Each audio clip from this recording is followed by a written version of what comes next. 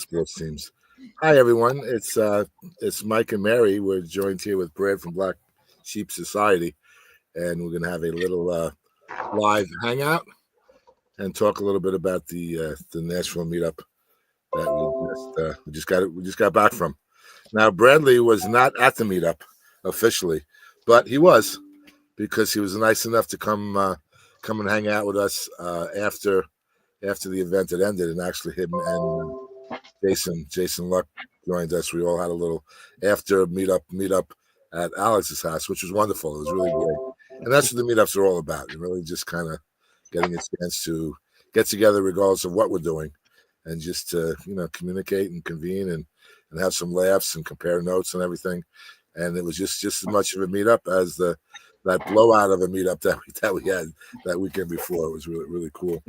And speaking of Jason Luck, there he is. Jason's in the chat. How you doing, sir? Good to see you. Hey, it's good to meet you, Jason. And Joe, yo. Man, Joe. Hey, Joe. How are you? Joe, Mary's son.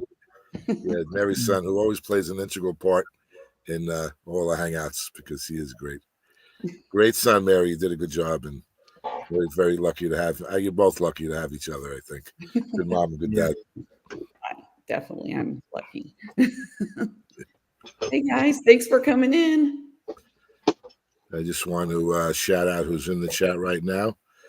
Tina from Tina with the Lake Exchange has been patiently waiting to join. And Tina, if you like, you can just jump on the screen as well. It's up to you. The link is pinned to the comments, so you're welcome to join if you like, or just hang back. Just hang out in the chat. I don't know if oh yeah, that's Archie. Hey amigos, ¿cómo estás, señor? How you doing, Archie? So we're starting to build a little community here. And again, Archie, you too, you're welcome. Everyone is welcome to come on. This is just an open forum. Not like you have to have been, a member of the Nashville Meetup. This is just an open community always. So everyone is welcome. Yeah. Well, sorry, go ahead. No, I just was saying hi to Tina. She jumped in too. Tina, the second Tina in the chat. Oh, Tina Biener in the chat also. Dave's wife. Hi, Tina. How are you? Good to see you. What were you going to say, Brad? I was just going to say, it was awesome to finally get to meet Mike in person, meet you in person. And yeah, that was awesome. Your son was awesome. G.I. Joe, I think is what he said to call him. So that's a good looking young man. He sure is. Thank you. in a strictly straight hetero kind of way. That's a fine looking young man. That's the wrong with it. I'll tell you a funny thing, which reminds me of Joe. Kevin had made a comment. Kevin Picker says, Mary, you have a great son. But I must say, I was a little intimidated. I say, because he's a strapping young man. He's a good example of what the armed forces can turn you into. But he's like really has a nice a nice build and all. And Kevin says, I didn't like him. He was intimidating, but he didn't really say he didn't like him. Of course, he liked him. You can't help but loving Joe. He's great. Oh yeah. Yeah. So also in the chat is Todd Silverware Stacker, who we're very honored to say that we had a YouTube World exclusive. We had the Silverhair Stacker face reveal, and Todd was That's very. That was a big one, yeah. That's the biggest thing since Kiss on Mask. When I was walking around the crowd and I saw him, I immediately put the camera to the ground. I was like taking pictures of the table because I didn't want to, get Todd's face on camera if he didn't give me permission. But I asked him, and he gave me permission, so that was nice. That was nice of him. Yeah. Then I hope you didn't mark your territory as you've been known to do, Todd. Yeah, I hate I didn't get to meet Todd either. I was gonna give him a hard time, and I'm sure he would have given me a hard time. He was a great guy. It was a lot of fun. Just wanted to welcome John from Flippin' Ain't Easy into the chat. How you doing, my brother? Good to see you. Hey. Yeah, well, next I tell you, speaking about the meetup. So many people says I'm going to really, I can't wait till next year, and hopefully that the coverage of our channel and other channels and this live hangout and all will show people who weren't there, what a great time that we had, and encourage them to come in. I just want to welcome into the chat Good Water Pickers. They made a comment, and here they are. I just want to welcome into the chat. Okay, I think Andrew, you might have your phone on. Just put your phone on mute. Yep, I was watching and filming at the same time, but I right. muted my YouTube. We should be. Can you hear me? Yeah, you hear you fine. And let's welcome. And I'm sorry, I'm not to interrupt. I'll give you a chance to make introductions. I just want to get everyone on the screen. We got Brendan here. Brendan, how you doing? How's it going? Also, is one of the co-hosts of Ray's podcast, and I believe the man himself will be coming in at some point. So look forward to seeing Ray here. I know he's kind of like he kind of lost his voice over the weekend. So did he? Yeah. So I know he said also he just broke a fever too. So we'll see if he gets on or not. I'm not really sure. Well, he really did a great job, and he's well, certainly, entitled to a pass. Right. He worked so hard, but it really was good. Yeah, for sure. I'm going to kind of keep on cutting everyone off, not intentionally, just to kind of make sure that I get everyone that's in the chat to say hello. There's Joe from I'd Flip That. Joe is also an integral part of the meetup. He had the Reseller Showdown show, which is a lot of fun, a lot of laughs. Oh yeah. Okay, so all right. So now that we have a minute, I just want to welcome in Andrew and Karen, the Good Water Pickers, for coming in. Hello. How'd you get home, all right? Say that. What's that? I says, how did you enjoy the meetup, and did you get home? Man. Okay. It was great. No, man, Ray knocked it out of the park this year. A lot of growth. Man, it was to me. It really lived up to Nashville, because Nashville is kind of a hangout city, and that's what I took most, was just that it was just always a great place to hang out, just kind of chill with friends and meet people, versus being busy and overcrowding with things to do. Mm-hmm. It was a great event this year. Just the activities and the locations made it great to even just have a one-on-one conversation with everybody. It was real nice. Yeah, it really was. So, Brendan, why don't you give us a couple of words of wisdom about your experiences? Oh man, it was way like, a lot of people like will sign up and say they're coming and then they don't at last minute, and it's like we had so much feedback and we still had such a great turnout. Like, we couldn't ask for more. It was way bigger than we thought it was going to be, and I just thought it was we had a couple hiccups, but it went great overall. So it was good. Did they have any kind of head count to know how many were there? I know we had I think it was 180 swag bags, and they were all gone. So I'd imagine it was at least that much. Because last year I think it was under 100. Yeah. So we were kind of thinking like, oh, it might be the same number this year, and it just, we can't believe how many people actually came. It was crazy from all over the country too. So yeah, it really caught on. I mean, what happens with these meetups that I've seen, the trend has been that the first one, you're just getting started, and people, and you push it out and everything. You do the best you can, and people aren't really aware of it. They don't know how much potential it has. So you get a fair amount of people to show up, because this also happened in Omaha. I noticed, because they had their first one last year as well, and it doubled. And the second one doubled. And once you actually have your first meetup, and particularly your second meetup, because now the second meetup, you're kind of like finding your legs, and you're really, you've worked out all the bugs from the first one, and the positive buzz from the first one just naturally extends into the second one.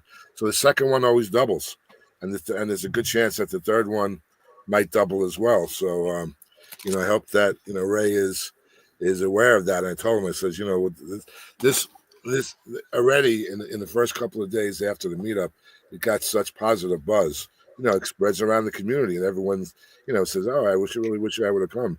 Right. And I expect like a lot, much more people, many more people. I mean, even if he's got to like charge a couple of bucks for it, I know he's trying to keep it free, but that makes it limiting. So I mean, it's up to him. But I'm thinking he might need Bridgestone Arena next year.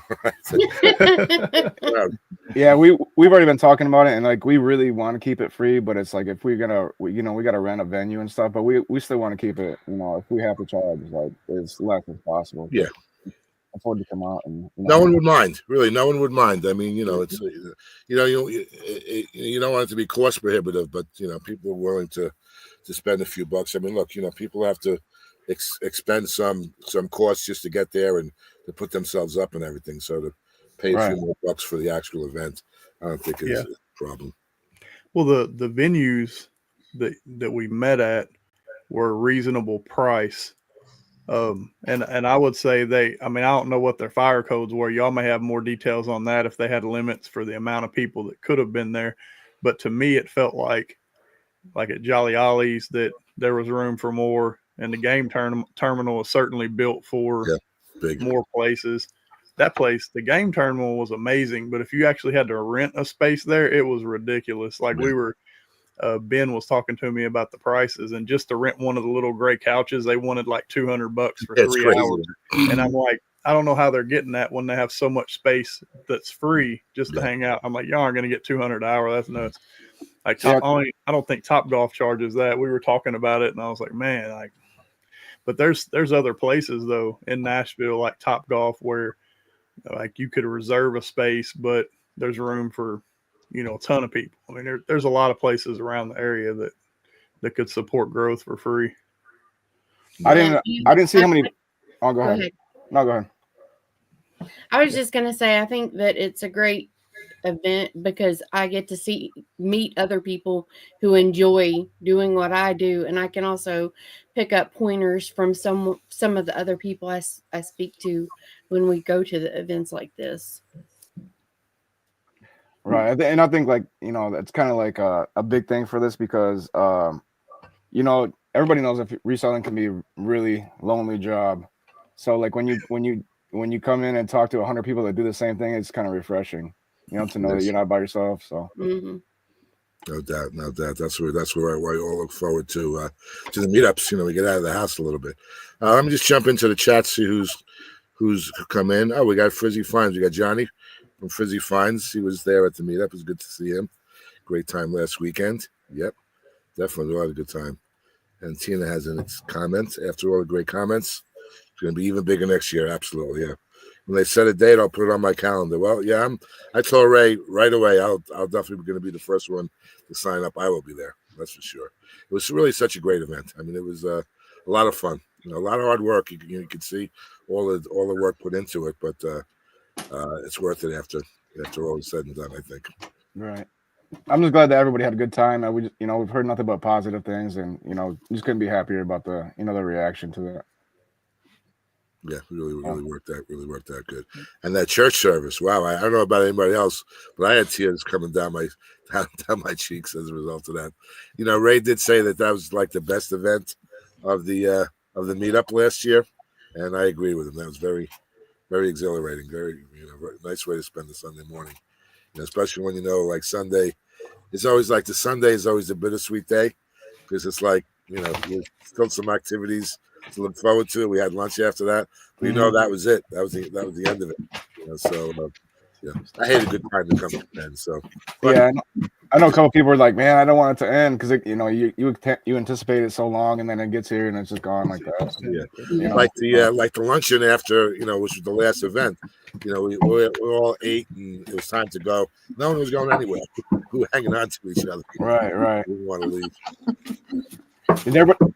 I missed it this year because I had to leave. I had to leave it like super early in the morning. But did everybody go to the donut shop afterward? Yeah, right across the street. Okay. We didn't go, but a lot of people did. Okay. Just to have one extra activity, and that's really how the meetups work. I mean, typically an organizer will create like 5, 6, 8, 10 different activities and events for people to experience together. But we always do so many more. Before after, like even in Omaha, the meetup was scheduled for Friday. Friday was the registration in the morning, but Thursday night, like 30 of us went to dinner. Yeah. Had gotten in earlier and we hung out, and then typically you stay like a day after, to hang out to while you're there, extend it, and like we all love each other, so it really is a love fest. No one wants to, we finally get there and we meet people that we've known, we've gotten to get to know through different chat rooms and whatever. We finally meet and it's like, okay, great. And we really like hook up and connect, in such a deep, meaningful way that we just really don't want to leave. It's the greatest thing. Oh yeah. Some of us this year were even there. I got there Wednesday, so we were there Wednesday having dinner and stuff. So a little early, but it was worth it, No, there's always, and a little tip for someone who might not have gone to meetups before. If you do go early, reach out. Like if there's typically absolutely. There's typically like a Facebook page for the event or whatever, or some kind of streams to stay in touch. Reach out and say, look, hey, I'm here in the hotel. Who's here? And believe me, you'll have a party created within 10 minutes. Yeah, it doesn't take long. It's not going to take long. Yeah. Did anybody have any favorite parts of it, or any big surprises that it was like, oh, I wasn't expecting to see that person, or I wasn't expecting that? Mm-hmm. I think there was we knew there was some coming, but there was I think there was more Whatnot sellers than I expected there. Because it's not really marketed as in like an eBay thing, but there was a ton of people that sell there on Whatnot, and I'm not on Whatnot, so that's like I don't know anything about that, but it was cool to see that that was kind of like a separate space of sellers that came through too. So Okay. So it was a reselling meetup, so that just showed that everybody felt welcome, not just right. Yeah, not just on a certain platform. Yeah, it doesn't matter what you see. You can sell socks on Marketplace and you can come. Like it doesn't matter, Pretty much. If I could just interrupt this regularly scheduled program to invite a couple of people in, some dignitaries. We got Chris Easy Pickens in the house. Nice you to stop by, and Larry Wayout. Why don't you, if you can, Larry, why don't you come on screen if you can? I did want to talk a little bit as moving forward. I'll do this later. There'll be some programming notes about events coming up in the future. I'll talk about me going up to Boston this weekend, and the reason why I mentioned that is like Larry and I and Mary actually sat down at the game terminal and had a business meeting right on Saturday, where we started to hash out the broad strokes of a meetup in St. Louis. So look forward to that. We're going to try to put some together. And then we also have the Beard King Picker. Hey, Alex, what's up? My host, who was great. I tell you, Alex and Bethany put me up for the whole trip, and Alex escorted me wherever I wanted to go. And I fell in love with his two kids. I didn't really want to leave. I was sharing with Mary backstage before we left that we're talking about when each one of us cried. I'm a crier. And my moment was when I had to say goodbye to the kids and Mama, because they went to school on Monday, and we're at Alex's house, so that was a little tough. Cute kids. So who else we have?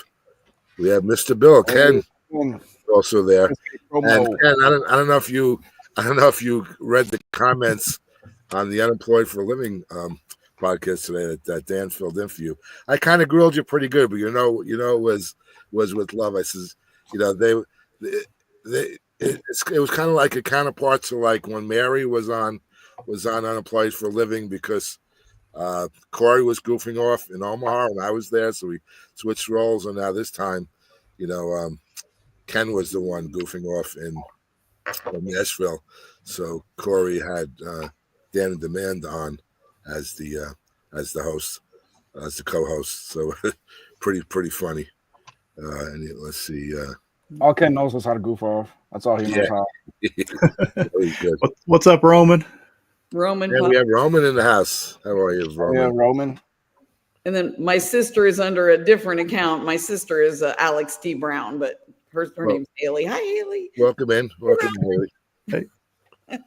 Do you guys have a date for the St. Louis meetup, or it's just like talks about it? No, we just I mean, we're gonna see what we're gonna do. Is we talked to again, it was broad strokes when we were at the meetup, and we just really didn't have any details. Although Larry just did have a nice couple of pages of notes with some preliminary ideas and some contacts. And what I want to do is we're going to create a little bit of a letter, an informative letter, and push it out to all the Missouri and St. Louis YouTubers and just people, resellers in the area, Right. and kind of just collect some data and some information. What do you think? What could you suggest? Are you willing to contribute? Not necessarily monetarily, but just information or whatever, and see if there's interest. And we'll just collect some information, see how much support that we have, and then we'll move forward. We'll pick a date and we'll go with it. It's going to happen. It'll definitely happen. Just a matter of when and where and to what extent. Right. Yeah. Okay. So we'll see. I think Alex said he was backstage too. Oh, he is. Oh, I wasn't paying attention to the backstage. Let's bring him on. There he is. I was texting you and everything, Mike. I'm sorry, Alex. I got my phone. Tell him what he was doing back there. Well, I mean, I was talking you up pretty well. I was feeling left out is what was going on back there. And he did say he was coming on, Alex. You just had to put the kids to bed, so I should have been keeping an eye out for you. Yeah. So what's up, dude? I miss you, man. I miss you too, man. Alex and I were hanging tough for like 4 days. We were inseparable, and really just couldn't have treated me any nicer. I mean, no surprise. I mean, when I met Alex last year in Crossville, exactly the same way. So welcome in, sir. Did you catch up on sleep yet, though? I still behind. Sleep? I forgot. I feel like yesterday. I feel like I'm just catching up as of like yesterday. Yeah. We slept 12 hours Saturday night into Sunday. Yeah. I woke up at 6 and then I fell asleep in my lazy boy and woke up at 1. I'm like, oh shoot, I better post. There you go. With some things I had packages too to do. So how many of you all drove? Did you all drove, or I don't know who all drove and flew? Oh, I live in Nashville, so I didn't drive. Oh, far. do you? Okay. Yeah. So do we. Yeah, we're local. So. Okay. Yeah, I didn't know. Yeah, I flew in. Oh, did you? Okay. Well, I always fly. Actually, I'm looking forward to the Boston meetup this weekend because it'll be the first time I'm actually driving to meetup. It's like 3.5 hours. Okay, that's not bad. Yeah. That's funny, Roma. Larry said he's backstage too. Oh, okay, good. Now, all right. I don't see. Oh, there he is. I've never had to go to the second level. But okay. There's a man. Hey, Lawrence. There he is. Yeah. Hey. What's up, Larry? So it's like a full Zoom meeting. Yeah, it really is. So we have room for, I think, 3 more. But if I have more people coming, I'll just drop out. I just want to hear what you drop out of your own channel. No, I can do that. No, we're not kicking anybody out. We're not kicking anybody out. Hopefully it'll stay with this group or whatever. We'll see what happens.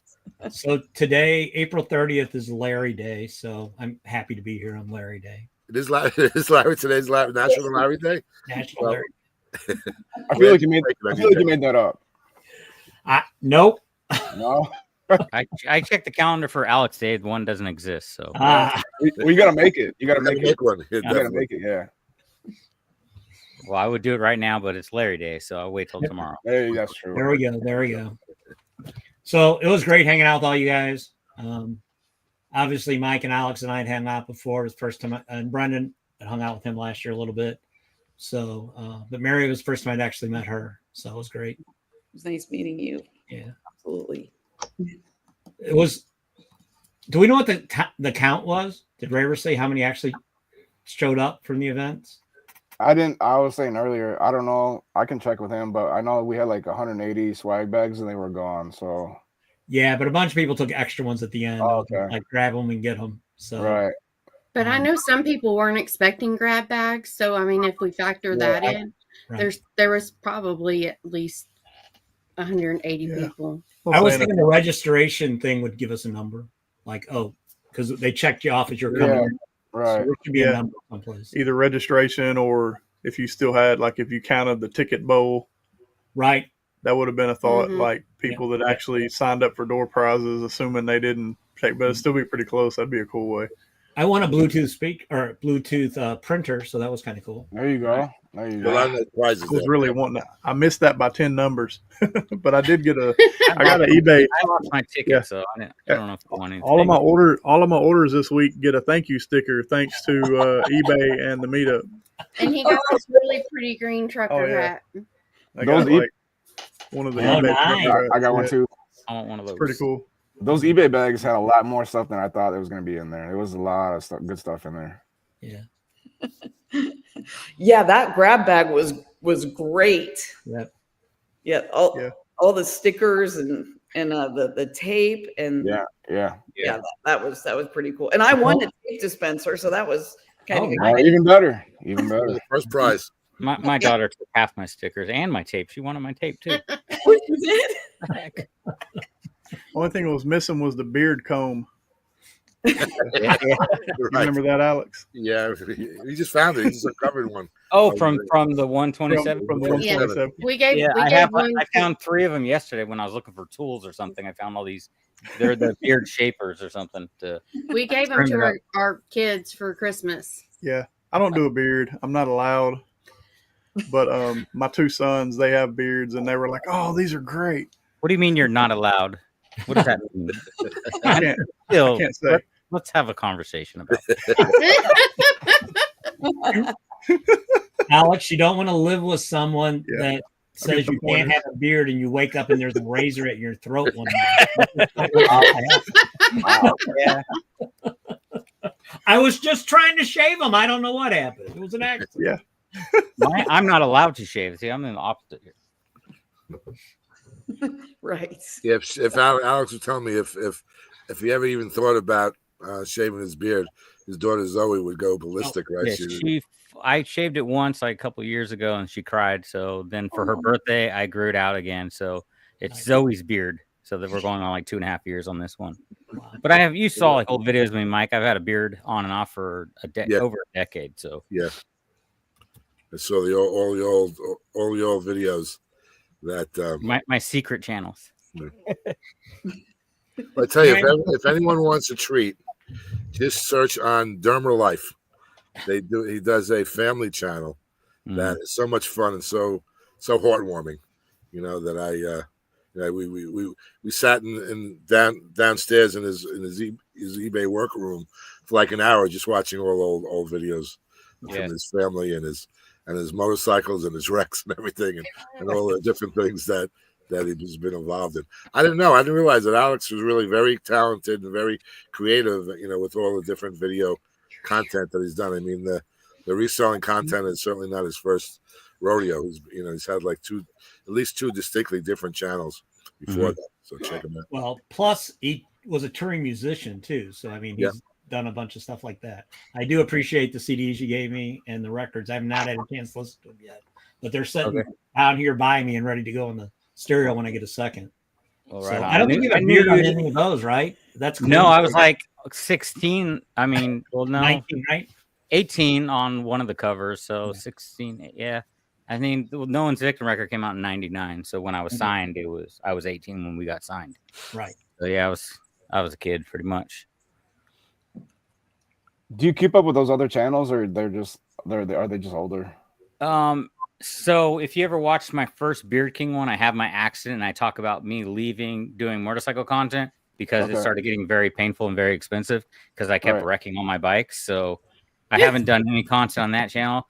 My family channel, we haven't put out a video in 3 years, but I realized my son's only in 2 videos. So when he grows up, he's going to, Zoe, my daughter, is in all these videos. He's not. So I think we're going to have to start filming for that again.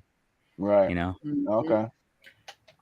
Didn't you sell your motorcycle jacket that you wrecked in? Did you not sell that? No, I still have. I don't know.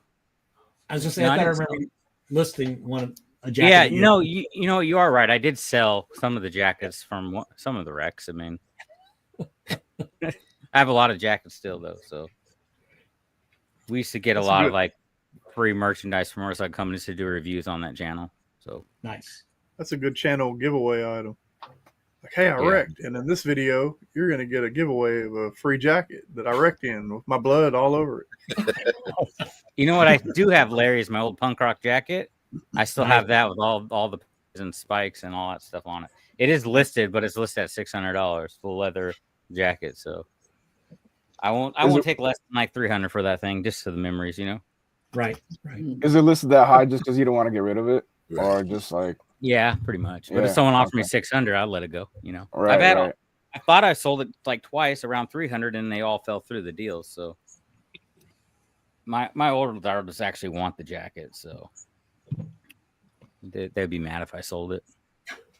But it weighs like 50 pounds. This jacket has so many spikes on it. I'm too old. It'll hurt my back if I were to wear that thing. Right. We were just commenting earlier. We were just commenting earlier on how we're taking the picture. I'm like, man, I'm still in pain getting off the ground trying to take that picture. I know. Freaking the first picture, you just see my head kind of, because Paul, the biggest guy at the meetup wants to sit right in front of me. So then I'm like trying to look over Paul's shoulder, and then my knees were toast. So I got up and then I moved to the side. That's why I sat down. That's why I sat down to to be lower. But I was surprised they came out, because that took like 30 minutes, but it was worth the pain because it's a great photo. It is an awesome photo. But I'm like, are these gonna actually come out? Because it was dark and the guy seemed like he was having trouble getting a picture. So yeah, it took him a little bit. That guy did great work. The photographer. Oh yeah, all those photos came out great. Really nice. Is there more photos floating around from the meetup? There's I know Ray has it. There's like a Google Drive, like if you scan your badge, it'll pull up a bunch more pictures. Okay. That's the secret prize. I haven't done that yet. You got to get like the Google little secrets. Yeah. You got to get the Google Doc app. Yeah. And then if he put that on the Facebook page yesterday to scan the barcode or scan the QR code on your badge, and they were in there, so that was cool. Oh, cool. Yeah, I missed that. I didn't wind up using the QR code at all. I should have. I just kept looking at I had posted the schedule of events so many times. They were on my phone. So I just, I would just go to that. But yeah, there was probably other stuff on the QR code. All you had to do is follow 200 other resellers around wherever they were going. You just followed them. Pretty much. Yeah, pretty much. That was so funny. I mean, everything that we did, we like overwhelmed, the crowd. Like, at the church, they had a pretty good, strong congregation to begin with, I'm sure. But now, like another, I think about 80 or 90 of us at least, showed up at that service. So it was really, really crowded, but they got us all in.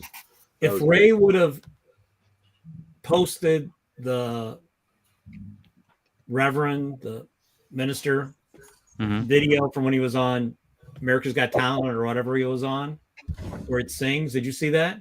He was amazing. Yeah, I saw it. Yeah, I was like, well, if I would have heard that, I would have 100% went to the church thing just to hear that guy sing. He was phenomenal. I didn't even know that he was on there until I saw that video. Like, I had no idea. Right. It was like, holy. Yeah. It was a nice church. I think I might go back Sunday again and try that one again and see the regular pastor. So yeah. It's like 20 minutes from my house. It's not bad. Yeah. I just want to know if Todd went and got saved. Silver Hair Stacker. Did he get saved and delivered? Because he moved real bad. Well, Todd was there. Yeah, he was there. Yeah, Todd was there. I heard he was there.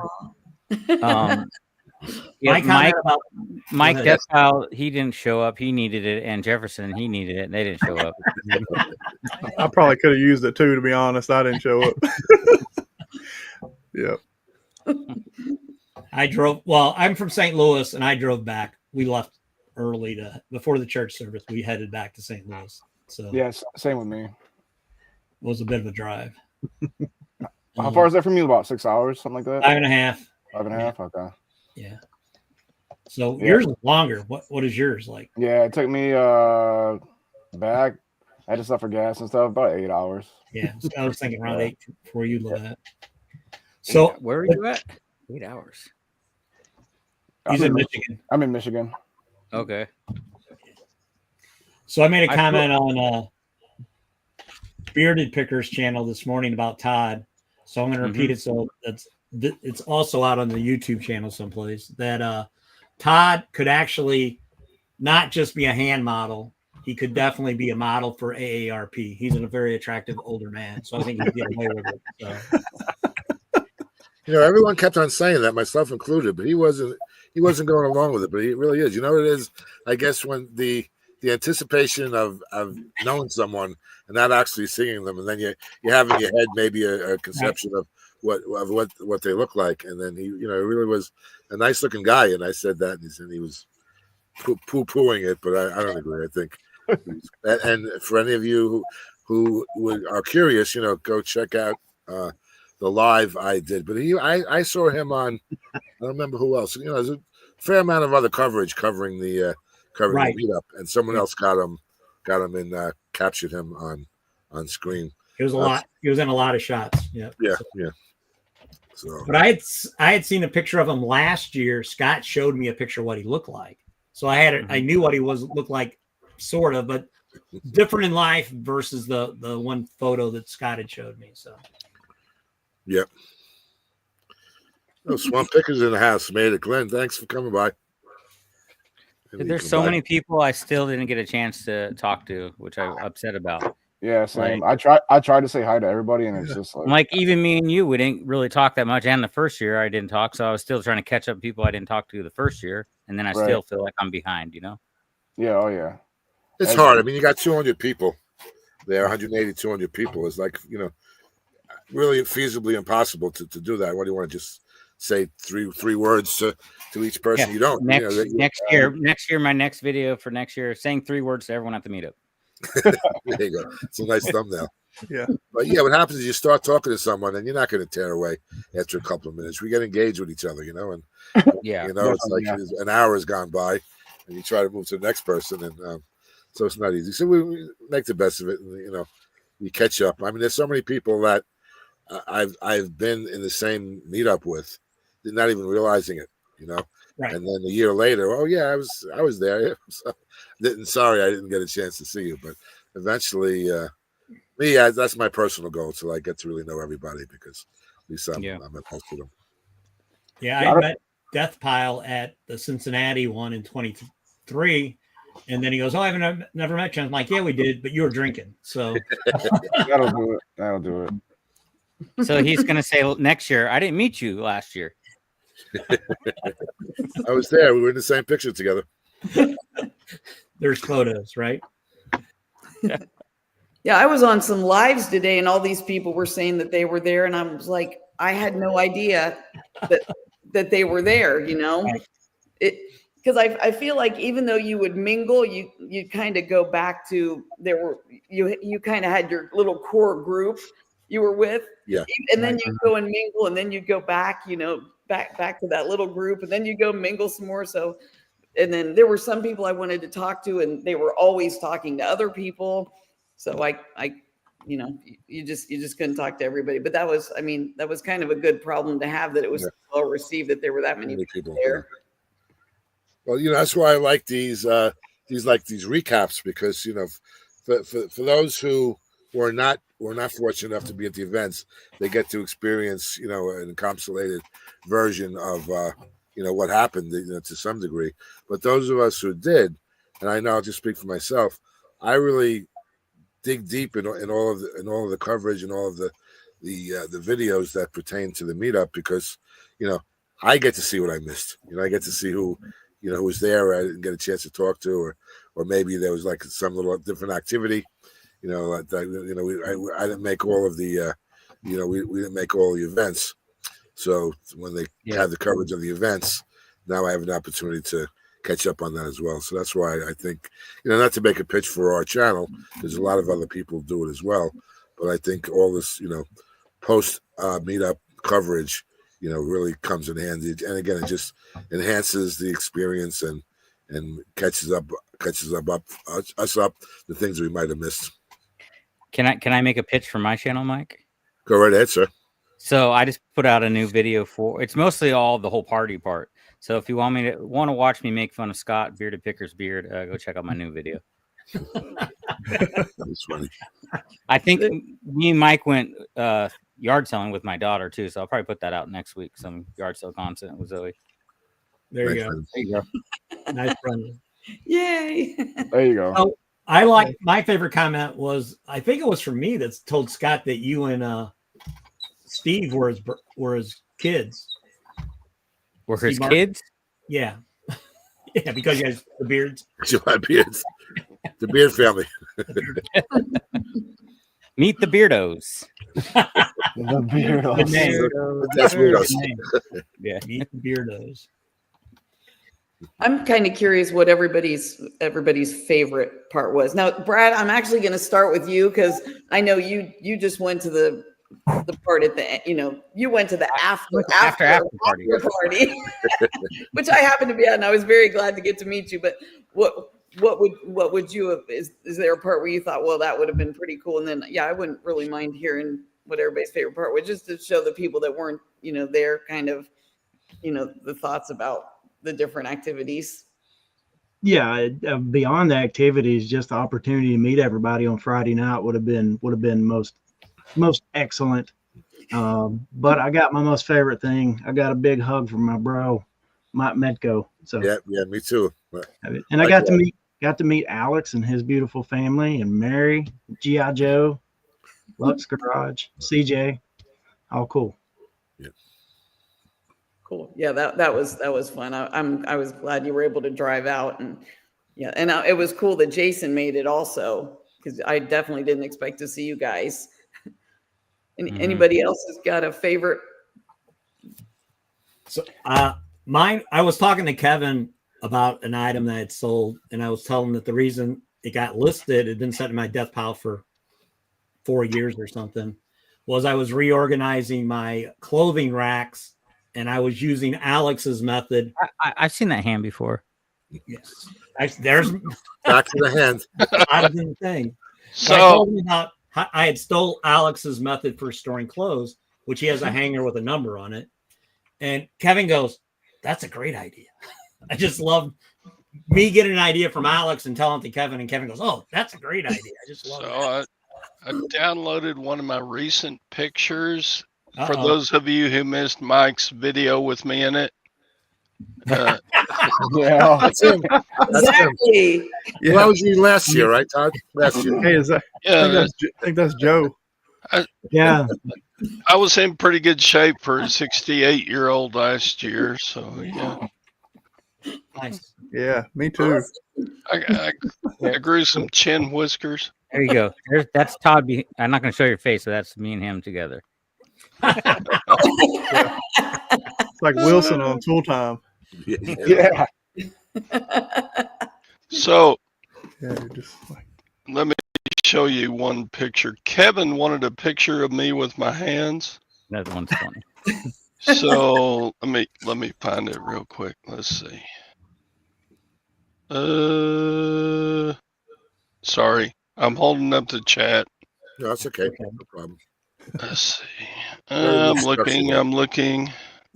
I got so many friggin' pictures from this meetup. Oh, good. Todd, are you on Instagram or anywhere I can send you this picture of us?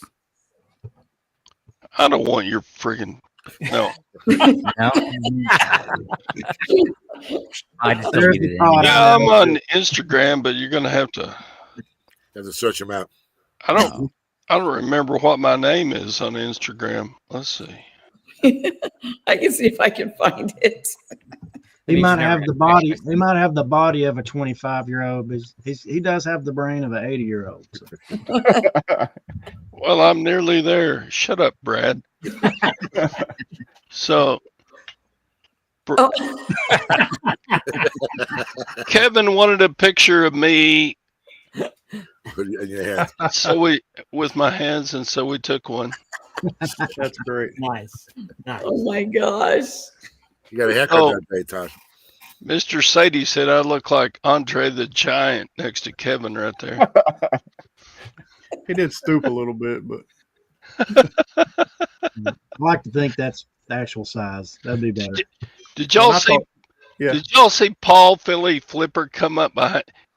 Kevin was sitting on one of these metal bar stools, and Paul came up behind him and picked him and the chair up and walked him around for about a minute.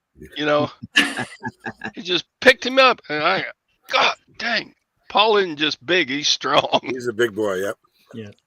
Wow, I didn't see that. When I talked with him, he kind of walked up a ramp a little bit, and he looked down and was like, "All right, this is better." Trying to get a selfie angle. No, but yeah, that was like when I found out Kevin was going to be there. He kind of didn't like say it for sure until a little bit before, and then I guess he joined on as a sponsor. But when he like actually confirmed, yes, I'll be there, we were pretty excited. I mean, that was fun to meet him. He's been inspiring to a lot of people. Yeah. There was a lot of, a lot of people who are just regular resellers as well, and then no better or worse than the YouTubers. But the YouTubers I'm familiar with, and I was doing like a count, and there were like at least 50 people who have that I know about that have YouTube channels that were there. So for those of you who are like little fanboys and girls like myself, you come to these meetups, and this one in particular, you got a chance to fill up your autograph book because a lot of people that I spend a lot of time with every day on the YouTube watching were there. So it was really, really great to get to see them all and meet them. And you can see that at the bins too, when everybody like had 25 GoPros out and their phones and stuff when we were there. Right. Yeah. So I put out my video today of the garage sales we went to, and I couldn't help myself. It's 2 friggin' hours long, my video. So that'd be a month of content for me. Yeah. I know. Oh yeah, seriously. I heard you did pretty well there, Tal. I'll be looking forward to seeing those videos. Oh yeah, you crushed it, and you had like an easy competition with you. No one apparently wanted to buy anything except you. I know. I was with the dream crew because nobody wanted to. Oh, I got too much stuff at home already, and I'm just buying for my granddaughter. And I was like, okay, I'll buy it all. Sure, why not? Or for me. Oh, and I slayed it at the.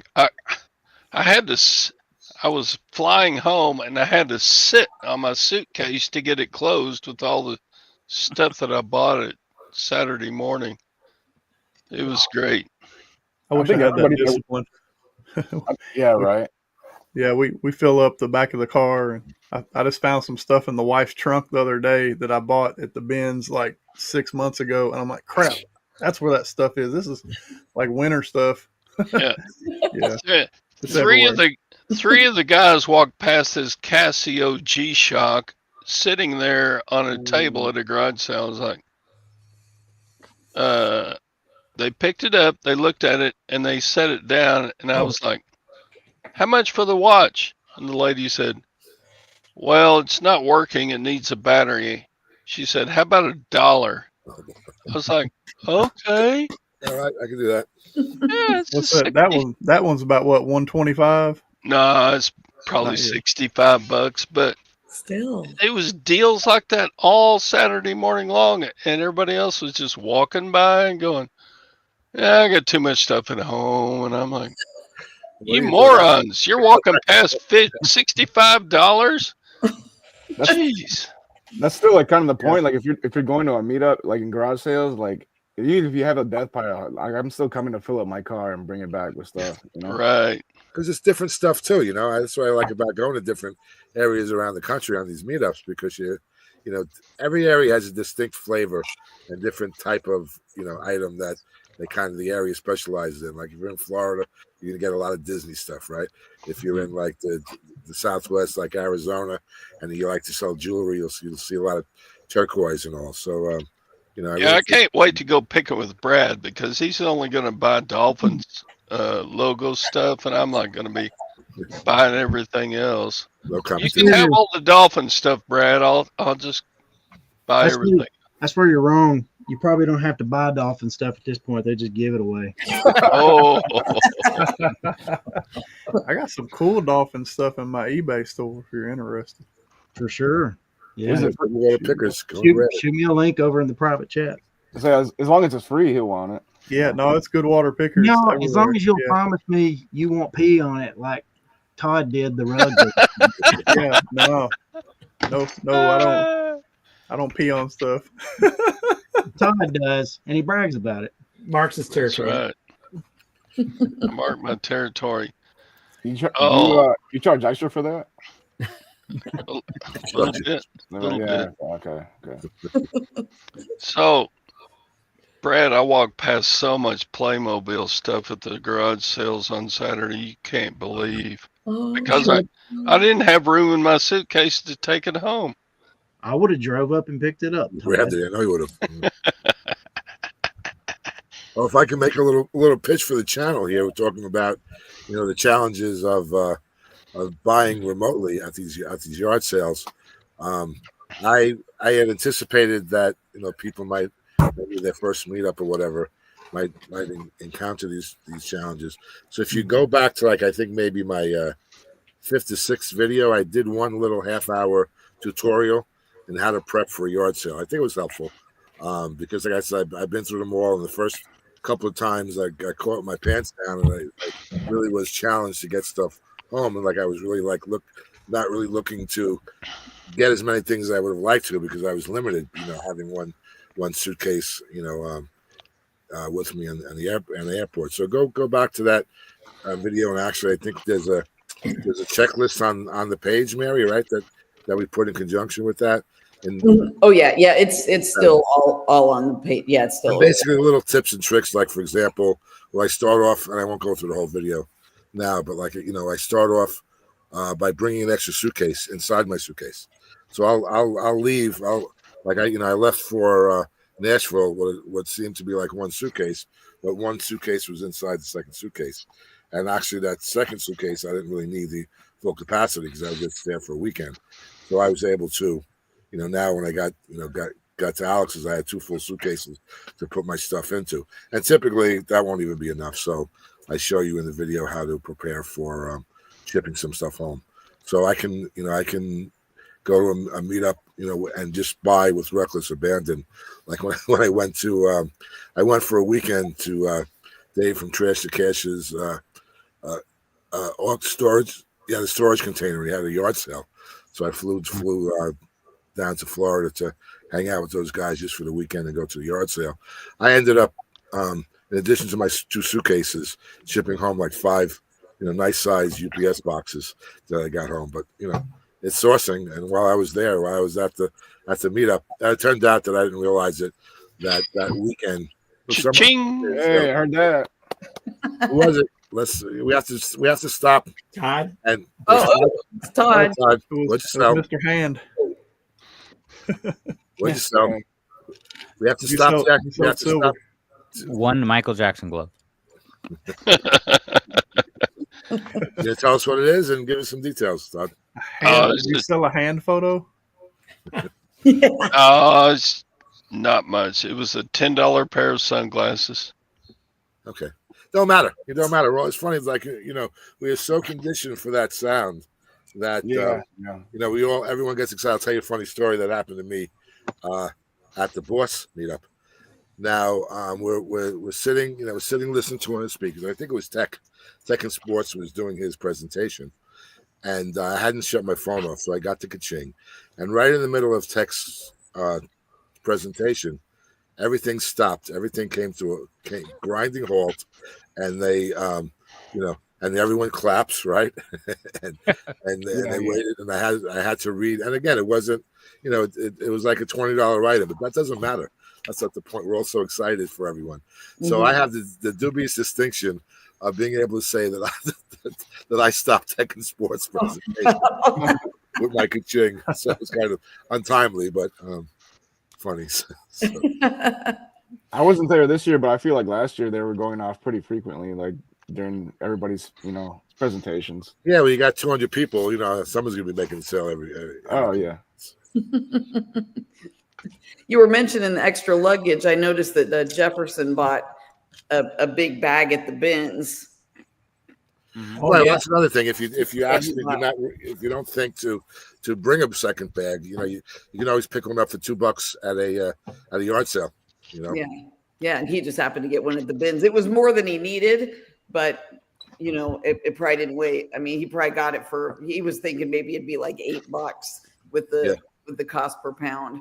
I think it was $1.69. I didn't buy anything. That's not really how I source. I did try. I kind of looked around. I did pick one thing up and then I wound up putting it back. It's just not really, but I wanted to be there with everybody, and play along. So I just wound up being the cart babysitter. So I found my place. And your son Joe was security. Thank you, Mary. What? And Joe was security. So he stood there like this while watching everyone, making sure everyone behaved themselves and protected our community from the masses at the bins. I said thank you for babysitting our cart. Actually, that was nice. You need one there though. You need a babysitter at the bins because I've had multiple carts stolen from me at the bins. Yeah, me too. Yeah. Okay. We I'll be honest, like that day at the bins was pretty, like to me it was junky. Like for any time we've spent more than a couple hours there, we've easily filled up at least one cart, and I barely found anything. And we were there really before like the crowd of us from the meetup got there. We got there semi early, and I was digging through everything I could. And and I sell everything, but I couldn't find a lot of stuff where usually we do. Wow. Okay. I was saying because and I was telling other people, I was like, because we went on a Saturday too, and that's like the worst time to go. Yeah. But everybody's there for the meetup, so of course you're gonna see what they have. But yeah, it's the weekend, so it's gonna be crazy busy. Yeah, I don't even go on Saturdays ever. Really. Yeah, I don't either.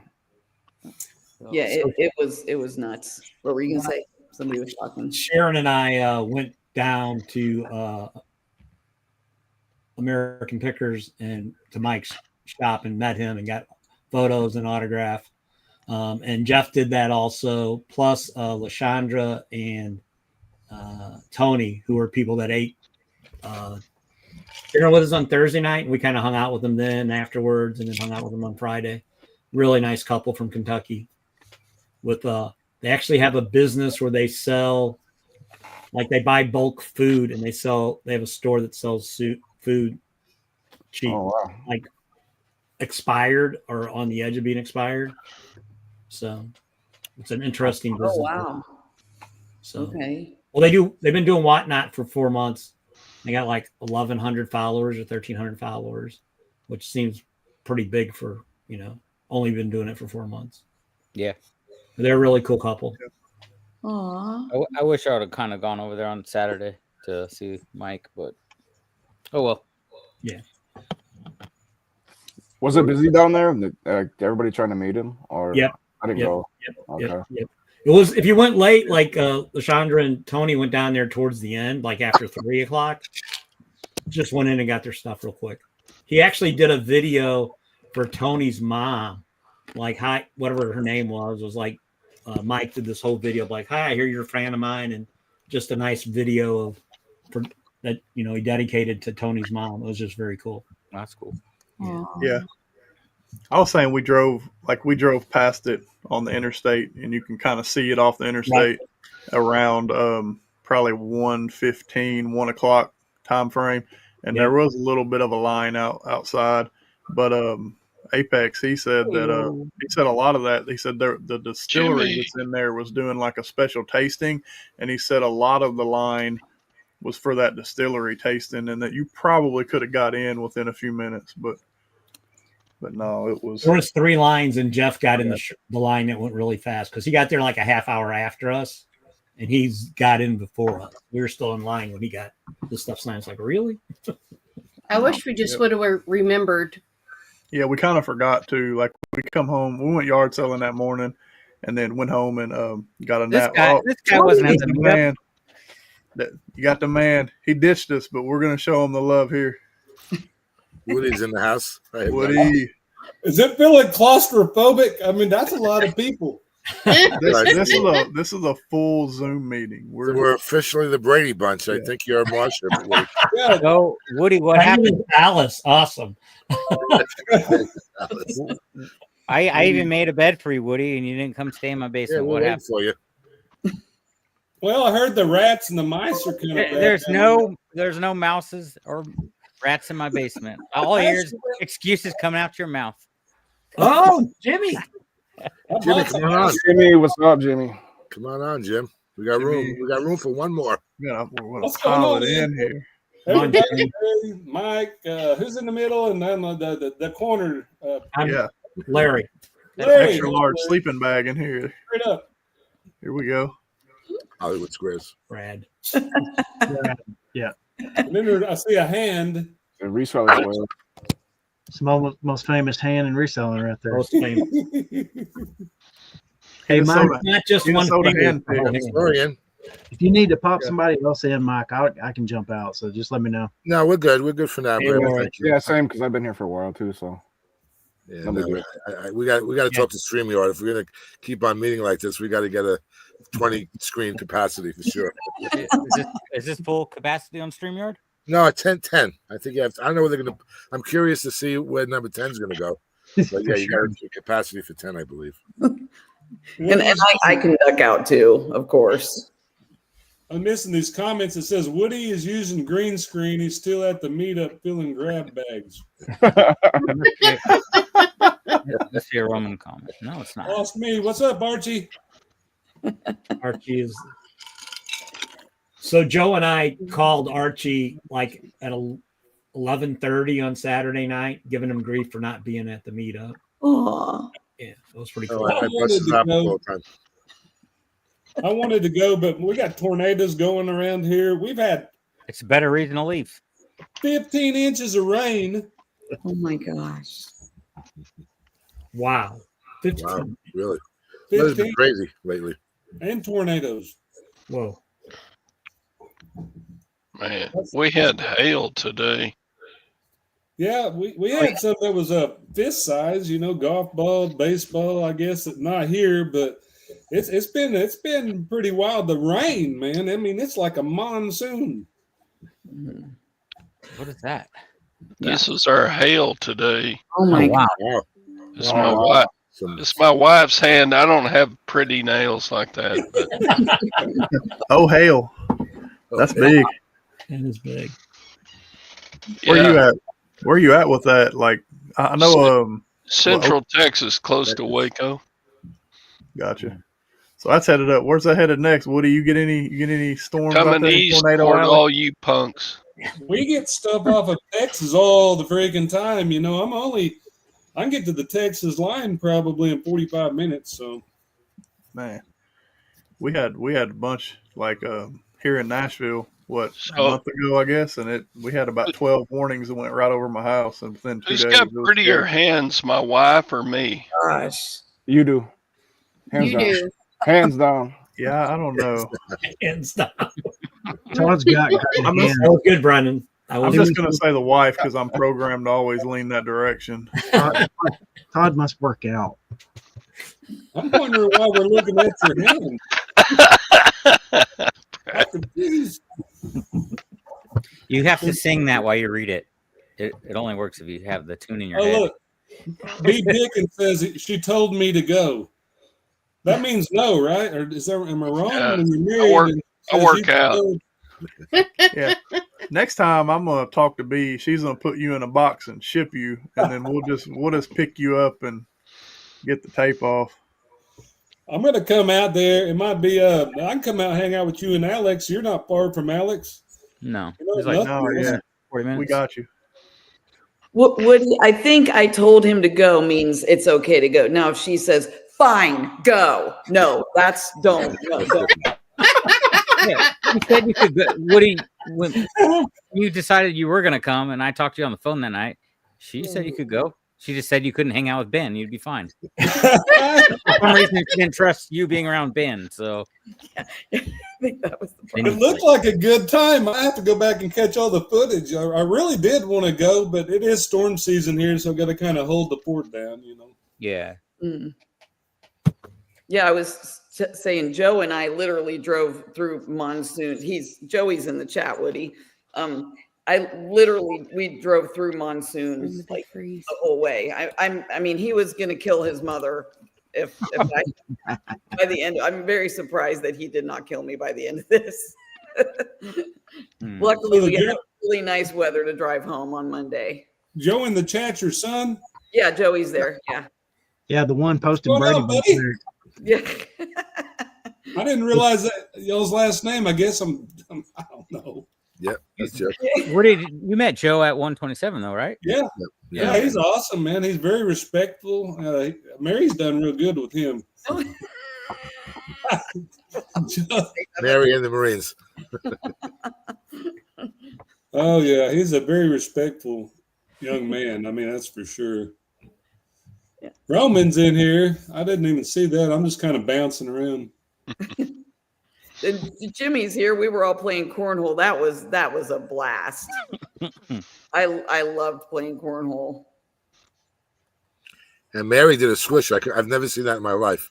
She actually swished the bag right in the corner. Nothing but hole, huh? All I remember, I got it in back there, and all I remember is looking up, and Ken. The look on Ken's face was just priceless. He was just like, I mean, there were other people over there, but I just remember I happened to look up and see Ken. I was cracking up. Karen said they crashed, so I don't know. I don't know what happened to Karen and Andrew because she just Andrew left to go grow a beard. Oh, okay. He's gonna man up. There we go. That's worth the price of admission right there. Oh yeah, 100%. Ken headshot. Oh yeah, that was awesome. And you're only gonna get one if you're there. So I got mines. Oh, I did it. Oh yeah. There's Ken's picture. Oh, freezing down here. Hey, Alex is in the middle now. Yep.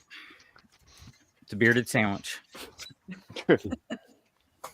So he says, how does it feel to be the shortest bearded reseller? What'd you say on your video? That was funny. Yeah, it was a bearded picker. How does it feel to have? I was gonna say, how does it feel to have the smallest beard in reselling? So me and Scott always go back and forth. He started calling me the beard queen now, but he's just jealous of my epic beard. And then he keeps cutting his beard. So, bro, yeah, I was going to say I saw them two side by side on the video. His doesn't compare. No, that's why I'm the king. Are Karen and Andrew backstage? They were buffering. Andrew said that he jumped out, maybe temporarily. I don't know. Okay, she said we're back. Oh, they're back. Oh, okay. But I can't see. Let me find them. Yeah, it doesn't show us. It doesn't show us who's in the backstage. Yeah. Yeah, no, it only shows me. All right, yeah, there they are. Hold on. Okay, bring them back. Okay, cool. You're back. Oh, they're back. But I can't see. Let me find them. I think I'm back. Yep, We're back. Yeah. We got echo. Someone's got the video. Yeah, there's Andrew. Hold on. Okay, bring them back. Someone's playing it. Is your volume up, Andrew? Is your volume up? Is it up? You hear me? Yeah. Yeah, shut it down. So if you're playing it in the background, it'll echo like that. I figured that. There we go. I got it. There we go. Yeah. Back to full force. Newbie. We do have room for one more. So, Barbara, why don't you come in? We know how you love being on screen. Yeah, right. Oh, that'd be freaking gold, wouldn't it? Yeah. We did. For those who don't know what we're talking about, probably that's all of you, except for maybe 3 or 4 people here on the stage. Woody's better half, Barbara, was with us at the 127, and there were like cameras all over the place. Say hello, Ben. You're live on YouTube. She was really hesitant to get in front of the camera, so we all kind of took pictures. We got Ben coming in remotely. Yeah. We got 10 people. Can you say hi real quick, Ben, to everyone on YouTube? Hey, Ben. Ben. Hey, Ben. What's up? What's up? What up? All right, I'll take this Gotta business play. call real quick. So, Ben, I hope this the latest locker room podcast is good because you said that you couldn't make it because you were doing some editing. I hear Alex is giving me a little inside information about what the content is. Sounds like it's going to be a good one, but I won't spoil the surprise for everyone. So hold on, he was listening. Go ahead, Ben. Mike, I would be there with you, but I am waiting on Alex to send me a title and a thumbnail so I can finish this video and get it up. It's Alex's fault. All right, I'll blame Alex. No problem. Well, I'm not sending you the title and the video because I'm doing a live right now, so you have to wait, sir. I'm gonna go back in the house and take a shower and watch TV, and I can just get it in the morning then. Hold. You can't get it done anyway. Yeah. You're here. I mean, for God's sake, you're here in the chat. All you got to do is click on the link, and you'll be here in the. Yeah, and we can help you, right? Yeah, we can walk you through it. Says spoken like a true senior citizen. Roman's in here. He'd be a great asset, wouldn't he? It'd be kind of funny. He could love pick having him on. Like I said, anyone is welcome to jump in, and everyone on stage has volunteered to jump out. I can get out. Yeah, there's enough people. I can jump. I got to print orders at some point. I got stuff packed. I just got to print labels. Mm-hmm. Well, that's lucky. Brag about it a little bit. Yeah, sorry. Put somebody on here, let me know. I'll pop out and watch it.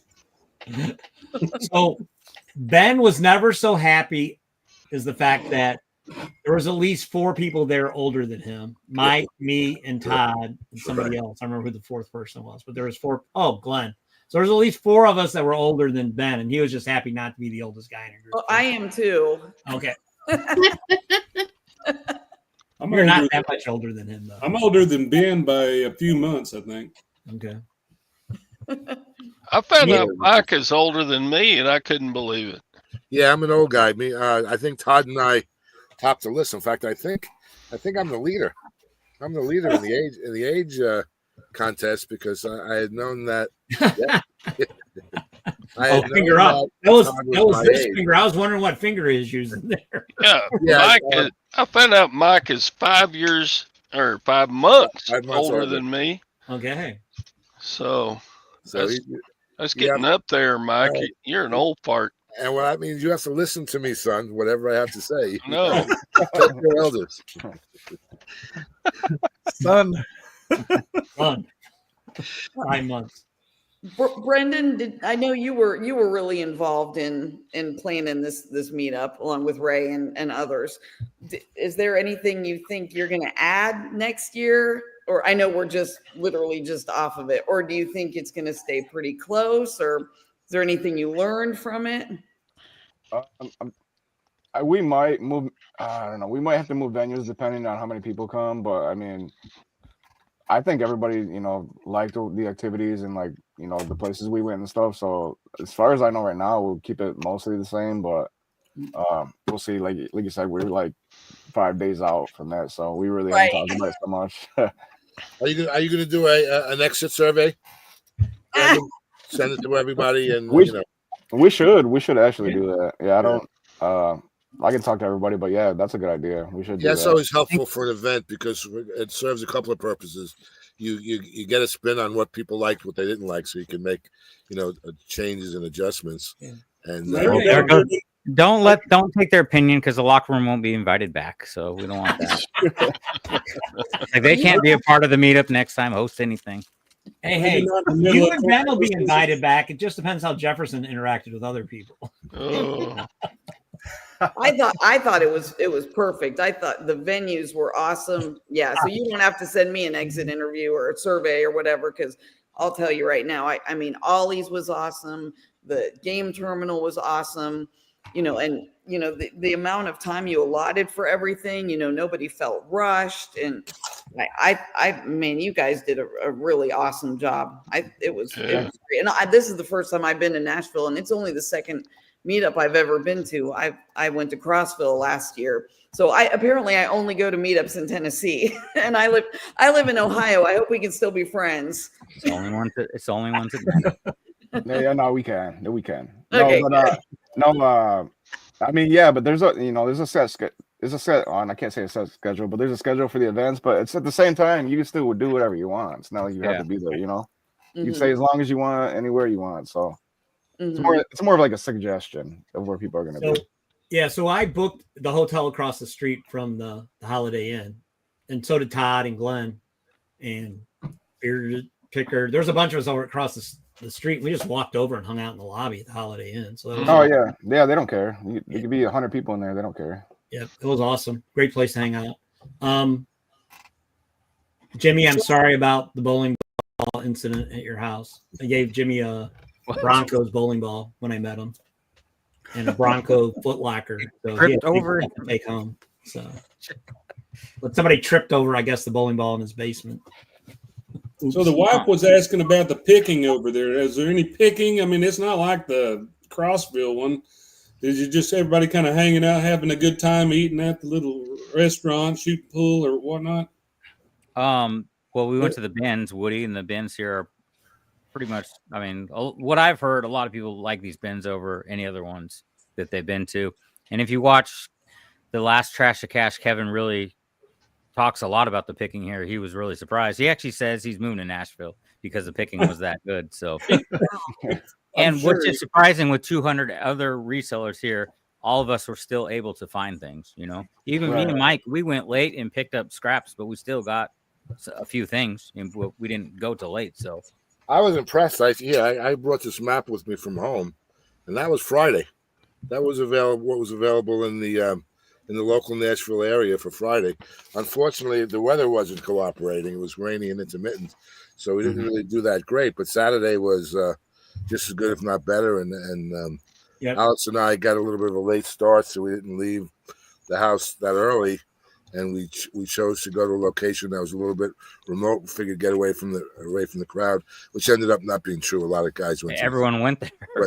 Yeah. It was Pleasant View. Yeah, about 45 minutes away, and it was weird. It was like when we got there. You know how like you know we're all savvy pickers. We kind of know the story, and you know if like you know what a sale looks like in the first 20 minutes and what it looks like 3 hours later, right? Now it was like about 11 to 12 o'clock we were hitting these sales.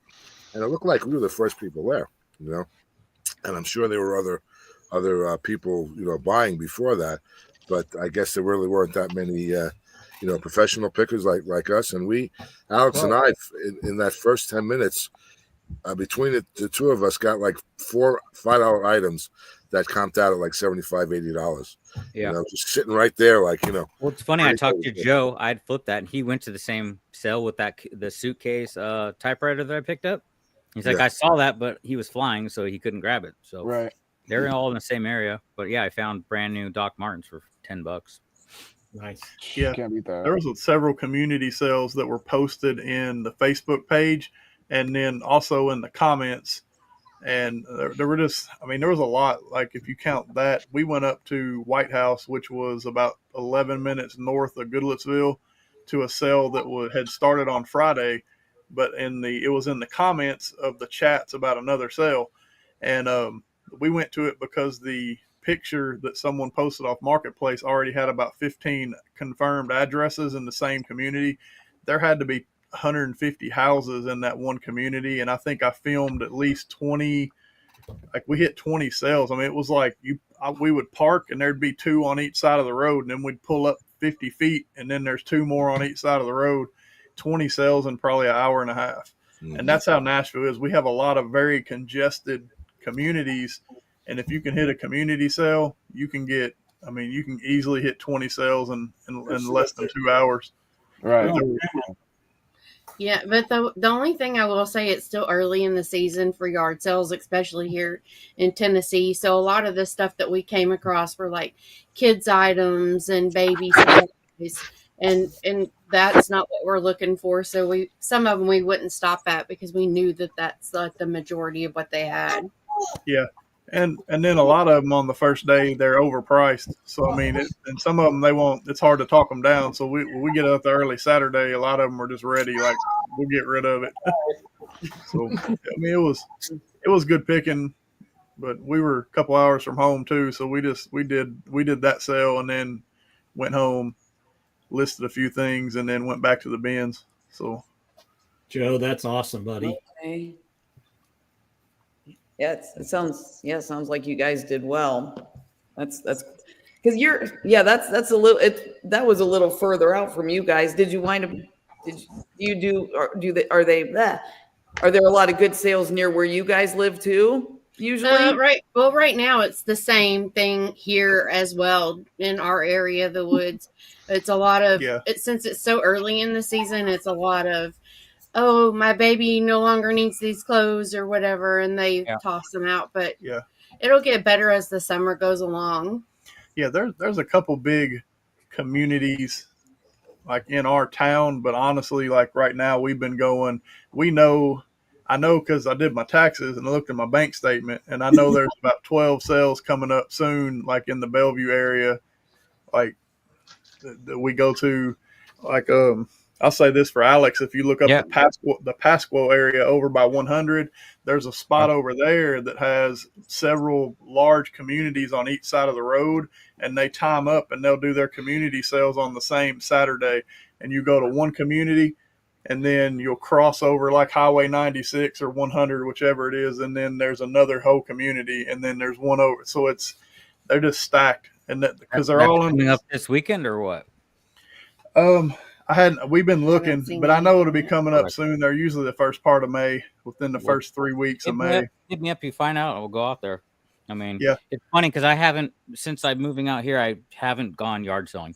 I only go to the bins and some estate sales, but picking with Mike kind of got that excitement back to go out and actually hit some yard sales with Zoe. So I think on Saturday I'll take Zoe back out and kind of get back in the yard selling a little bit. Since you've been out there, Alex, you haven't gone yard selling or nothing? It's just the bins. That's it, right?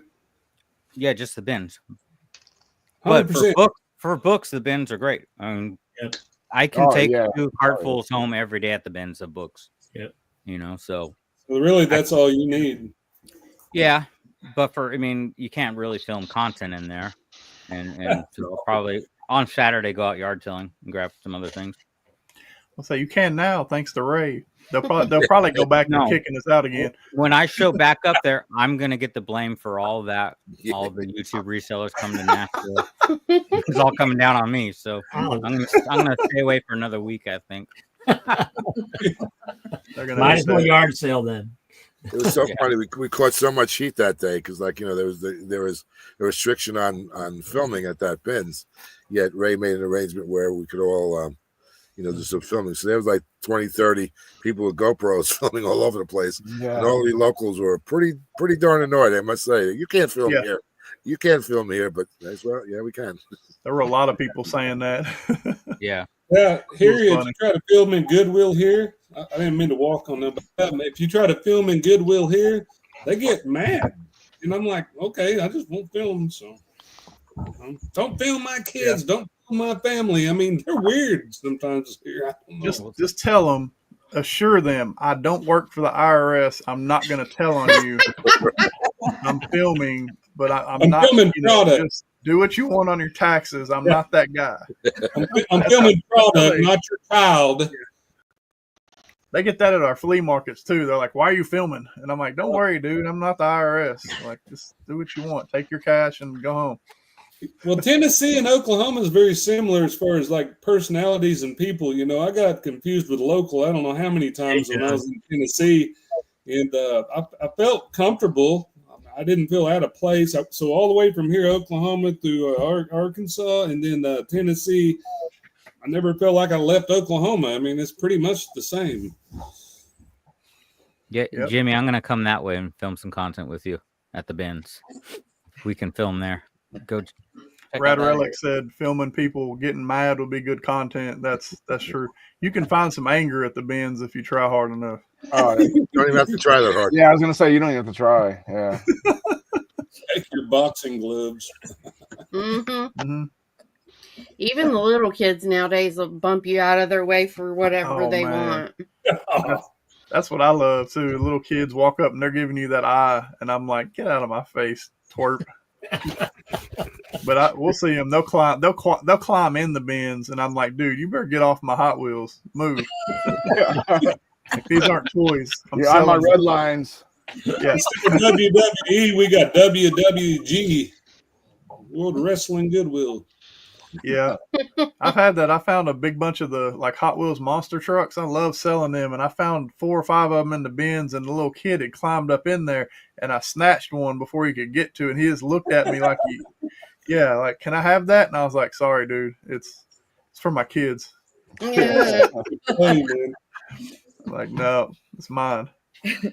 All right, I'm gonna have to jump out. I got to print those labels. Brendan, my only comment is we need barbecue as a meal, not pizza every place. Can't hear your voice. You're I think we had it last year, like not before the Friday, but Thursday night, something like that. But yeah, we can definitely make that happen for sure. Yeah. Definitely need some barbecue. Okay. Just not having barbecue. I had said that to someone that like last year the food was more traditional to Nashville. Yeah. But the venue you had to go to get the food wasn't as good. Like right. Yeah. So especially like Hattie B's the first night. Hattie B's is great. It's not the best hot chicken in Nashville, but they played the music so loud you couldn't talk, you could barely film. I think their air conditioner was broke. Wait, so what's the best hot chicken? Let's talk about that. No, Prince's hot chicken. Like, it has to be Prince's. I was telling Mike about Prince's. Mike got the original. What hot did you get? Hot over at when I took you to. Pretty hot. It was like next to the hottest. I didn't want to go over. Prince's mild is hotter than almost anything at Hattie B's. It's crazy. Real hot over there. Yeah. All right. See you guys later. See you later. Larry. Larry, I'm gonna get in touch with you like probably after I get back from Boston. We'll flesh out this week to Boston or next week. Yeah, I'm leaving. It's just Sunday and Monday. Just driving up for a day, staying overnight. Nashville Springs. We're familiar with there. Yeah. So I'll call you next week. All right, sounds good, buddy. Bye, guys. Bye. See ya. Ben's yelling at you now in the chat for not coming. I see a Black Sheep Society in Estill Springs, Tullahoma area. That's my son and daughter-in-law, our 2 granddaughters, actually moved to Estill Springs about a year ago. So we go out there every couple of weeks. Oh, cool. Which is a drive, but there's a couple places in Murfreesboro, which is a big city east of Nashville. So a lot of times we'll stop in like thrift in like Franklin, and then we'll go out toward Murfreesboro and hit up a couple Goodwills, and then we'll go on out to Estill Springs and hang out. And then, so it's probably a little longer if you go through like Lewisburg and Shelbyville, but the Goodwill there in Lewisburg is a good one. And then there's one in Shelbyville it's pretty good Goodwill too. That kind of caught my eye. Yeah. Tullahoma kind of caught my eye. What does that mean? Something, Oklahoma means ridden man, I think. Tullahoma. I don't know what it means. I just know it's supposedly the only city in the world named that. It's some Indian name. So yeah, Homa I think is red. I think, or man, I don't know. Oklahoma's red man. That's what that means. Well, this might be redneck man then. That's Woody. Redneck man. Redneck man. Why is Woody on cam? He didn't come to Nashville. He was there in spirit. If Woody sees a link, he clicks it. I was there in spirit. Yeah, you were there in spirit. I was gonna send you pictures, and I felt bad, so I didn't, because I was like, that's gonna make you feel bad, so I didn't send you any pictures. I'm glad you're here tonight, though. Yeah, me too. Yeah, I figured I'd jump in for a minute and kind of hang out since I didn't get out there, but I will get out there. It just wasn't in my cards this time. No problem. Good to see you tonight, though. I mean, we're gonna do it next year anyway, so you got another chance. Yeah. So is it same time, same place, or what? We don't have it really worked out, but probably in April around the same time. So it was exactly a year ago this year, because we had photo memories pop up on Facebook, good old Facebook, and it was the exact same time. Okay. See, this time of year is terrible here. You know, this is like our peak tornado time. I mean, we had a May 3rd, EF whatever 5 come through and just wipe stuff out, mile wides and stuff. So, if you're not around the house, you got to kind of watch things, I guess. There's nothing you can do if one comes through, but I don't know about you, but I think that's the best time to be somewhere else. Yeah, Crazy Woody, you're going to sit on the front porch and eat popcorn, aren't you? Well, I'm going to sit out there and get a 12-pack of beer and watch it and, film it or something. There you go. Twister 3, that's good content. Rent out your shed. Oh, jeez. Come back and everything's leveled and there's nothing there. It's like. Is it always like that in April, like all of April? Yeah, April's terrible, and May, the beginning of May gets real bad. As far as tornadoes in Oklahoma, yeah, you better watch it. All night, I wake up all night long at different hours. We've had some thunderstorms. Like I said, like 15 inches of rain here. Wow. I haven't seen this much rain in a minute. It's flooding in some of these towns like Moore, Oklahoma, Oklahoma City. We're not flooding because we're kind of on a hill, but man, I'm telling you, the wind, wow, it will blow you over. Right. And the rain will drown you. So I just kind of walked the property today to see if we had any damage from the flooding because it was a lot of rain. And I mean fast. Right. Wow. And then we're saturated, then it rains again. And then we're saturated. Now we're calling for rain tomorrow night again all night. And then a couple of days off, and then 3 or 4 more days for more rain. And it's like, we don't need it. It won't even soak in because it's so wet. Right. You don't even get a break. Mm-mm. Today, the sun come out for a little bit, and I just soaked it up. Rad Relic says, weird that Oklahoma doesn't have basements. No, we don't have basements. So it'd probably flood. Down here, they sell the little tornado shelters. It's basically a reused septic tank. They stick it in the ground and have a little vent in it. Yeah, we have cellars. I mean, but. And I even had one built in my garage floor, and it would seep water sometimes. But I guess it depends on who builds them or what. But most of us have cellars. I don't have a cellar here, and I live in a mobile home. So we just sit there and watch it and figure if we blow away, we're going to blow away. Right. I hear that. Good night, Jason. Thanks for coming. Jason, see ya. See you, Jason. So, Mike, did everything make it back okay from the trip? You had that glass piece that you packed away. Yeah, and I put that together, that Guitar Hero guitar. I put that together. I haven't tested it yet, but it was a chore to take it apart. Yeah. Yeah, we thought Mike picked up a Guitar Hero or whatever it is, and we thought it's gonna be 2 screws to get the neck off, and we ended up having to take the whole freaking thing apart. Get the thing in the bag. I got it all. What model was it, or like for what system? I think it was a Wii Guitar Hero. Oh, really? Okay. Yeah, it comes out for like about $65. I got it for $2, so it was worth the effort in getting it home. Oh yeah. Whether it made it or not, I wasn't sure, but I got it home. I put it together today, and I assembled it, but I didn't test it. I got it set up there. So Mike, did you pick up quite a bit? I mean, when you was out there, did you like a whole suitcase full of stuff and cram it in there? Yeah, I got. I did okay. I didn't have to do any extra shipping, and I did. Take my. I was explaining to the chat how I handle my preparations for the meetups. I brought a suitcase inside a suitcase, and only filled up the one suitcase half full with my personal effects and all. So I had a suitcase and a half to fill up, and I did that. I got it all in the 2 suitcases. Didn't have to go to UPS on this trip, but it did good.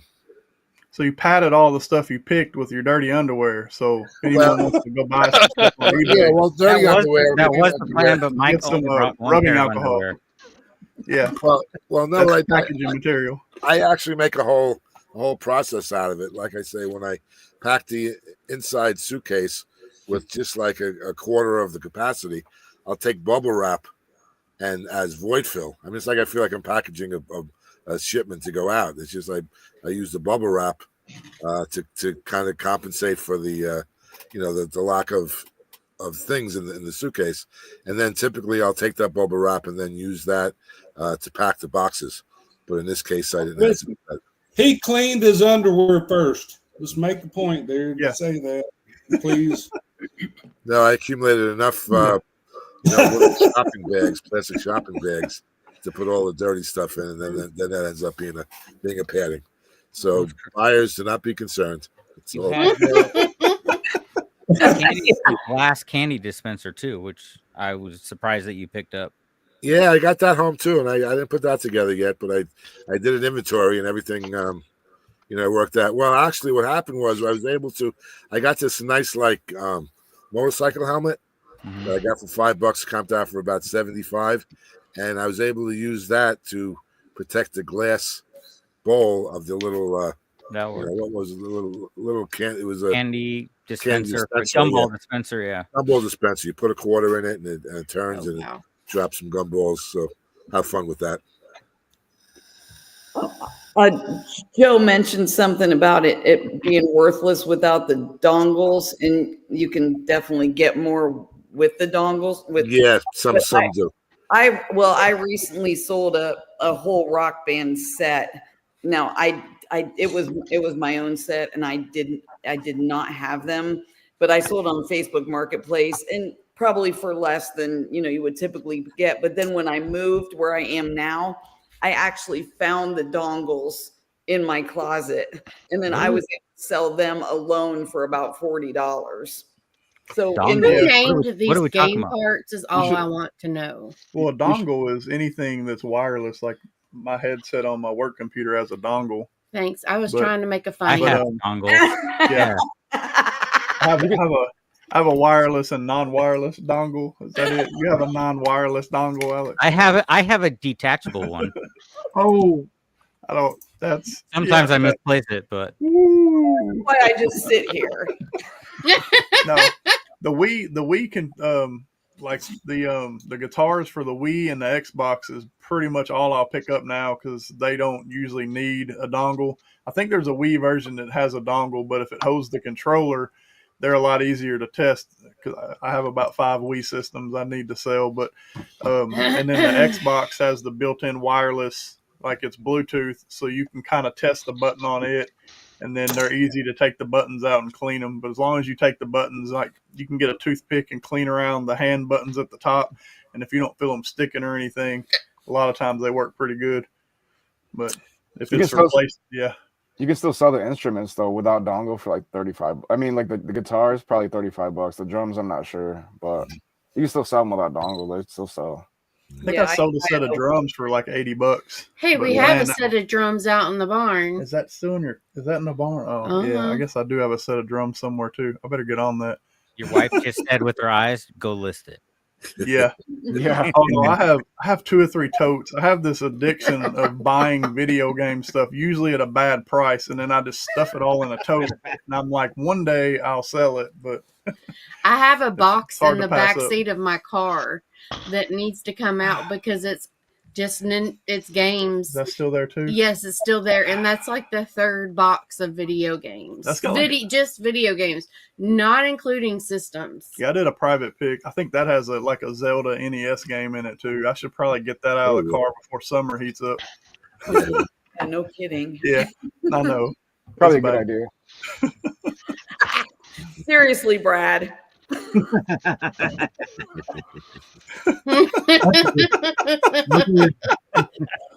Good thing it's not a drinking game. That's all I got to say.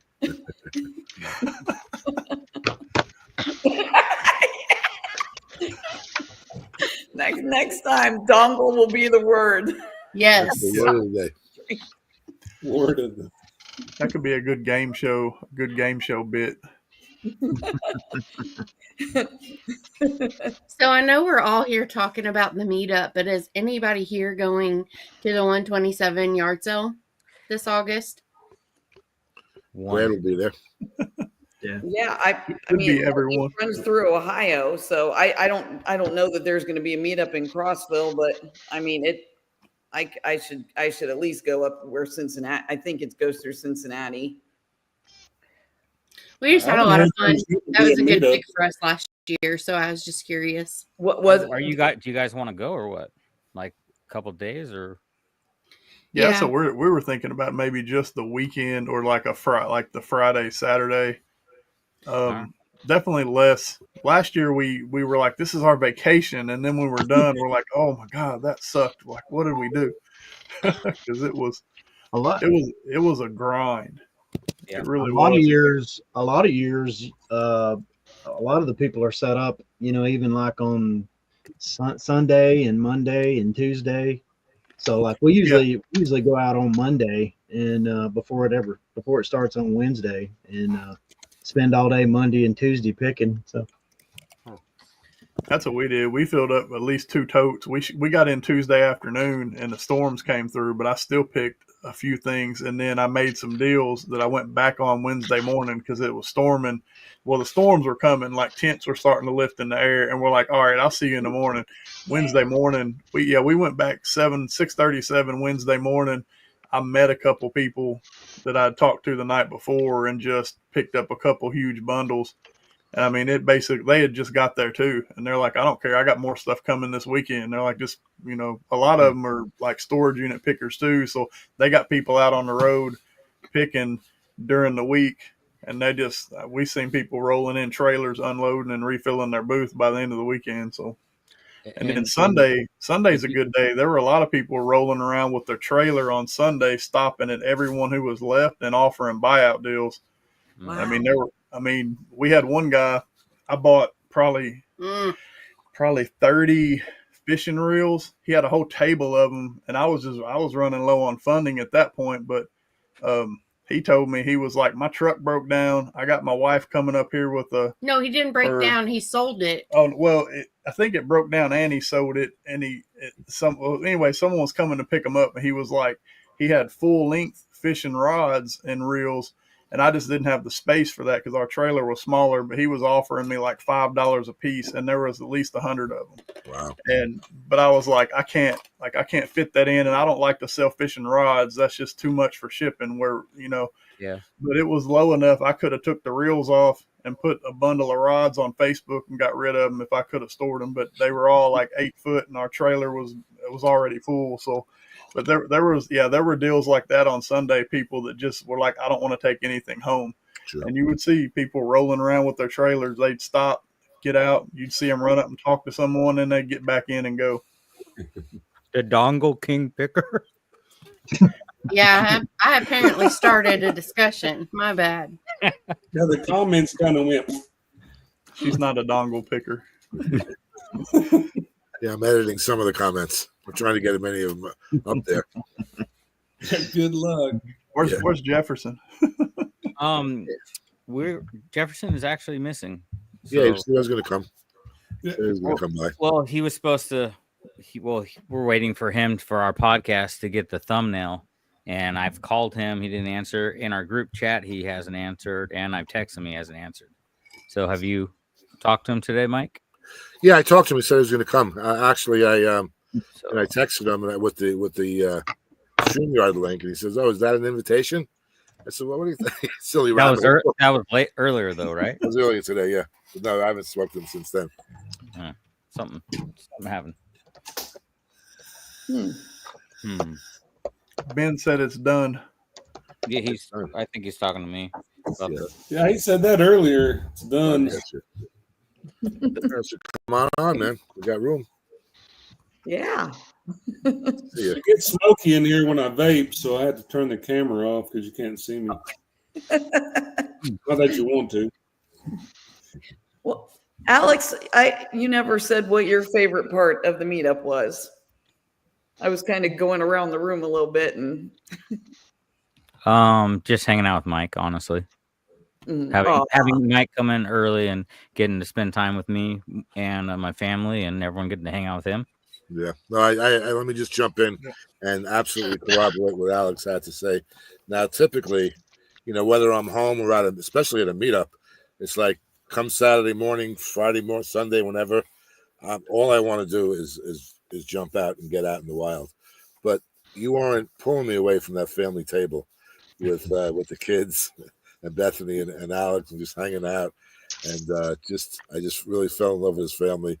And for the first time, I didn't really see myself wanting to jump away from that situation to get to the yard sale. They said, well, we'll get to them later, but this is Rich. There was, so I'm single. I've been single my whole life. Just a little context, a little background. I'm alone now. I don't have any kids. Obviously, never married, and I love kids. I love family. I love community, as you all know. So to take the opportunity to really be inundated with with the love and that whole dynamic of the family, I was really blown away. I was really blown away from it, and so I have to agree with Alex that my favorite part of the whole meetup was just spending time with him and with his family at their home. Wow. I want to thank you so much for that, Alex. I know I thanked you about 100 times, but it's not enough. Really was very memorable for me. So this is why I like Mike. Alex, Mike sends Archie and Jefferson and me like a daily blog on text. Yeah. And every morning it was like, I get to hang out with the Dermer family. Yeah. He says romance. He read me some of the ones he was writing you guys. Okay. Yeah, I heard some of it. It's pretty cool, but yeah, that was the best for me. I mean, yeah, there was great families there, but there were also some weird people at this meetup. What's up? What's up? Gee, Cool, thanks. Kevin. Talking about pot calling the kettle black. Yeah. Is that the Commonwealth picker there, or is that Brett Michaels? I can't tell. Well, that's cool, Kevin. That's Ben. Cool, Kevin.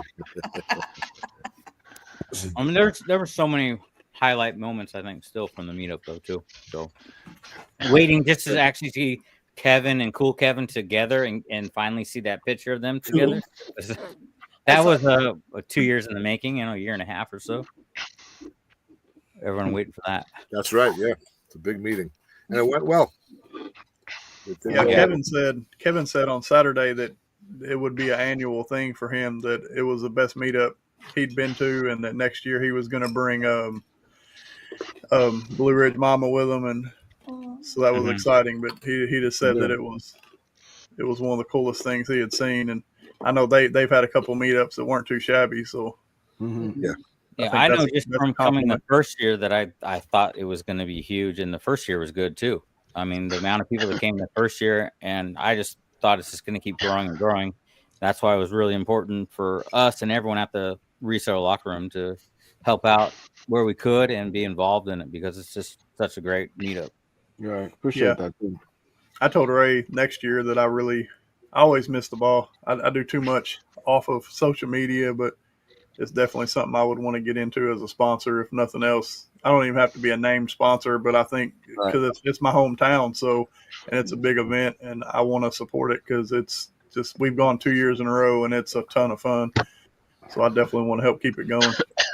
Yeah, for sure. I'm pretty sure you could probably vacation in Nashville, right? And have plenty to do. I mean, it's known for having things to do. So. Oh yeah, you couldn't even touch it. Like, there's so much. I want to just rent out one of the little beer taverns and or a pedal tavern. See if we can do that. Maybe get a whole chain. Maybe just get like a whole chain of pedal taverns and get 200 people on pedal taverns and go all the way down Broadway. Next year we can get one of the buses and be the woo girls of Nashville. Yeah, it'd be like a party go. Get your sponsors on the party bus or the pedal wagon, and just how many people can you get? Some of my girls and I did that one time, the pedal wagon. That was a total blast.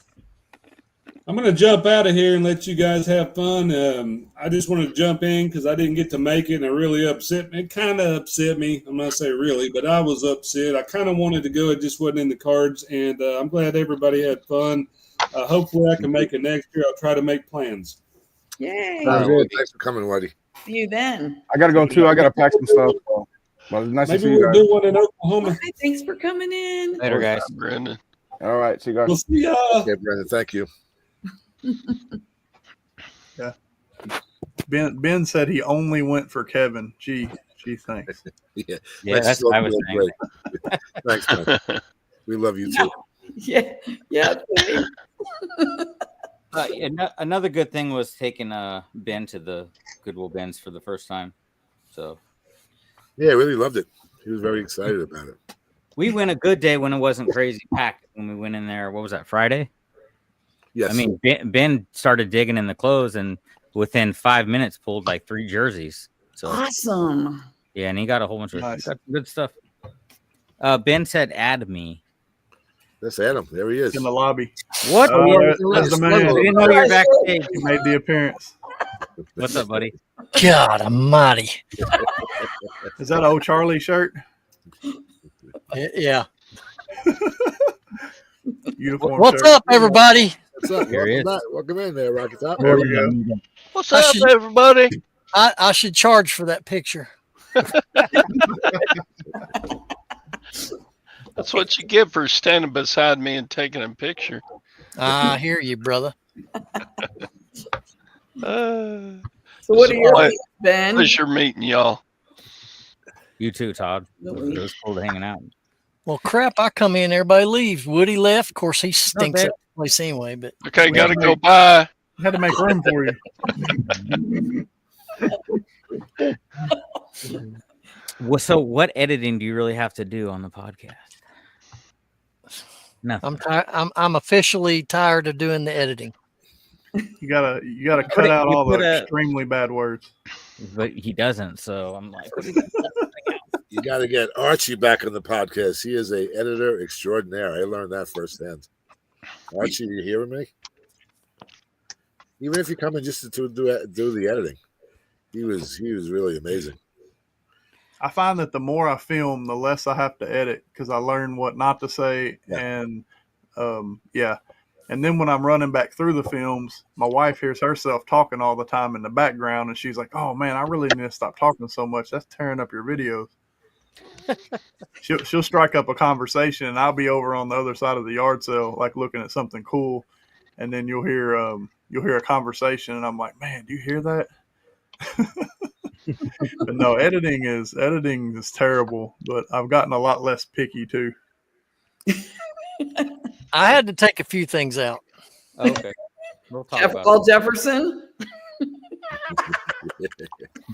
Plausible deniability. I mean, you see what slips through, so I can only imagine what doesn't slip through. That's in the backstage if you remember. Yeah. If you remember, you can get the non. Yeah, that's what you should do, Ben. Do a members only. Do a members only of your cuts. That could be interesting. Yeah, you know what? That's a good idea, Andrew. It's a good idea if you want to lose not only viewers on the front end of the show, but the back end of the show too. Well, hey, no, if you pay for it, you should. Yeah. Well, care. I'll be honest. I heard Alex tell you about Jefferson. I'm kind of concerned, guys, because he's not answering his phone, text all day. No. Well, he hasn't answered text in the last several hours. He ain't answered the phone. I'm kind of concerned too. When did you talk to him, Mike? He's asleep. It was like the middle of the day. Last time I texted. I didn't speak to him on the phone at all, but just texted him. I got to check. I don't know, like midday. Well, Alex, you were part of that thread, right? Yeah. Yeah. So it was like Mary? 12 o'clock. Yes. So. We want Joe to join us in the locker room.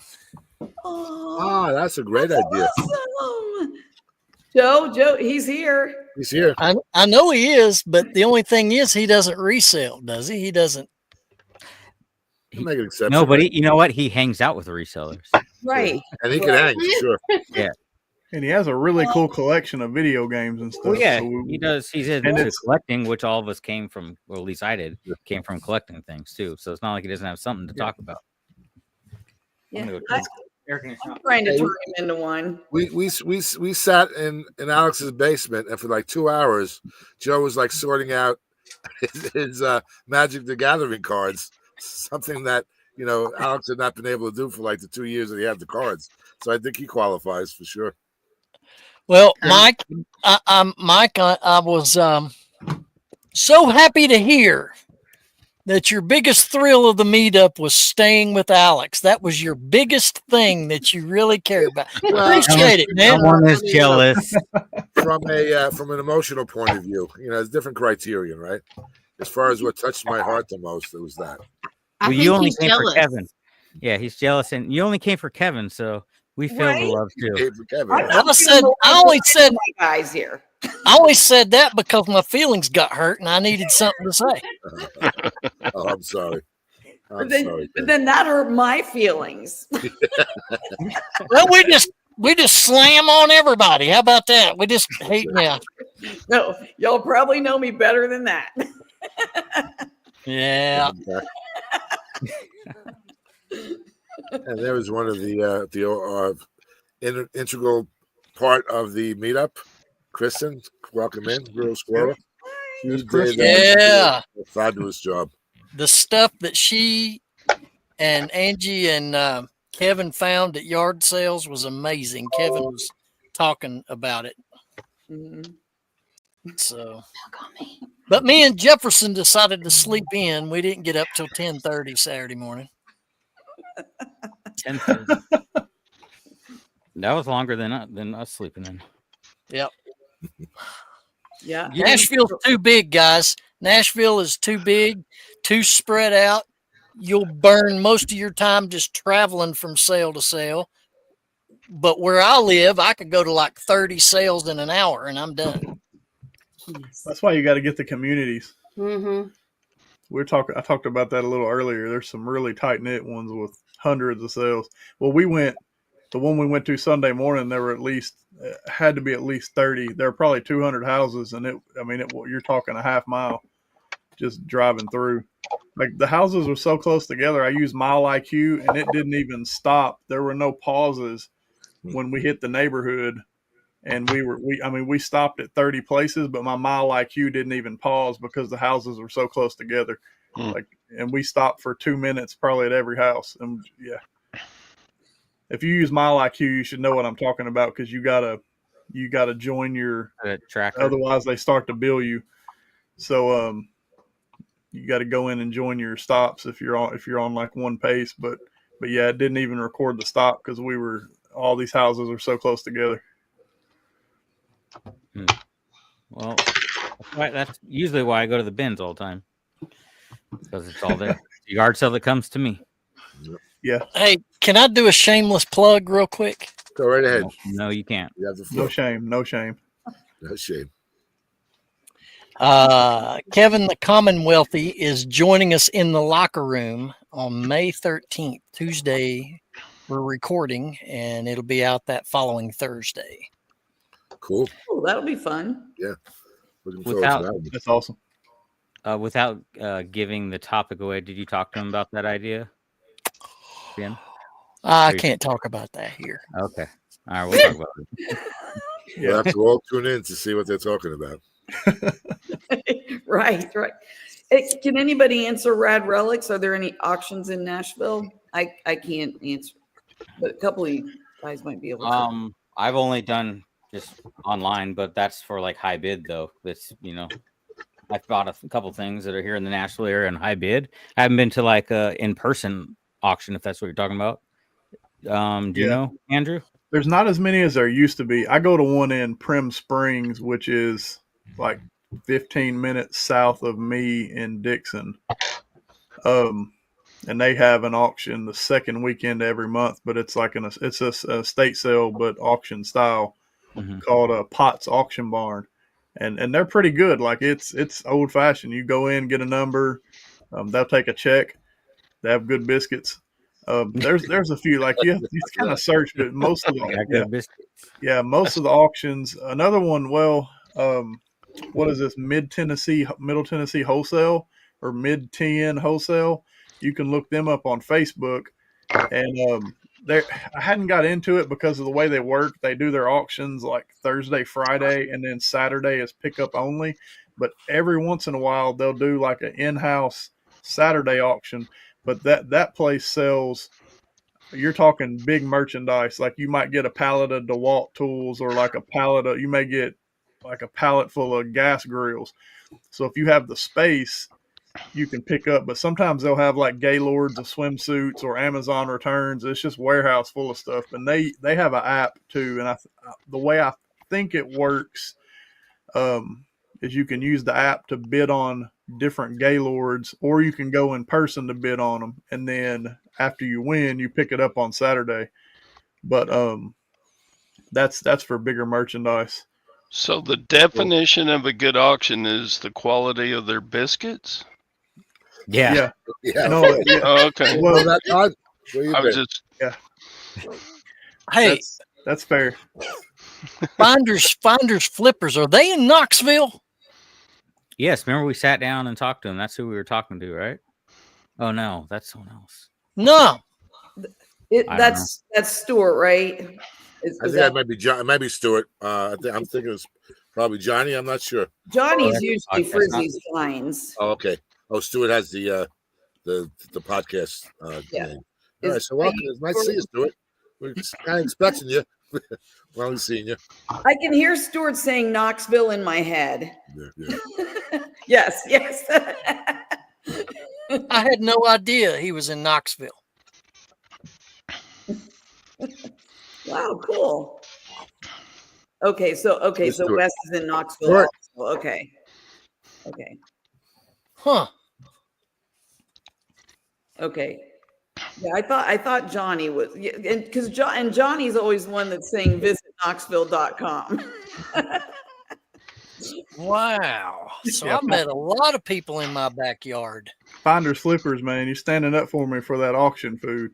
But it's cool. Like the little place we go to, they have a little hut built inside, and I think it's his grandson just runs the kitchen, but he makes like homemade sausage biscuits. A couple weeks ago, she and I went, where did we go?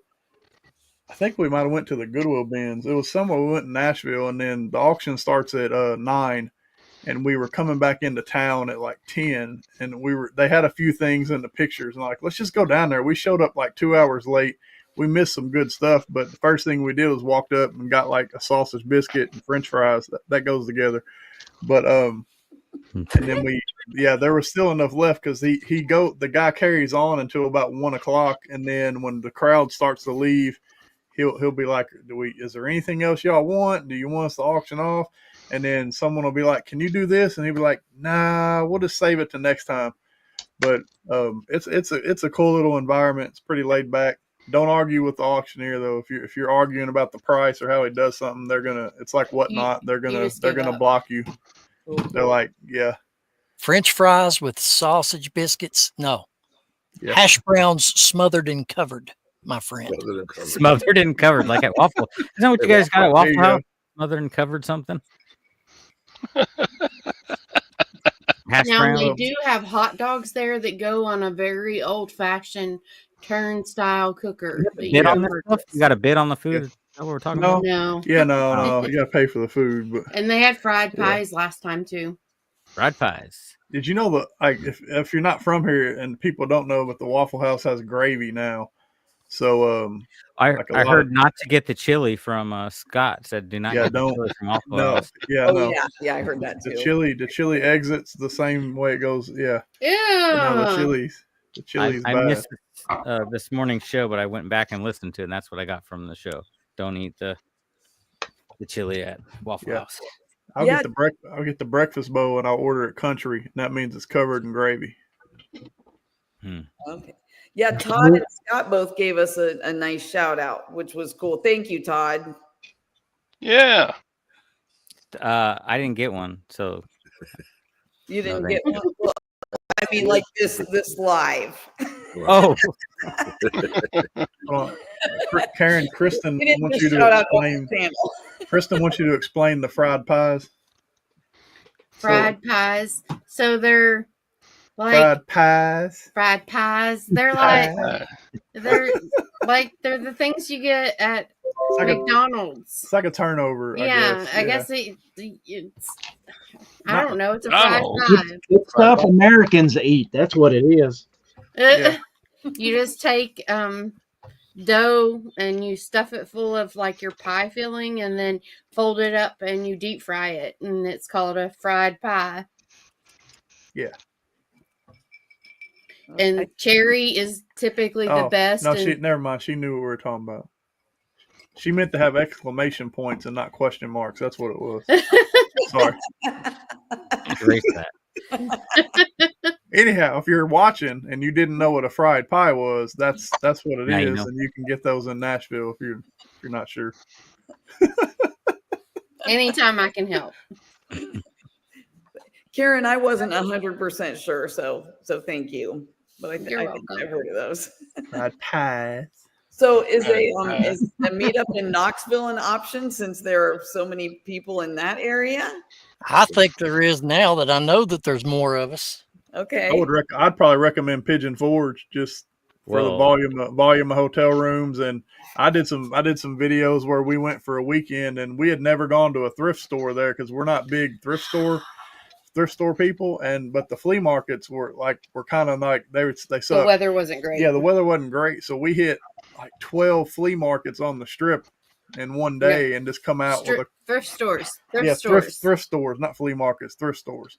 I mean, they were full of high priced stuff, but we found several really nice gems. But they're fun to look at. They're just full of nostalgia.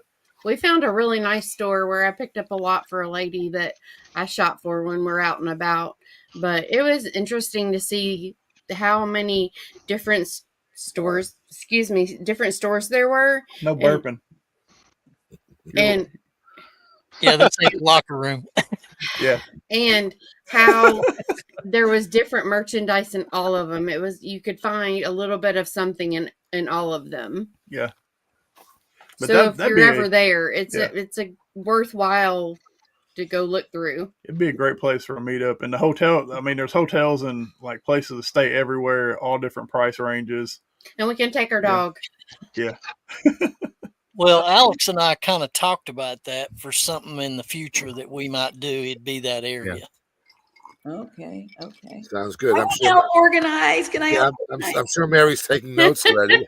I know her. Yeah. Well, and we're also in a location where St. Louis would be great for us too. I know y'all talked about that earlier. I have family that live up there, so I shouldn't say I could bunk with them. They've had a lot of extra. You don't have to go into that. Yeah. Anyway, sorry, I had a momentary loss of direction. We can make room. Maybe they have a bunk bed. We can all ride the M. Mm-hmm. The metro train. Okay, so we have Knoxville meetup and St. Louis meetup. Okay. All right. Got it. Yeah. See, that's our job. Mary and I just always keep our ears open. And the minute more than one person talks about getting together, we're going to plan a meetup. And I want to just kind of shift gears just for a moment. I was going to do this toward the end, but we have our biggest, group right now. We're up to like 26 people. So while I have most people, I just want to talk a little bit about the programming notes. You may have heard me mention that I'll be going up to Boston this weekend, driving up there.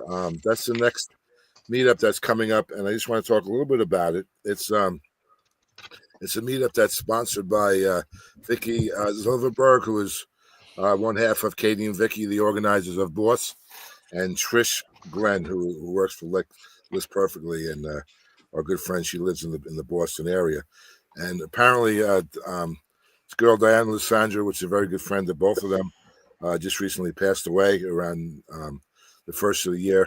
So her family had sold Vicky the contents of her store. So Vicky right now is in the process of flying from Vegas to Boston. They're renting a 30-foot box truck, and they're filling up the entire contents of Diane's store, and they're going to trek across the country. So while they're at it, smart girls that they are, they're setting up a 10-city meetup stop, and the first one will be in Boston. So I mention this so that people can become aware of the fact that they might be coming in your area. So the first leg is Sunday. I'll be up there in Boston. Then they have a rest day, and on the 6th they'll have a meetup in Maryland, in the DC area. Then the 7th it will be a meetup with the Mid-Atlantic meetup group in Pittsburgh. That will be Star. We're hosting that. Our friend Star from Flippin' Hippos. And then the next day on the 8th, they'll be stopping off at the Akron, Canton, Ohio area. The 10th, they'll be at stopping in Chicago. And then the 11th, Sunday, they'll be stopping in Des Moines, Iowa, followed by Kansas City on the next day. And then they skip a day on the 13th. The 14th, they will be in Denver. And then on the 16th, they'll be stopping in St. George, Utah. And then 17th, the final leg in Las Vegas. And what they did was they did a little homework, and they organized with all of the local eBay seller group meetups, and organized a little informal meetup at each one of these 10 locations. Now, they're not going to be long drawn out meetups with events and garage sales and speakers or anything like that. They'll just be some of them will be a meetup in a parking lot. Some of them will be, getting together at a place to have lunch or whatever. But the point is, they're making the effort to make these stops and organize it so that people in the various areas across the country have an opportunity to go and hang out. So I really applaud them for that effort. 10 meetups in 19 days. That's my style. So like I said, I wanted to support. And since I'm the closest one to me is the Boston one, I'll be driving up there. I'm leaving Sunday morning early, and the meetup is at 5:00 Sunday afternoon. I'm going to get up there early and hang out and help them stock the truck and all of that. And then I'll stay over to Monday, and then they'll be getting in the truck and moving along. I'll be doing my standard coverage. I'll do a little vlog style getting there, and then once I'm there, filming the meetup, and then I'll be coming home the next day. So if any of you are in any of those areas and you want to meet with Vicky and Trish, Glenn, they're just electric people. I just love them so much. They're really great people. I've been involved with them the last 4 years with the Boston Meetup.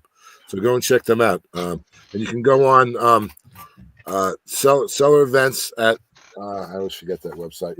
The eBay community. eBay communities, yeah. You can go on sellerevents.ebay.com, and they will give you information about any of the local meetups throughout the country. So that's that guy through there. Oh, I need to go get mine. I didn't. Did I get one? Is that in the grab bag? That's cool. No, yeah, I know we didn't get that. That's a promo. There we go.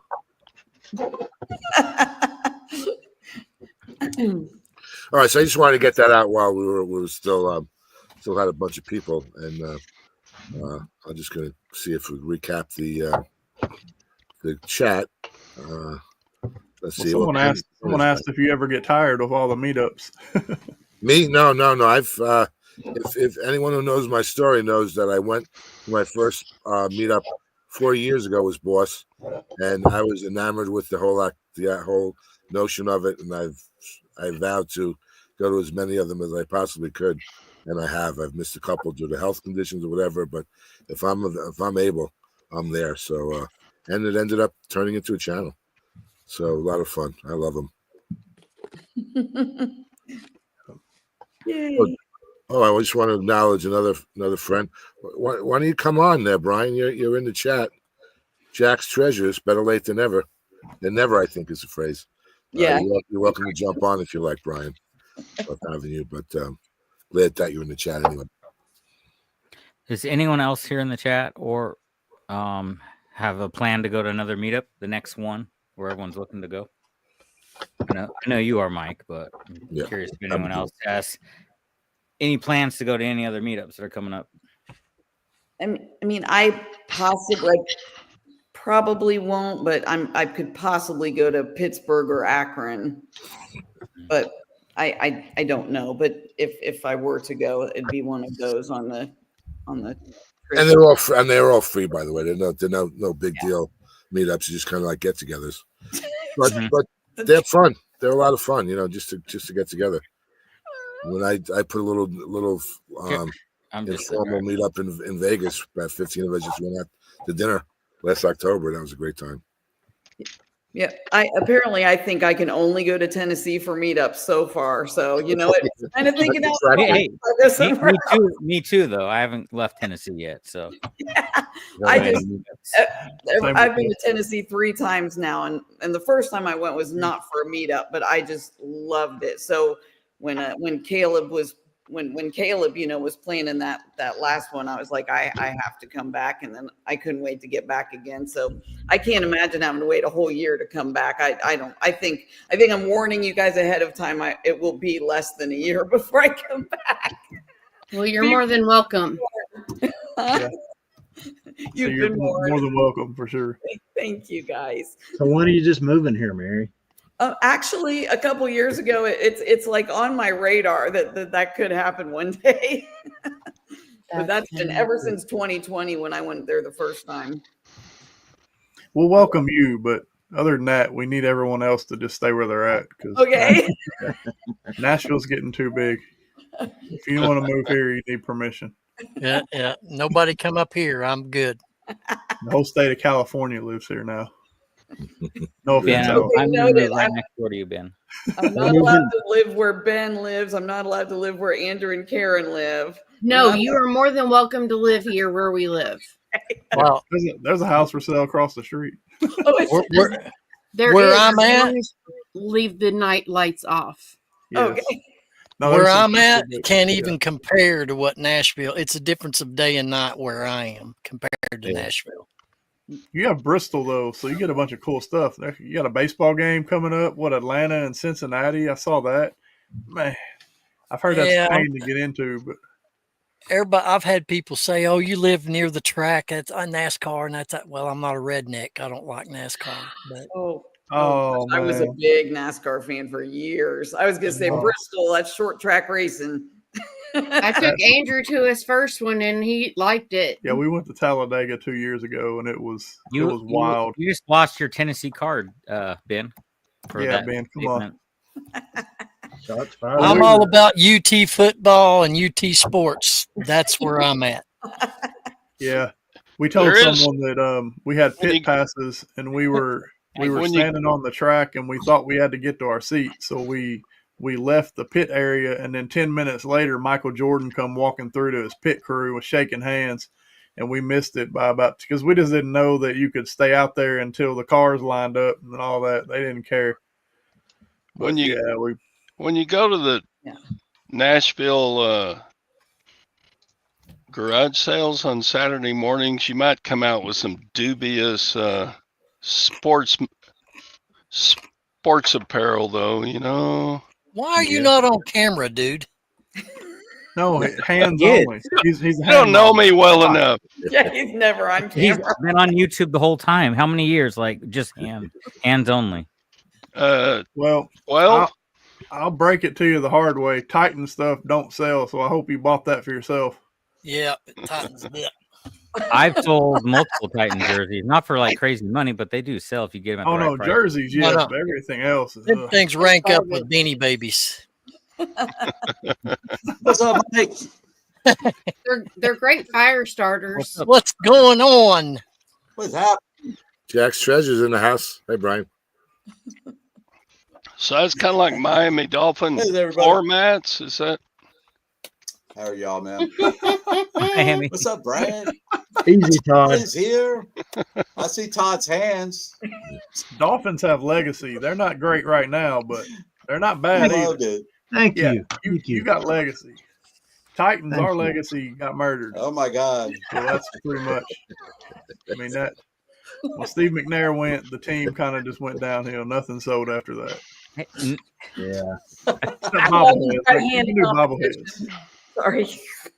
Brad's got me.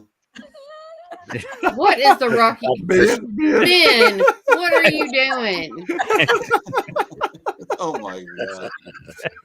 Oh man, Ben, I think you have a new career path developing there. Not the Let's film next week's podcast like that. Ben, I want the puppy. Ben, what was on that lint roller, man? That didn't look like regular hair. That's some funk, brother. What kind of puppy is it? Uh-oh. Looks like a Boston Terrier. Got you a little terrier. Aww. Oh, cute. See, take him Ben off camera. can't I'm get gonna his end dog. up having another dog. I don't want another dog. Your dog's scared to come on camera, Ben. Harley. Is that Harley? Yep. Oh, he licked the camera. That's cute. That's not cute. Let's get the dogs to there's bark at each a other. poodle. Uh-oh. Dog hour. Ben, Oh, I my didn't God. take you for a doodle person. Hi, Yeah, Harley. buddy. Uh-oh. And you still don't have a girlfriend? Man. Wait till next episode. He has a girlfriend. Okay. We'll talk about it and cover it fully in the next. Okay. Reseller Locker You Room did. podcast. You did. Okay. You scored in Nashville like you played. Okay, y'all can shut up now. Somebody scored in Nashville. Oh, hold on. Mission accomplished, Oh, baby. oh, I'll have Mission fun. accomplished. Keep laying this track down, and when I get you in the locker room, you're mine. You're talking to Can me? you go downtown? Hey, Get who it's in the locker room? Bachelorette Central. What are you talking about, Ben? Who are we getting? There were a couple bachelorette parties there Friday night. Ben, you must have went downtown on Saturday night. I think you might have been the only one. No, I didn't go downtown at all. I wouldn't be caught dead down there. So you hooked up somewhere in Goodlettsville. That's what you. No. He shared a room with CJ Ben Fines. There you go. I should tell you a lot. Okay, Archie, I will grant that. What? Oh my God. Archie, we missed you in the meetup, that's for sure. Yeah. Well, Archie told me, he assured me that he will be there next year. So let's all hold him It to would be that. awesome. I kind of, unfortunately, don't believe it. I'll believe it when I see it. Save up. What's up, Ping? I was upset that Archie didn't make it, and also Roman. Like the two people I really want to meet Roman in had person and health hang out issues. with. Yeah. Yeah. But definitely want to hang out with both those guys. Hey, thanks for that, by the way. Appreciate it. Be picking it was a Boston Terrier. Yeah. Oh. Yep. Don't everyone get quiet on me. Listen, Brian, why don't you say a couple of words? You've been on screen for like 3 minutes now, and you have not said 4 words. And I didn't say anything. You haven't said much, so you have the floor, my friend. Oh my gosh. It's all you. Well, the only thing I could say is that after the church, we went to the Mexican restaurant, and I got an echo. Why do I got an echo? I don't know. You have another no. Do you have another device on that's showing us the podcast, the live? Just shut it off or shut down the volume. Try that. Yeah, mute your Can y'all hear YouTube. me? That's what I had to do. I can't hear anybody. Hold on. Lordy. I know. It was going so smooth. Ben, what is that on your table there? Was it a dog or something? What is that? That's Smokey. Smokey. Yeah. Smokey and Smokey. It's like a giant mouse pad, but it's a desk pad. Oh You got a rainbow. It's a good station for you to be your hand model. Yeah. Yeah.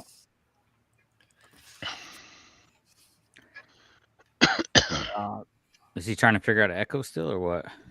No, I'm hearing everything twice. Wow. Is your YouTube playing on a different window? That might be it. That's what I was Tracy's got doing. it on the device, and I have it on another one. Yeah, there's a delay between YouTube and StreamYard, so if you may be hearing both. Right. Archie, if we're ever going to meet in person, I've already There we go. surmised to the fact that I've got to I come literally to had 2 you. windows open. So I was hearing everything twice because I had 2 windows open. But it was a great meetup. You were telling us about the Mexican restaurant. Yeah, we went to the Mexican restaurant. Mary was there. Mike is there. Everybody's there. We're all getting ready to say goodbye. Mike just leaves without saying goodbye to me at all. It's like, F you, Brian. I'm gone. Yeah. You had to get back to the family. I got a picture, though, of Mike giving me a peck on the cheek right here. I got a picture. I had it up on the show that I did when I did my live earlier today. Yeah, and I meant it. No, Brian, you know, I just, you're right. There are a few people that I realized after the fact that I didn't say goodbye to, and just get involved one way or the other. I think I was talking with this consignment girl, consignment chat girls at the time, and then I came back and the check was paid for. Jefferson picked up the check for all of us. I mad at him for that. And and after people had already gone, but we were still hanging around. You could have come and hung out another 4 hours and got a chance to. I was in the restaurant. Me and Mary were in the restaurant. We were talking for about another hour. Well, I came out, you were gone. Yeah. Ben, we didn't even get a chance to talk, but I saw you at the meetup like all over the place, man. There were so many people. It was so hard to get to talk to everybody. So I was saying earlier, so many people we still didn't get to meet and talk to. Yeah. I think but the 3 days was great. It was excellent. I got to meet Mary. She's frightened the hell out of me. She surprised the crap out of me, man. I absolutely love it. Did you come to the game terminal? Yeah. I was at the game terminal. We made all of the events this year because I didn't get sick. I got sick at Plains of Profit, and I got sick last year at the meetup, at the Nashville meetup. But yeah, I was out there. We were out there by Paul, Philly Flipper, and Jen's Multiverse, Ken, SSK Promo. We were hanging out. It was great. It was just a great event all the way around. All the way around. And yes, Roman, we did miss you. I see you in the chat. No one missed you, Roman. Oh. Don't let him get a swell. See you later, Joe. Don't let him get a swell head. But yeah, it was great. It was great. Yeah. That's a little graphic, Archie. What did Archie do? Oh, gosh.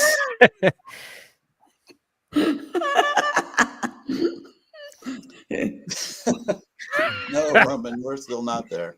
Yeah, you haven't quite gotten to it, Mike. Wow. Oh, man. Oh, my gosh. Listen. Call him biscuit butter. I pity anyone that comes to a meetup where Archie, myself, and Roman are in the same room together. Just saying. That was an opportunity missed. Yeah, right. Next year. Yeah, we'll pencil that in as an event. Yeah, we'll have that as a scheduled event. Oh my gosh. You're getting close, Mike. It'd be like a cage match. We'll just put them all in a glass room with microphones, no door, no exit, lock them in. That would be something. Throw Kevin in there with them too. That'd be a good blend. There it is, Mike. Not sure if anybody would see him. Well, tell Mary I said goodnight and everybody else, whatever. I think they heard you. Yeah. Tracy went. You got a good night, Mike, and everyone else, whatever. All right, y'all. Well, look, me and Karen we're gonna exit the building. Because we gotta ship my package. Yeah. $3 turns into $50. All right, you go, girl. You should show that off. Yeah. Dooney and Burke. Oh, sweet. I think we got one of those in the bins. Don't forget to ship your pants. I found it at a yard sale, but $3. Yeah. The person didn't know. They didn't care. Yeah. She does good. She finds a lot of purses, and I'm just like, okay. For a Dooney, yeah, that's great to find that for $3. That's awesome. Mm-hmm. Yeah. And the only thing it's missing is its little charm, but it has everything else, and it's in really good shape. Okay. Yeah. Because full price for those, I see them on QVC for full price. So yeah, they can be hundreds of dollars. Yeah. But it was great to talk to y'all again. Have a good night. Yeah. Thanks for the invite. I appreciate it, y'all. We'll see you around. Thanks, all right, y'all. Nice seeing you. Good night. Peace out. Is that in the Flamingo bungalow there or no? Where's that at? Oh, that's at a restaurant. Mexican restaurant, I think. Yeah. Okay. Yeah, that's like Culpeppers. Yeah. That was the church was fun. Yeah, there's plenty of pictures all over. Everyone was snapping like crazy, and they had posted them up on Facebook. So for those of you who did miss it, jump on a couple of the pages. I think the Tua girl's in jail, isn't she? Where she started that investment scheme, and I think she's in jail. Yeah, that's why she wasn't at the meetup, Ben. I wasn't she trying to sell Bitcoin or something? She made a coin or something, and then she made the Hawk Tuah coin or something. Then they would. I don't. And then sold I it. don't After sold people it? bought in. Yeah, she sold hers after people bought in. Just to cash out, right? I guess. Yeah. Sounds Yeah, like she was kind of duped in the whole process. It was somebody else's idea, and they're the ones that made the money off of it. So Yeah, she just didn't know what she was doing. She was just the face to blame it on, right? yeah. Yeah. Oh my gosh. Well, that's what happens when you become famous on Broadway, you know. Mary, on tomorrow's episode of The Locker Room, I shared the story of our experience at Twin Peaks. Oh, awesome. Okay. I've already got it because since I'm a member, so I saw that it dropped while we were on the live. I'll probably wind up watching it tonight. Yeah, me too. Yeah. Already watching it. Okay. You're a member of Twin Peaks?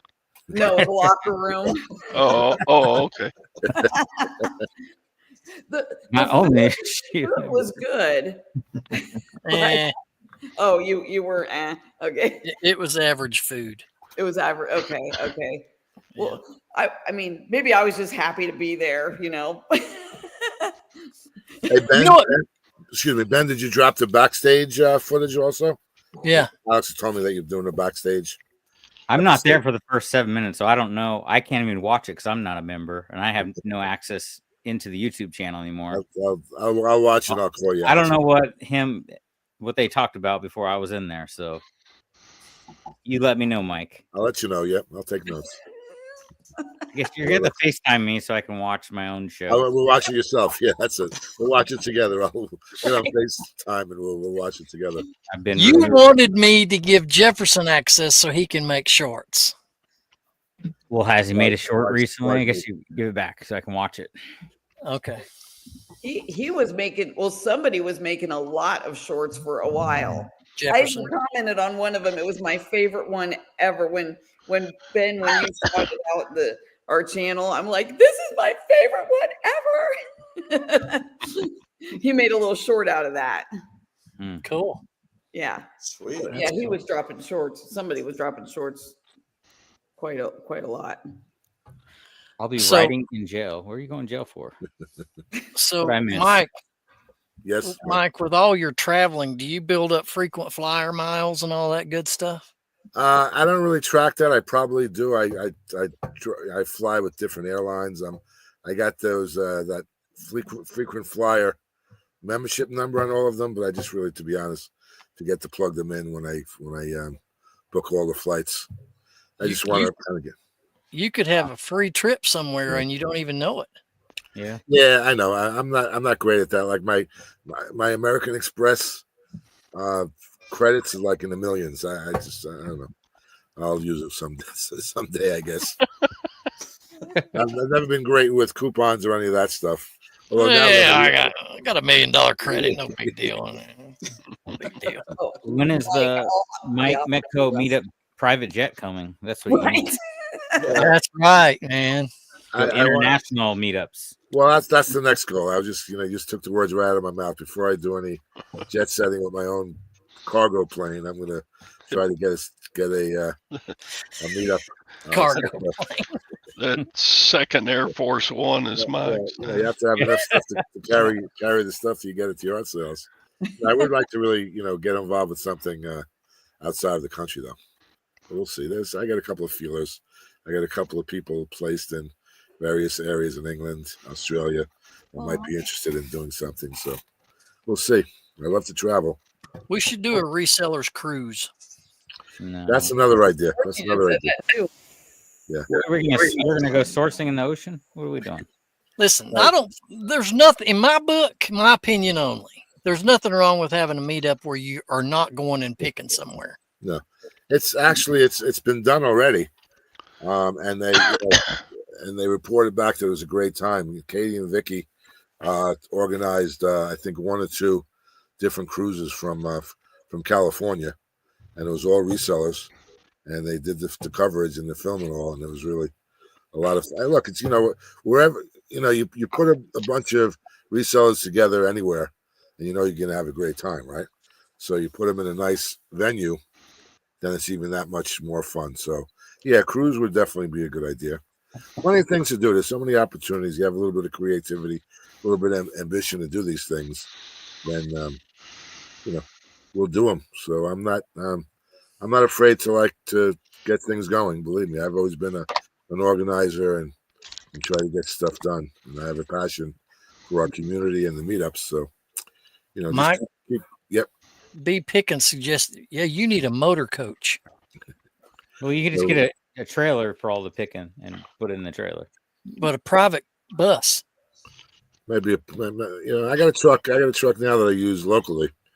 But I'll tell you what, if you get a bus, hire me and I'll be your driver. So you're gonna be like Kevin and Mike. Death Files. Death Files is his driver. A tour bus like the country music and the rock stars have. A tour bus. That'd be awesome. I'll go in on that. Not that, but not a boat or a cruise. All right. You guys are tougher than me. I got to go to bed.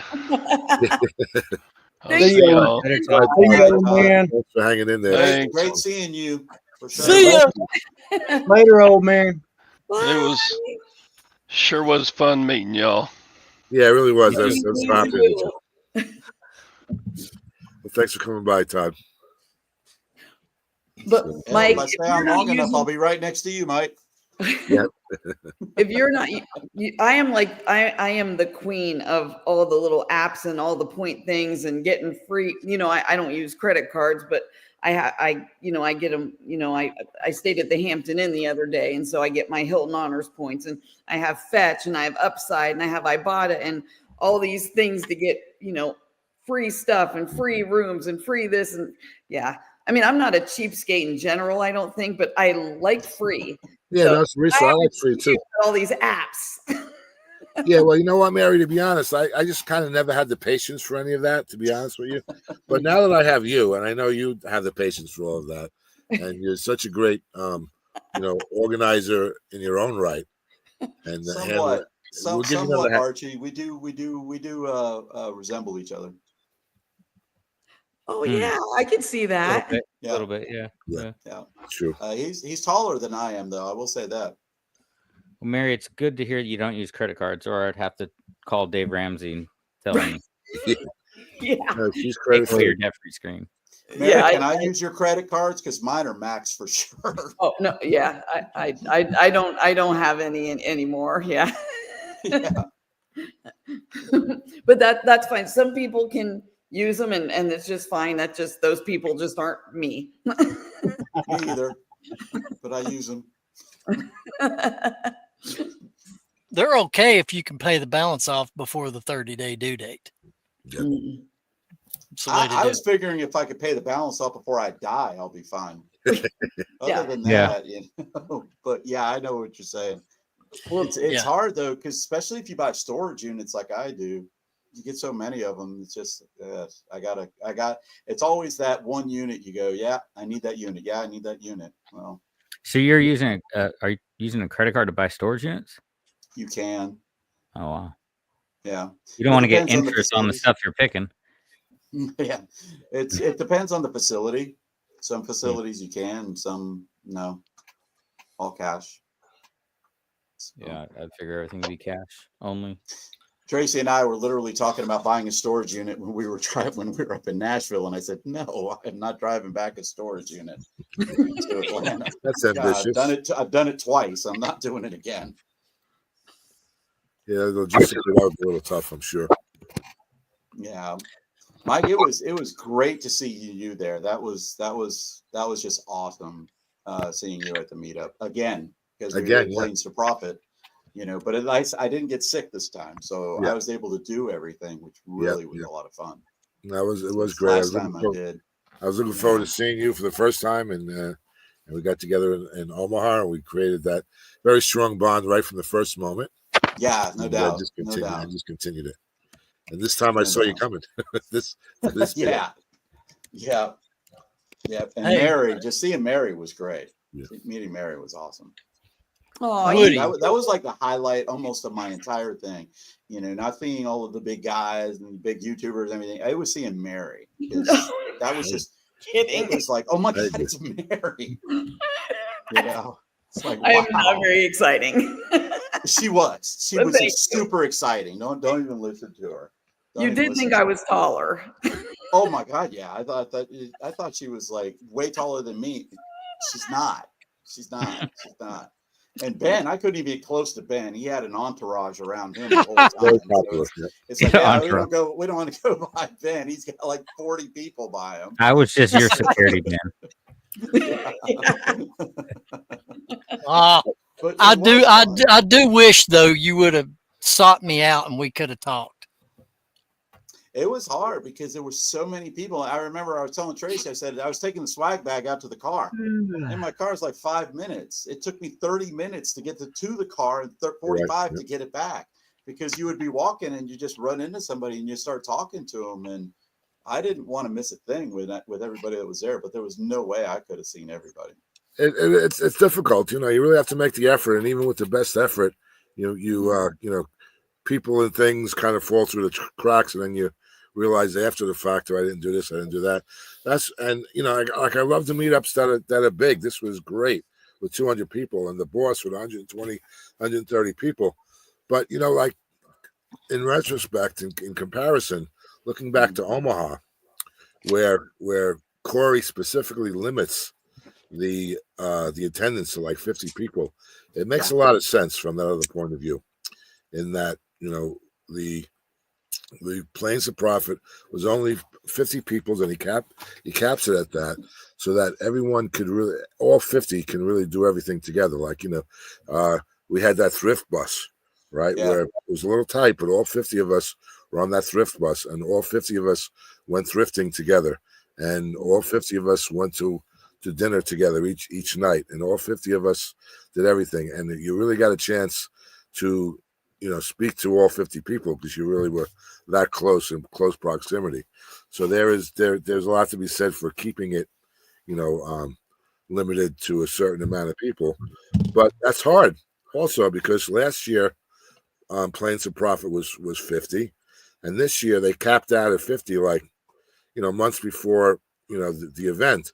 And Corey was telling me that they had a waiting list of about 90 people that wanted to come, that just couldn't come. Wow. It's kind of like a little tough one way or the other. You have to kind of make a compromise. I wish I'd have known that. I'd have auctioned that ticket off in a heartbeat. that was a good meetup as well. I enjoyed that. Well, now I got something to look forward to next year, is meeting Ben and sitting down and chatting with Ben and stuff. And I don't think Alex, you were there, but I don't think I ran into you either. Yeah, we didn't talk. Well, he spent 90% of Alex's time at Game Terminal was spent doing shuffleboard over in the corner. Yes. Oh, okay. Oh, that was you. All right. I saw you over there. I was there with my kids and my wife, and we were playing. Yeah. The Dermer family. It was great. Tracy and I said that next time up in Nashville, we're going to hit that place, but hit it on a Tuesday or a Wednesday, because it got crowded fast. Yeah. Ben hates the Dermer family now. I do not. Mike was hanging out with.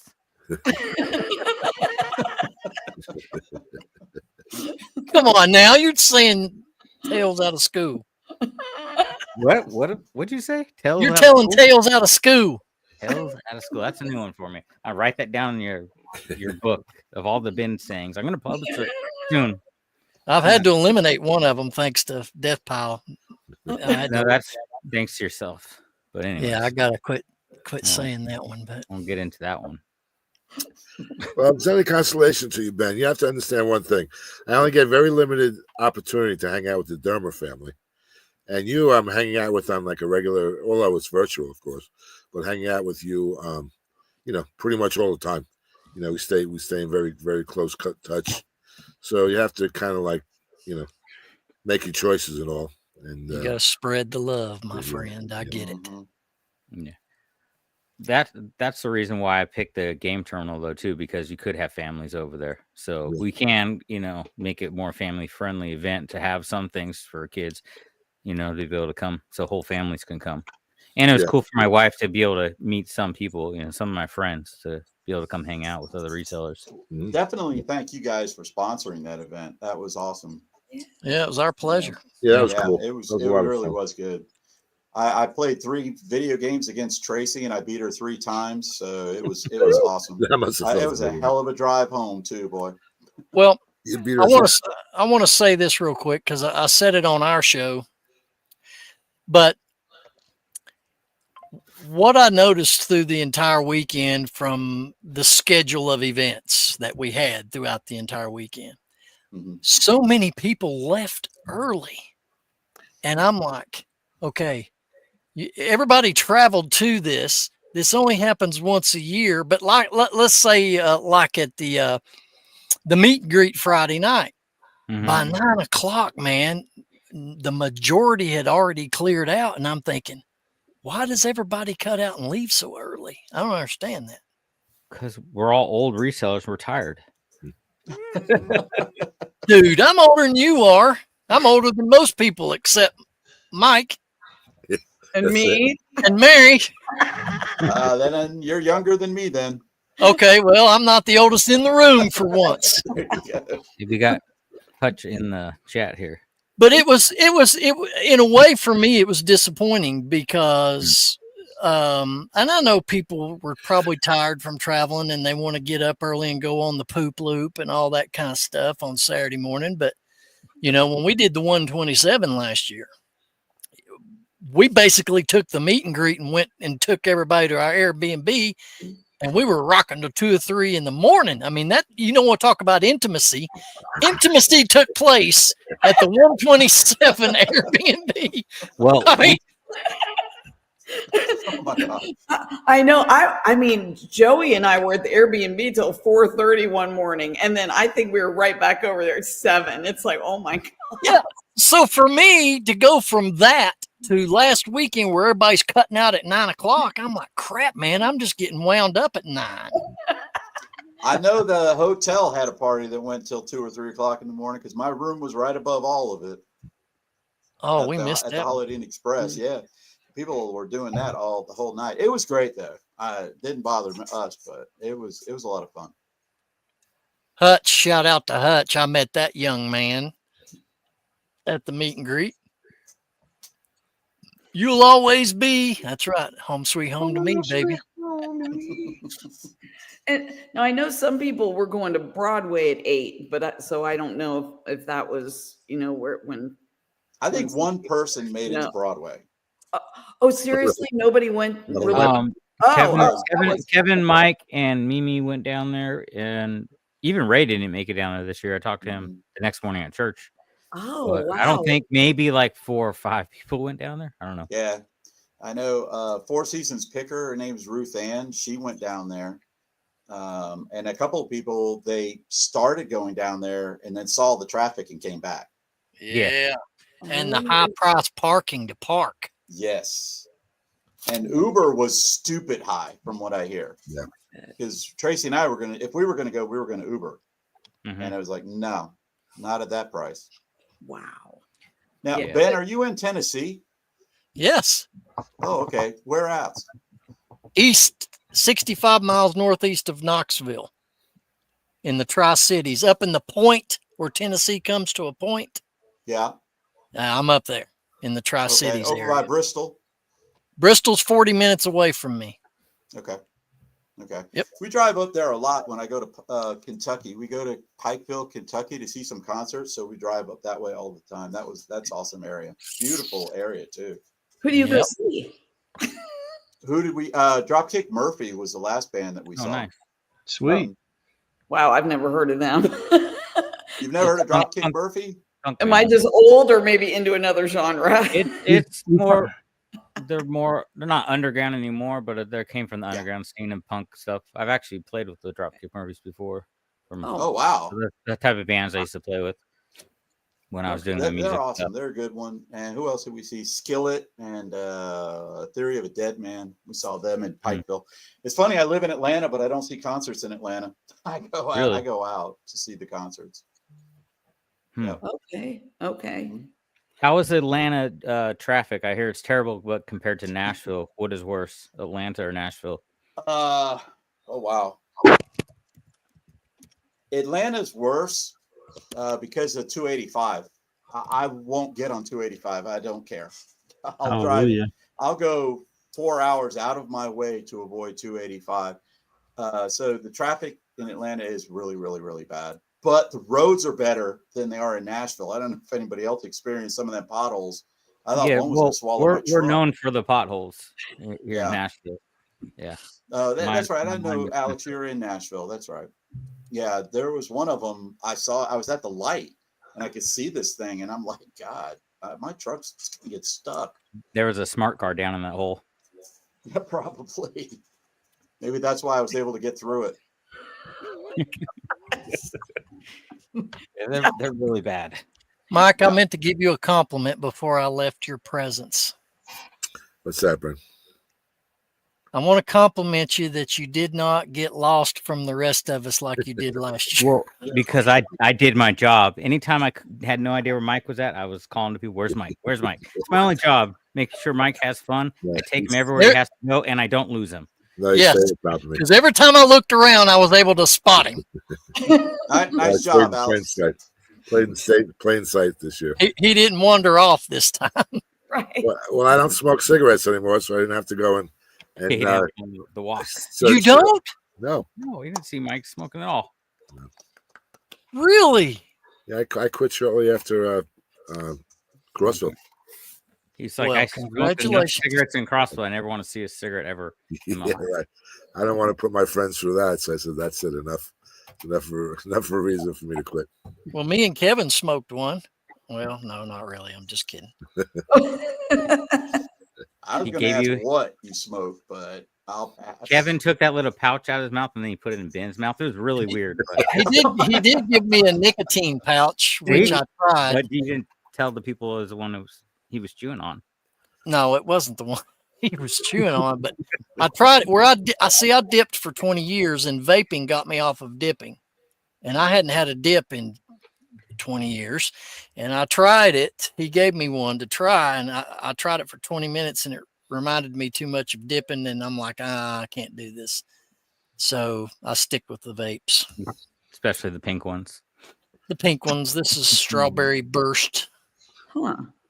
This is strawberry shortcake. Sexy. Wow, it's like Skittles. Taste the rainbow. Taste the rainbow.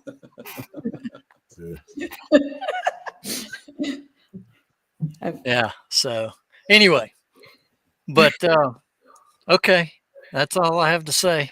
He's got nothing. I've got nothing, man. Mike, you got a marathon. We're fixing to roll hour number 3 on this bad boy. I know, really. You know what? I'm thinking of ending it. People keep on hanging out, and as long as the people on stage will still keep on talking, I'll keep it going all night. I thought you were done, Mike. I had my show on Whatnot, and we were packing it up, and I looked at my phone and I said, "Oh shit, we missed Mike." Yeah. And Tracy ran over to the computer. She goes, "Oh, he's still on." And I said, "Yeah." Oh, okay. I figured it would go for an hour and a half at least. But like I said, I'm just watching the viewer count. It was still at 21. We were at 26 at its max. So I figured as long as people are interested in, hearing our little jabberings, and the panel are interested in sharing how they feel.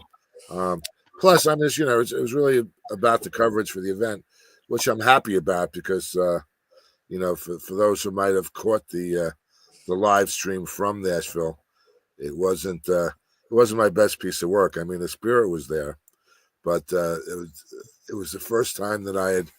This whole video thing is really an experience in learning new aspects of it. I'm just doing a lot of stuff for the first time still, and when we went to do the live previously, the lives I've done in Vegas and in Omaha were all on my laptop, and I wasn't able to do that, this time. So I was using my phone, and I didn't realize it's a whole myriad of different challenges with using your phone, for running a live. Now I remember, watching Dave on all the Trash to Cash meetups and just about everywhere else, just use his phone to go live wherever at a moment's notice and do that effortlessly. But I know Dave's got a lot of experience under his belt.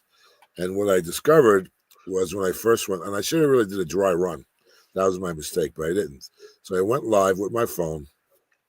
And the first thing that I realized was it wasn't taking the pictures from the back of the phone. It was taking the pictures from the front of the phone. So unless you wanted to watch me for the whole hour, that wasn't going to work, right? And I couldn't turn the phone around and record people because then I couldn't see it and I couldn't see the chat. So like I learned to not panic. I didn't really get too upset, but in a moment I had to like make a readjustment. I said, Mary, put your phone, tune in on the live stream. Give me your phone.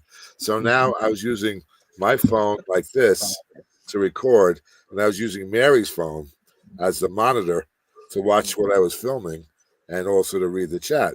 What I didn't realize also, and Archie was trying to let me know, but I didn't catch it, was that that problem when you have two devices close together, they were kind of affecting each other. So for this echo the second half of the hour, you really couldn't hear anything because of all the echo. But people were like getting it by sign language and all. Plus, twice I went, I was pressing this side of the phone inadvertently, and I killed the live stream twice. The first time was like for 4 minutes. I didn't even know how to get it back on, and I figured that was going to be it for the live stream. But people hung in there. Like we didn't lose any viewership, even though there was dead air for like 4 minutes. I said, "Wow, this is a great crowd." So I'm gonna give them justice and continue doing it.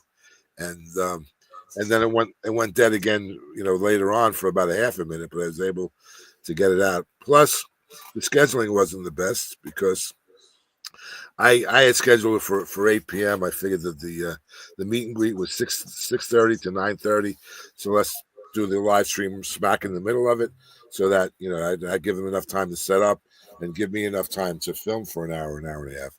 What I didn't know was that Joe and Nicole had scheduled their game show at 8 o'clock as well.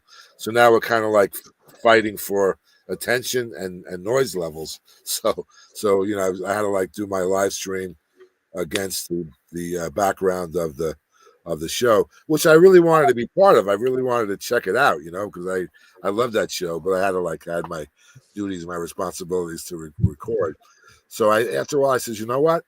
Let me just film the game show. So like about 20 minutes of my live stream was filming the game show. So at least I got a chance to see it myself, and the people at home got a chance to see it. So so it wasn't like the most efficiently done video ever, but I was surprised that it went over well nonetheless. People are very forgiving in this community. That's why I love working with everybody. People forgive you for your inadequacies. No one holds you really responsible. No one complains, and I had fun. And looking back at it, it's kind of a little cringy to watching the replay, but got the idea. And next time you learn from your mistakes. So next time I'll figure out. I'm sure there's a way to make a setting where the camera is records from the back, so I will solve that problem.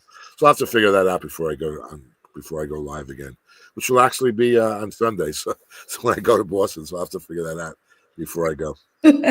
Well, Brad. Yeah, man. I have to apologize for Mary and Mike for not properly introducing us. How are you, sir? Doing great. How about yourself? Good. I've heard some tales about the Black Sheep Society. Oh, crap. Well, I just wanted to say hello to you while we're sharing this screen, and I hope we can talk in the future, my friend. Oh, we will. I did invite Brad to come on to the podcast. We went out to dinner with him, and we had some cool conversations. So it'd be cool to get you on the show, Brad, whenever you're free. And we can have anybody that's a Dolphins fan is good with me, because I live and die that. They make me Where are you from, Brad? I'm from Tennessee, man. Tennessee. He's not far from my house. I mean, what, you're an hour out? I'm about halfway between Nashville and Chattanooga. Listen, the collage of Tennessee resellers is expanding rapidly from this weekend that I'm noticing. Yeah. This is awesome. Well, this good. is Lover Dogs. They're in Tennessee also, in between Chattanooga and Knoxville. Okay. Yep. We should have a meetup. The antique mall. We should have a meetup. Antique roadway highway sale in 2 weeks. And they're doing that. We're actually going up and doing that with them. Yeah, Rebellious You Road know- Resale. They're from Tennessee too. Met those guys on their way back through Saturday night. So We should start a Tennessee chat thread on Facebook Messenger of all the Tennessee resellers. That's an idea. There is one, but it's for what I'm on part of the Whatnot Tennessee chat. So there's people in there too. I'd like to know how many of them there are. Let me ask you. I think Mary's probably going along the same lines. Is there, as I mentioned before, eBay has this facility on their site where you can organize a local meetup, and they support you. They send you swag, and they publicize it and they announce it and all. Is there anyone? Does anyone know? And I'll look into it if no one does. I never heard of that. Is there a Tennessee local seller group? Yeah, there's one that I belong to. For eBay? Is that what you're talking about? eBay one groups? We have an East Tennessee resellers group that they meet once a month at a different restaurant for dinner. Is that the eBay seller group chapter? No, this is just East Tennessee resellers group. Rebel the reseller, who was at the event this past weekend, she lives in the same town I do. And she has this group, and I belong to it, and there's like 17 of us. Oh, cool. Yeah, that's awesome. Yeah. Yeah, Ben, on Sunday night, Brad actually came to Alex's. Brad and Jason did. So we all got to hang out for a little while. So I hadn't met Brad before, even though I hang out with him on lives at least twice a week. Okay, cool. Yeah. And Jefferson was even there for a while. Before he had to leave for his flight. For the flight. Yeah, I had a date with Mike. I was supposed to meet up with him. So, which I heard somebody else got a kiss from you, Mike. I just got a hug. What's up? Yeah, me too. I'm constantly getting into trouble. I had my phone that show it, but I don't have my phone with me. But yeah, I got one. Well, you know what, Don? From now on, I am just going to, not worry about taking any risk with people and just like give everybody my all. I mean, like, one time, I'll tell you what happened. One time I was, a little bit overly, just expressive with my, passion for being with people. And there was a person that really wasn't, was uncomfortable. And then I felt so terrible. I had no bad intentions or whatever. It's just me being a hug type of dog. And, so I've kind of like learned to just be a little bit reserved, but I have to kind of read the room a little bit better. And like I said, I told this story many times where I kind of offended Mike Deathpile Picker once, where he's a big burly guy like me and all, and I wasn't getting the impression that he was expressive in terms of being physical. So, and he was so nice to me. He was escorting me around the last day I was in. I remember it was either Cincinnati or Vegas. I don't know, because we were both at a couple of different events together. And I didn't hug him. I didn't hug him. We were with Sunny Las Vegas. And it's funny because the last day, Mike was escorting us all around, doing some picking and all. And Sunny had a flight like at 2:00 in the afternoon. And I had a flight at like 6. And Mike took Sunny to the airport. And he said, Sunny, Mike, I'll leave with Sonny and just hang out the airport for 4 hours. No, that's all right. I'll take you back to the airport. So we dropped Sonny off and then came back. We hung out for 4 more hours and then Mike dropped me off. And I had hugged Sonny because I had a little bit more of a rapport with Sonny. I'd known him previously, a little better. I'd been to Vegas a couple of times, and I didn't hug Mike. And he made a comment, and no big deal, but he made a comment. Well, I was driving these guys around all day, and Mike gives Sonny a big hug, and I got nothing, and I didn't really mean anything by it. So I had to make a public apology, and explain to him that it wasn't anything intentional. And I told him, I said, Mike, I promise that the next time I see you, I'm going to make it right. And that was at this Nashville meetup. So when I first saw him at the meetup, I run right up to him, give him a big old bear hug, and says, Mike, this is the one I owe you. I step back in again, and this is the one for now. So now I know that Mike is a hugger. And for the most part, the resellers are all very expressive with their It's because we're all in the family. You know what I mean? That's it. We're all part of the family. That's a good impression, actually. We gotta get our hugs and our kisses in. You know what I mean? That's it. I don't think I could do it that well, and I'm Italian. I can tell you were Italian. Oh, you can really tell Joe's Italian. Yeah. Yes. He can put away food like one too. Let me tell you. Yeah. I think that's a segment on the show now. How much Joe ate during the Nashville meetup. Well, we did talk about it last night when we recorded. You did? Oh, yes. Oh, that's funny. Yeah, he doesn't eat much typically, so he got it done. We went through his entire intake on Saturday. Oh my god. That's too funny. Yeah. Good night, Swamp Picker. Got to meet Swamp Picker. He was a cool dude. He's leaving. Have a good night. Oh, Glenn's leaving. Thanks for coming. Jack's backstage if you wanted to bring him in, he said. Yeah.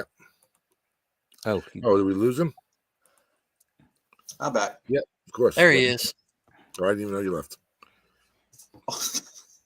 Been going for like 5 minutes. Appreciate that. Well, you got a picture of there. There you go.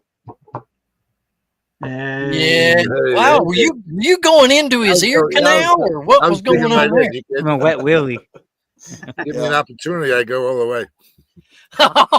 Okay, that was actually the second of the kisses that we got. Oh my gosh. Oh, we were kissing up. I got him first. I got Mike first, but I didn't get a picture of that. This is TMI, boys. Talking about telling tales out of school, right, Brian? Yeah. It was fun though. I told Mike I was giving him a big one next time we get there. Yeah. Kiss. To give him a big kiss. Kiss. Sorry. See? Fine with me. Mike knows what that means too. Telling tales out of school. Yeah. Yeah. That's an old school. That's an old school. Y'all treating Ben like he's some uncultured country bumpkin. And they always do. They always do, brother. I'm used to it. Yeah. I school them, son. Yeah, for sure. You got to be tough as nails to live where I live, boys. Country boy can't survive. That's right. Oh, yeah, dude. We definitely got to have you in the locker room. We're going to have some fun, buddy. Yeah. I passed through your area not too long ago. We picked up a load of Playmobil up there. We actually stopped by Bristol and hung out there for a minute. And yeah, I actually go through there quite a bit picking up stuff. Wow, you go right by where I am then. If you're going to Bristol, you're passing by me. Yeah, we went through the Tri-Cities area. Yep. We actually drove somewhere into North Carolina over there. I can't remember the name of the place, but it was just right over the North Carolina line. So them North Carolina people, man, are weird. Especially the mountain ones. The Wolfman Goodies is the kingpin. The Wolfman. Yeah. He's got six nipples. Yeah, it's weird stuff, man. It's weird. Yeah, he's weird. So Ben, are you close to Knoxville, Ben? Yeah, about 65-ish miles. Yeah. We go to Knoxville probably about once a month. Well, you're about 65 miles away from me then. Oh man. Well, let's see. It would probably be maybe 260 miles because Knoxville's about 200 miles from me. I think. Are we connected on social media? If we're not, we need to be. When you come to Knoxville, let me know. I'll come down. Yeah, I'll have to ask Tracy. She does all of that stuff. I don't know anything about all of that, but yeah, I definitely would love to come up there, see you guys. Oh my gosh, Mike, look at Archie's comment. Oh my gosh. I gotta put that up. No, I'm not that fortunate. That is so horrible. That is so horrible. That's my man Archie. Alex and I were talking about, getting what's the next step as far as getting together, and we kind of had a couple of ideas, and just the fact is that there's 2 or 3 people, opportunities to kind of get together. It's just a great idea. And, we're even learning tonight, there's that many more people that we could really, just basically, get a little informal meet up together. So we're gonna.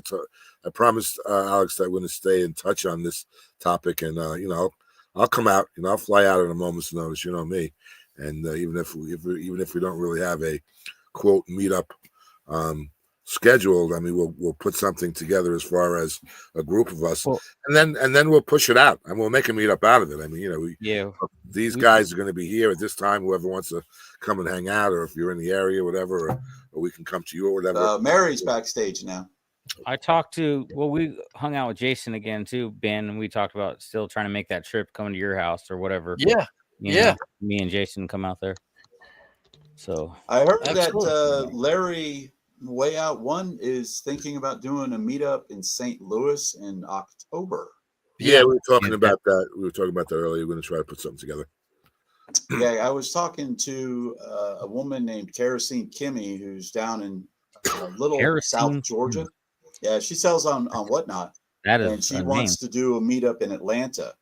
And I was like, wow, Atlanta would be very, very hard because there's so many.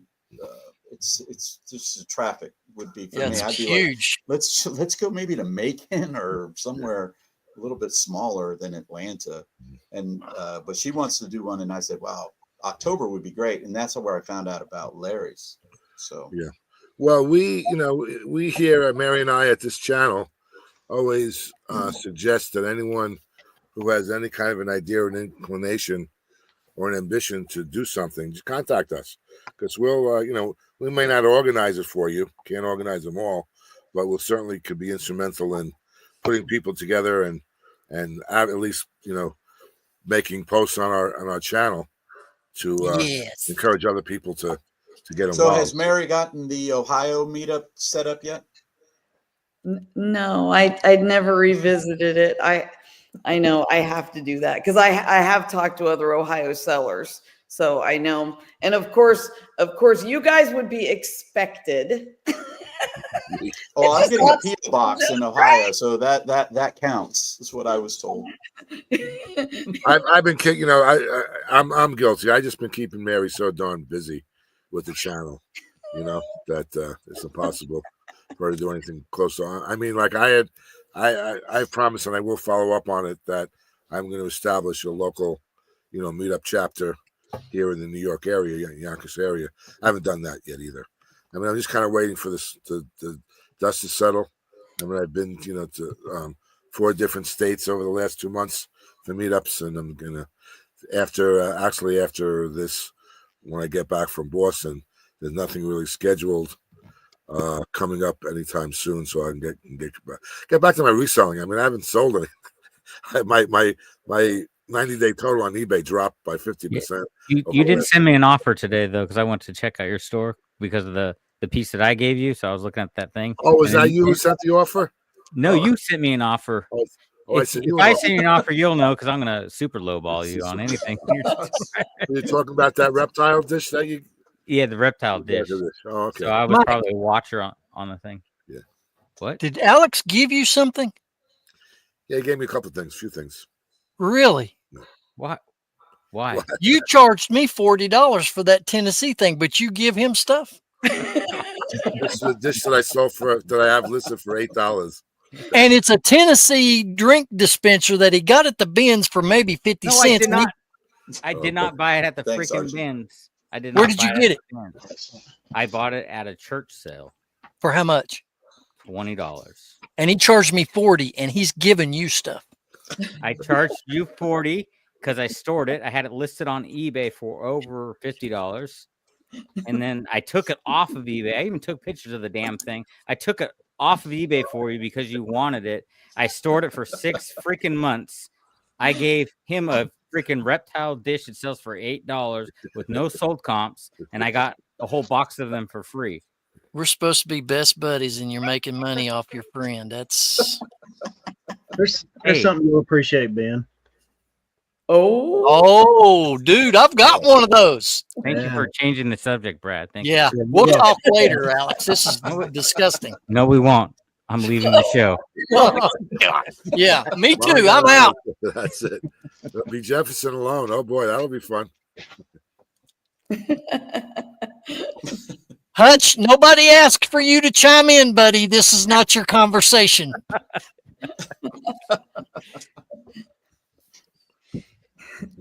Oh man. Oh gosh. That's okay, Alex. When you come to stay, I've got a nightly service fee to stay here at the house. You know what? You could have spent time with the Dermer family because I offered you a place to stay. Yeah, I would have slept down there right at your feet in that basement. On that floor that's concrete. No thanks. Wait a minute now. Hold on. I don't want to get in the middle of this, but I did offer my room to you, Ben, if you remember. I said, No, I don't. You don't remember? I don't remember that. I think Tracy and I had a suite, and we offered the pull-out couch to everybody. No, what I was going to nobody do wanted to stay with was us. we were going to put an air mattress down there, but when Jefferson said he's deciding to come, he says, I've got a room, and I'm like, okay, cool. Okay, well, next year you're staying with me after hearing your experience with Jefferson. So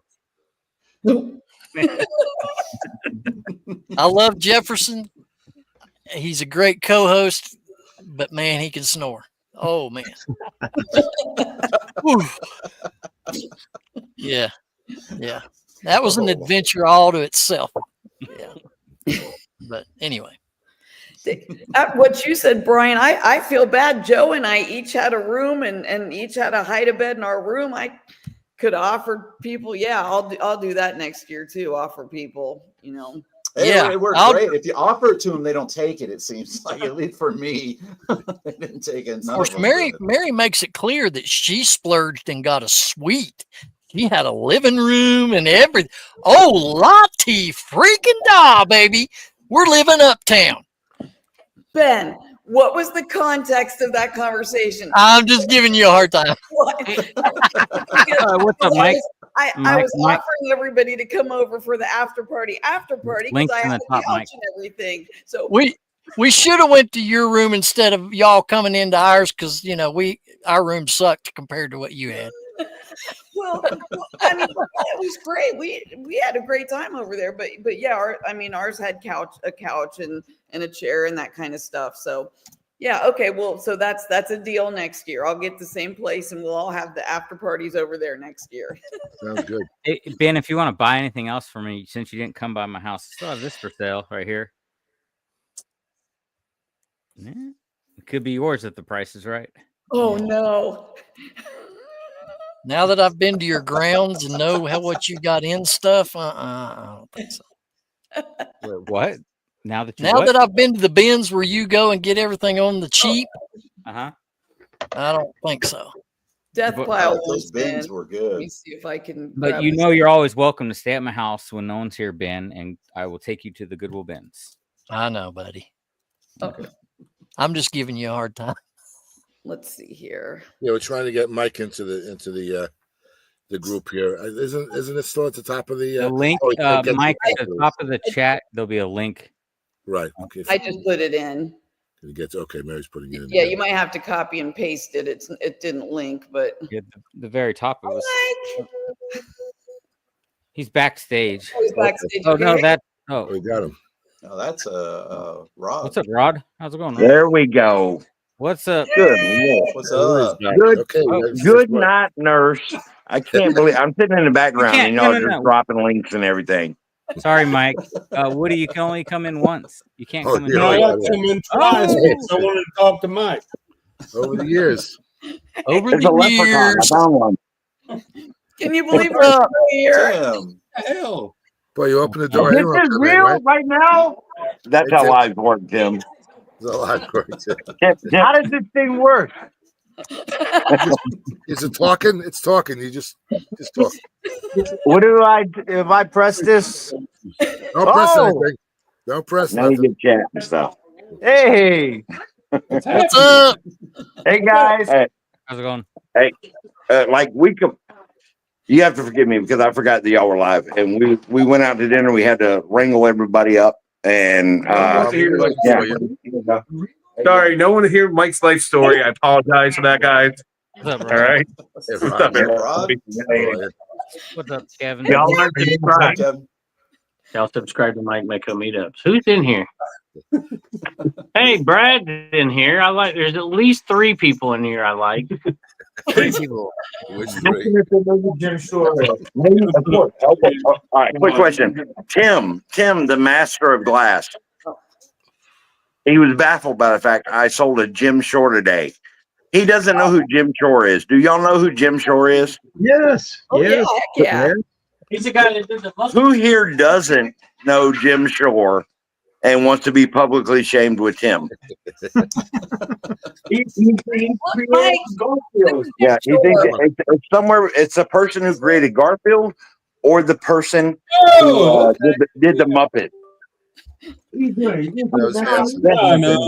Schultz. I have to sit next to you to shame you, buddy. Tell those guys that 3 of them are going to be on my Flipper video in the morning. Oh, you got that? Was it coming out? Yeah, I heard I was three of edited y'all out. are going to be on the Flipper. Oh, look at this. Hold on. Say hi. Oh, wait, never mind. Jimmy quit. Oh, jeez.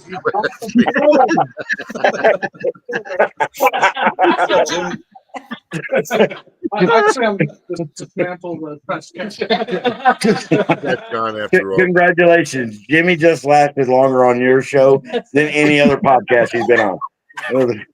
Hey, winning. Hey, y'all make sure to check out Jimmy. He's doing regular visits with my buddy Tim here on RIN every Tuesday. Mike has on copper fit socks, by the way. With cowboy boots. He thinks I have an issue with blood flow or something. I'm going to show him later that my blood flow. And Mike also did get his nipples pierced while we're here. I'm getting my nipples pierced. Belly button, says Joe. Belly button and nipples. Where are you guys on? At Kevin's. We're in Edmonton, Ontario, Vancouver. We're going across Canada on a picking adventure. Don't you know? Good luck with that. Hey, so on a serious note, Mike, how has y'all's show been? Have y'all recapped everything from this past event? Well, we're only on 3 hours and 20 minutes. We haven't gotten to all of it yet, but they're pretty good. You can fill us in. Yeah. Well,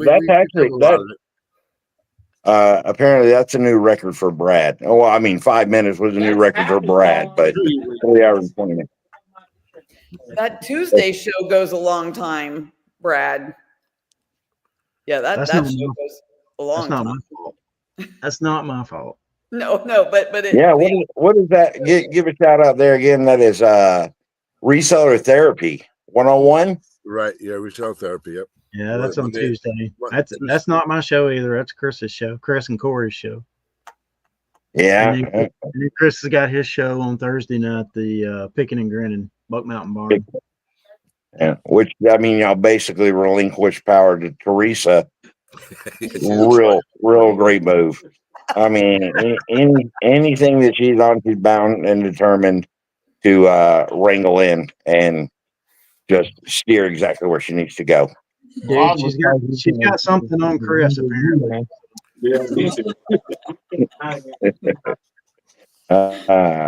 So what y'all hit up about? I mean, 3 hours in, how have y'all been with recapping Nashville? So on a serious note.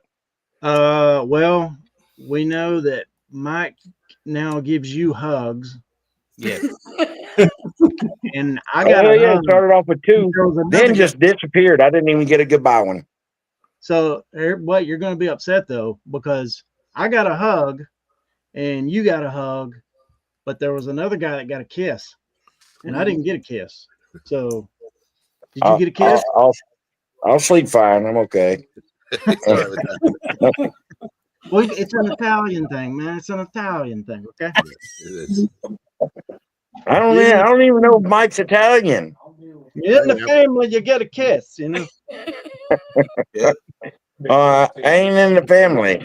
I'll be over here kiss free, perfectly fine. Ben's got a green pen. Ben's got a green pen. What does green mean, Ben? Just happen to be. What do these mean? We got blacks and reds.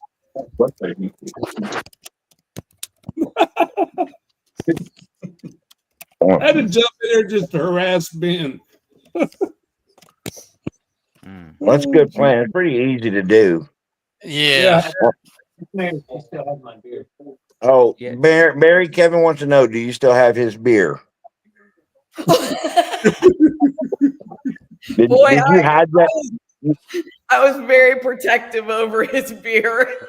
Oh, you're watching. I thought you hijacked it. No, I was watching it, but then I had to go get myself one, and I was not leaving it unprotected, so I brought it with me. Oh. Those are your beers, Mike, that got stolen, but I think Jimmy took one. It could have been. Let's see. I never got to meet Mike Marco. Yeah, I've never met Mike Marco either. Wes is Mike Medco. You're on the channel. Mike, ask Kevin which three are his favorite people. Here, I'll answer. It is Mike Medco, Mary, and Mary. And maybe Mary again. I don't know. What are your three favorite people? I want to know your three favorite. I said it's Mike Medco, Mary, and Mary. Oh, That's not what I said either. I said at least three I like. at least three he likes. He said you're not going to get a straight answer wrong. If it did, it would be Mary, Mary, and Mary, and then he would make up for it by like sending Mike Medco something, and then the rest of y'all would just be abandoned like me. Don't worry, he doesn't like me either. Mary Joseph. Well, it could be Mike, Mary, and Mary as a mirror. What's that? Mary and Mary. It could be Mary and Mary if she has a mirror. Oh yeah. Yeah, no. There's two Marys. No, Mike's 100% Italian. Oh yeah. I don't think anybody else is allowed to live in Yonkers. Don't No, break we're all hot Italian. stones from Mike. Oh, wait, are you a non-pasta breaker? That's what Tim wants to know. A non-pasta breaker? Yeah, like the whole thing with Italians. You can't break breaking pasta. You can't break pasta. Oh, you have to break it. You break you it? break it before You you break cook it. it. You break it before you cook it? Yeah, no, otherwise it's too long. Thank you. Thank you. Otherwise it's too long. He's from Bonkers, Yonkers, I guess. I saw where the people freak out if you break the pasta. Oh yeah, Italian people. Don't break Like Papa Napoli, what are you doing? And don't wash the what is the thing that makes the coffee? The percolator, the mocha Just maker. a percolator. Yeah, don't wash those with soap either. It's so confusing. Tim has, I don't know, he got a lot of worldly insight. Tim, he reads stuff. He reads a whole lot of stuff, with the exception of, history books with dinosaurs. I don't. Okay, let me ask you Fossils. guys: who here believes in dinosaurs? Everybody, Tim. I do. Hey, Mike, this is your channel, so I'm going to give you the option. Can we use the R word on this one? No. No. Listen, yeah. I don't believe in dinosaurs. Okay, that's your right. Thank you.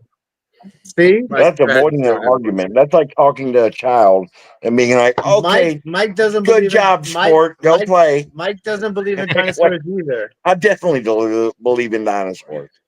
I believe in dinosaurs. I'm not showing them my copper fit. They don't have I copper believe fit. in dinosaurs. That's a dinosaur, and I'm a dinosaur. Ben's definitely a dinosaur. Hey, I don't want to take up too much of your time because we get down here, we got a ton of people and everything. No, go ahead. We're all talked out. We've been talking for the last Mike, 3 hours. Since everyone shared their experience about the meetup and you just jumping in, what was your favorite part of the meetup? Man, I think I'm going to stick with exactly what I replied in the group chat. So the way that Ray did it, and anybody out there that's considering being a part of this thing, it is a must do. Like, this is a top-notch thing. This is that meetup is everything that I've talked to Dave about what Clash the Cash meetup should be. It offers flexibility. just ample lodging across the board for whatever people are trying to spend. You have a ton of events, and you have multiple avenues of sourcing.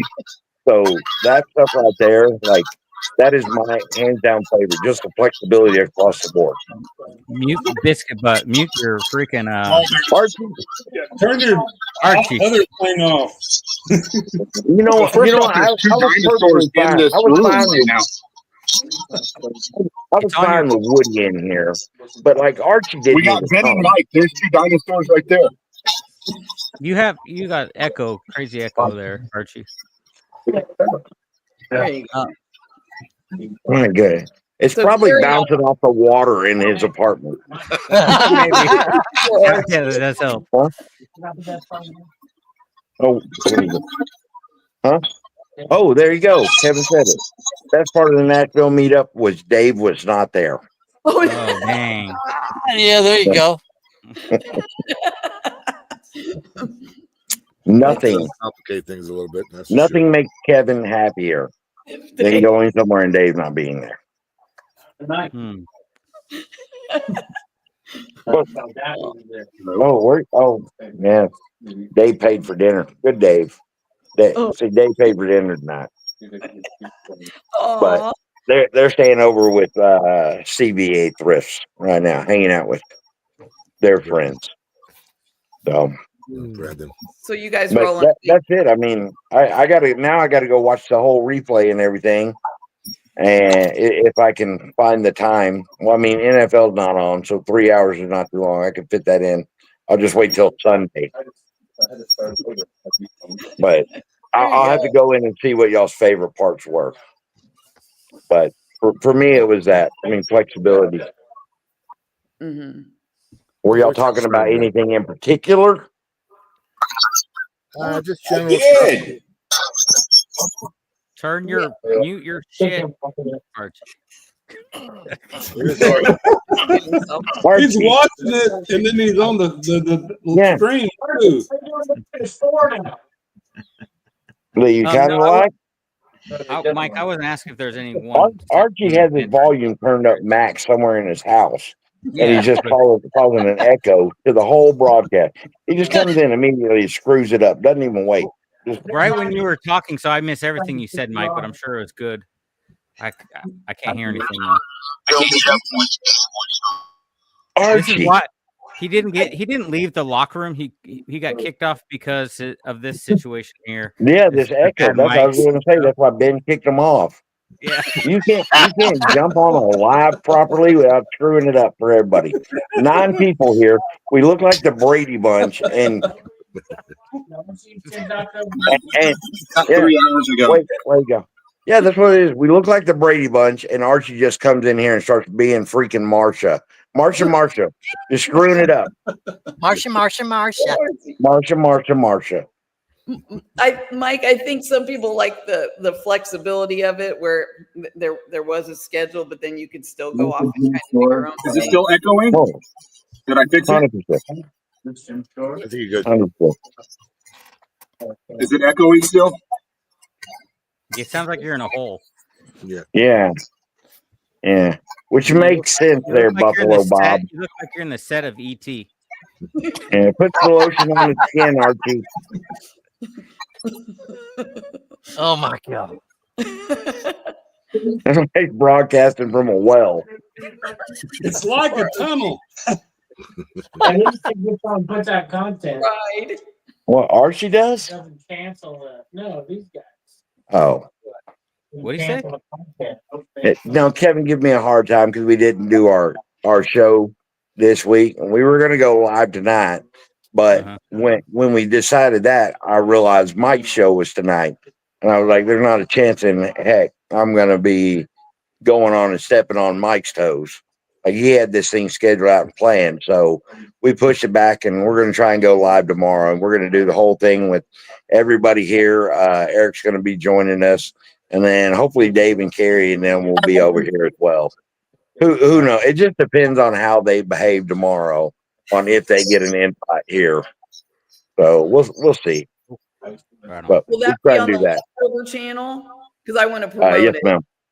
Okay. Yeah. Cool. Yeah. We're going to try and do something because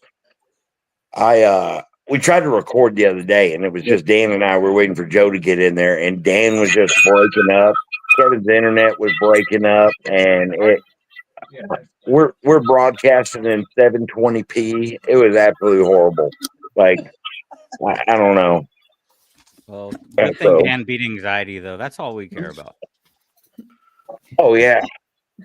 Dan did beat anxiety. He did beat but we got some things to raise his blood pressure tomorrow. So hopefully we'll get it and we'll get him going off the rails. But I'm going to hop out of here and spend some time with these people, guys. And I'm going to watch this all to catch up on everybody's stories, okay? All right. Later, Thanks Mike. for coming in. Thanks for coming by, Mike. Yeah. I appreciate all of y'all. All of us here appreciate all of y'all. And look forward to seeing y'all at the next meetup. Yep. Yeah, we will. More cornhole. More cornhole. Next one's going to be a Trash the Cash meetup, by the way. You don't know What's that? Yet, oh, Trash the Cash. Meetup's going to be a Trash the Cash meetup. I will talk to Dave. Sounds good. And see if they get it going. But you're absolutely right. We need one. We need a Trash the Cash. And hopefully all of y'all can make it to that one. Except Archie. If he comes in with an echo. I mean, you're welcome. Just don't leave your echo at home, dude. That's it. I fixed it. You did. You sound beautiful. Now come and talk to the people while I hop off here. Y'all take care. Take care. Later. Bye, Rod. Bye, Tim. Well, somebody else can talk now. Okay, Archie. What's up, buddy? How's it going? What? I'm out of here too because I got an earache now. See you later. Dude, why are they redoing the ceiling in your house? Did it flood all the way to the ceiling? All the way to the ceiling. It flooded from Mike's got some powerful piss, man. It flooded from upstairs all the way to the downstairs. Second floor, first floor, total. The water got to the ceiling? Of the first floor. Dude, here's the thing. It was only like an hour and a half at the most. 4 a.m. The water, there was so much water that came downstairs that it caused the entire fire alarm system to go off. Dang. So that's what woke us up at like 6 a.m. Oh my God. Wow. I get it. It leaked from upstairs. Yeah, the downstairs got the worst of it. Okay. Because upstairs, all they had to do was just basically 2 feet of drywall around basically every room up there. And then downstairs, they had to do the entire ceiling, every wall. So, I mean, obviously, since it came downstairs, they couldn't just do 2 feet. They had to do the entire walls. But like literally, you could see through my kitchen, my laundry room, the bathroom, into the office. You should just come and stay with me. You should come and stay with me till they get it done. I know. Dude, honestly, if I would have known it was going to take this long, they still have 2 or 3 weeks left. Dang. Oh, man. And I thought maybe 3 weeks to do everything at the most. No, the mitigation company took 3 weeks. But if I would have seriously known that, I would have just packed up the dogs and myself and gone to Kansas and stayed with my mom for 2 months. Yeah. Yeah. That's crazy. What a bummer. Yeah, definitely. Besides all that terrible stuff, Archie, how are you doing? Good, man. Doing good. I haven't done anything, man. I haven't sold anything because I had to shut my store down because it's all buried in the garage. Because I literally had to take everything out of the house and put it in the garage. So I'm down to $400 in 90 days and 10 items. 10 items in your shop? So guess what, Mike? That's going to be my new video series when I start back up. That's great. That's Wait. You're making an announcement? You're starting back with some videos? Oh, yeah. Yeah. Yay. That's awesome. That'll be good. Huh? Oh, go ahead. Go ahead. I was going to say, like everything, I believe when I see it, Archie. I know. I have all talk sometimes. Yes. Hopefully next I year. have faith in Archie. I have patience also. But I got faith. Well, yeah, I'm still subscribed. I'm waiting. I know 1 video a year. That's what we get when we subscribe to Archie. Hey, believe it or not, Alex, I picked up like 10 new subscribers from somebody in the Nashville Meetups Facebook group. Wrote, hey, can everybody put in their channels? Yeah. So I was like, well, I wasn't there, but here's my channel. And I got like 10 new subscribers. That's awesome. That's awesome. Archie, you going to try to make it next year? I will be there 100% next year. That would be awesome. I would Mike, like to meet Archie. Archie. Time stamp that, Mike, that he just said that. Well, guys, we seriously are, we're going to try and get something going in October, right, Mike? Mike, here in Vegas? Yes, sir. Well, in October? October? Yeah. So it's just the bathrooms will not be accessible for anybody. Yeah, especially me. That's all right. I'm used to going off my front porch. There you go. That's Actually, how we do it in Tennessee. In October, you could have my birthday bash. This is going to be Mike's new piss jug. Archie, how many rooms do you have at your house, Archie? 3 bedrooms. Can I rent one from if there's a meetup there? You what? I said, can I rent one if there's a meetup there? Yeah, man. You just have to $200 a night. Let's see, what can I make you do? You just have to give my dog belly rubs every night. Okay. I'll list one item a day for you. And bring your sleeping bags. We'll have warm races.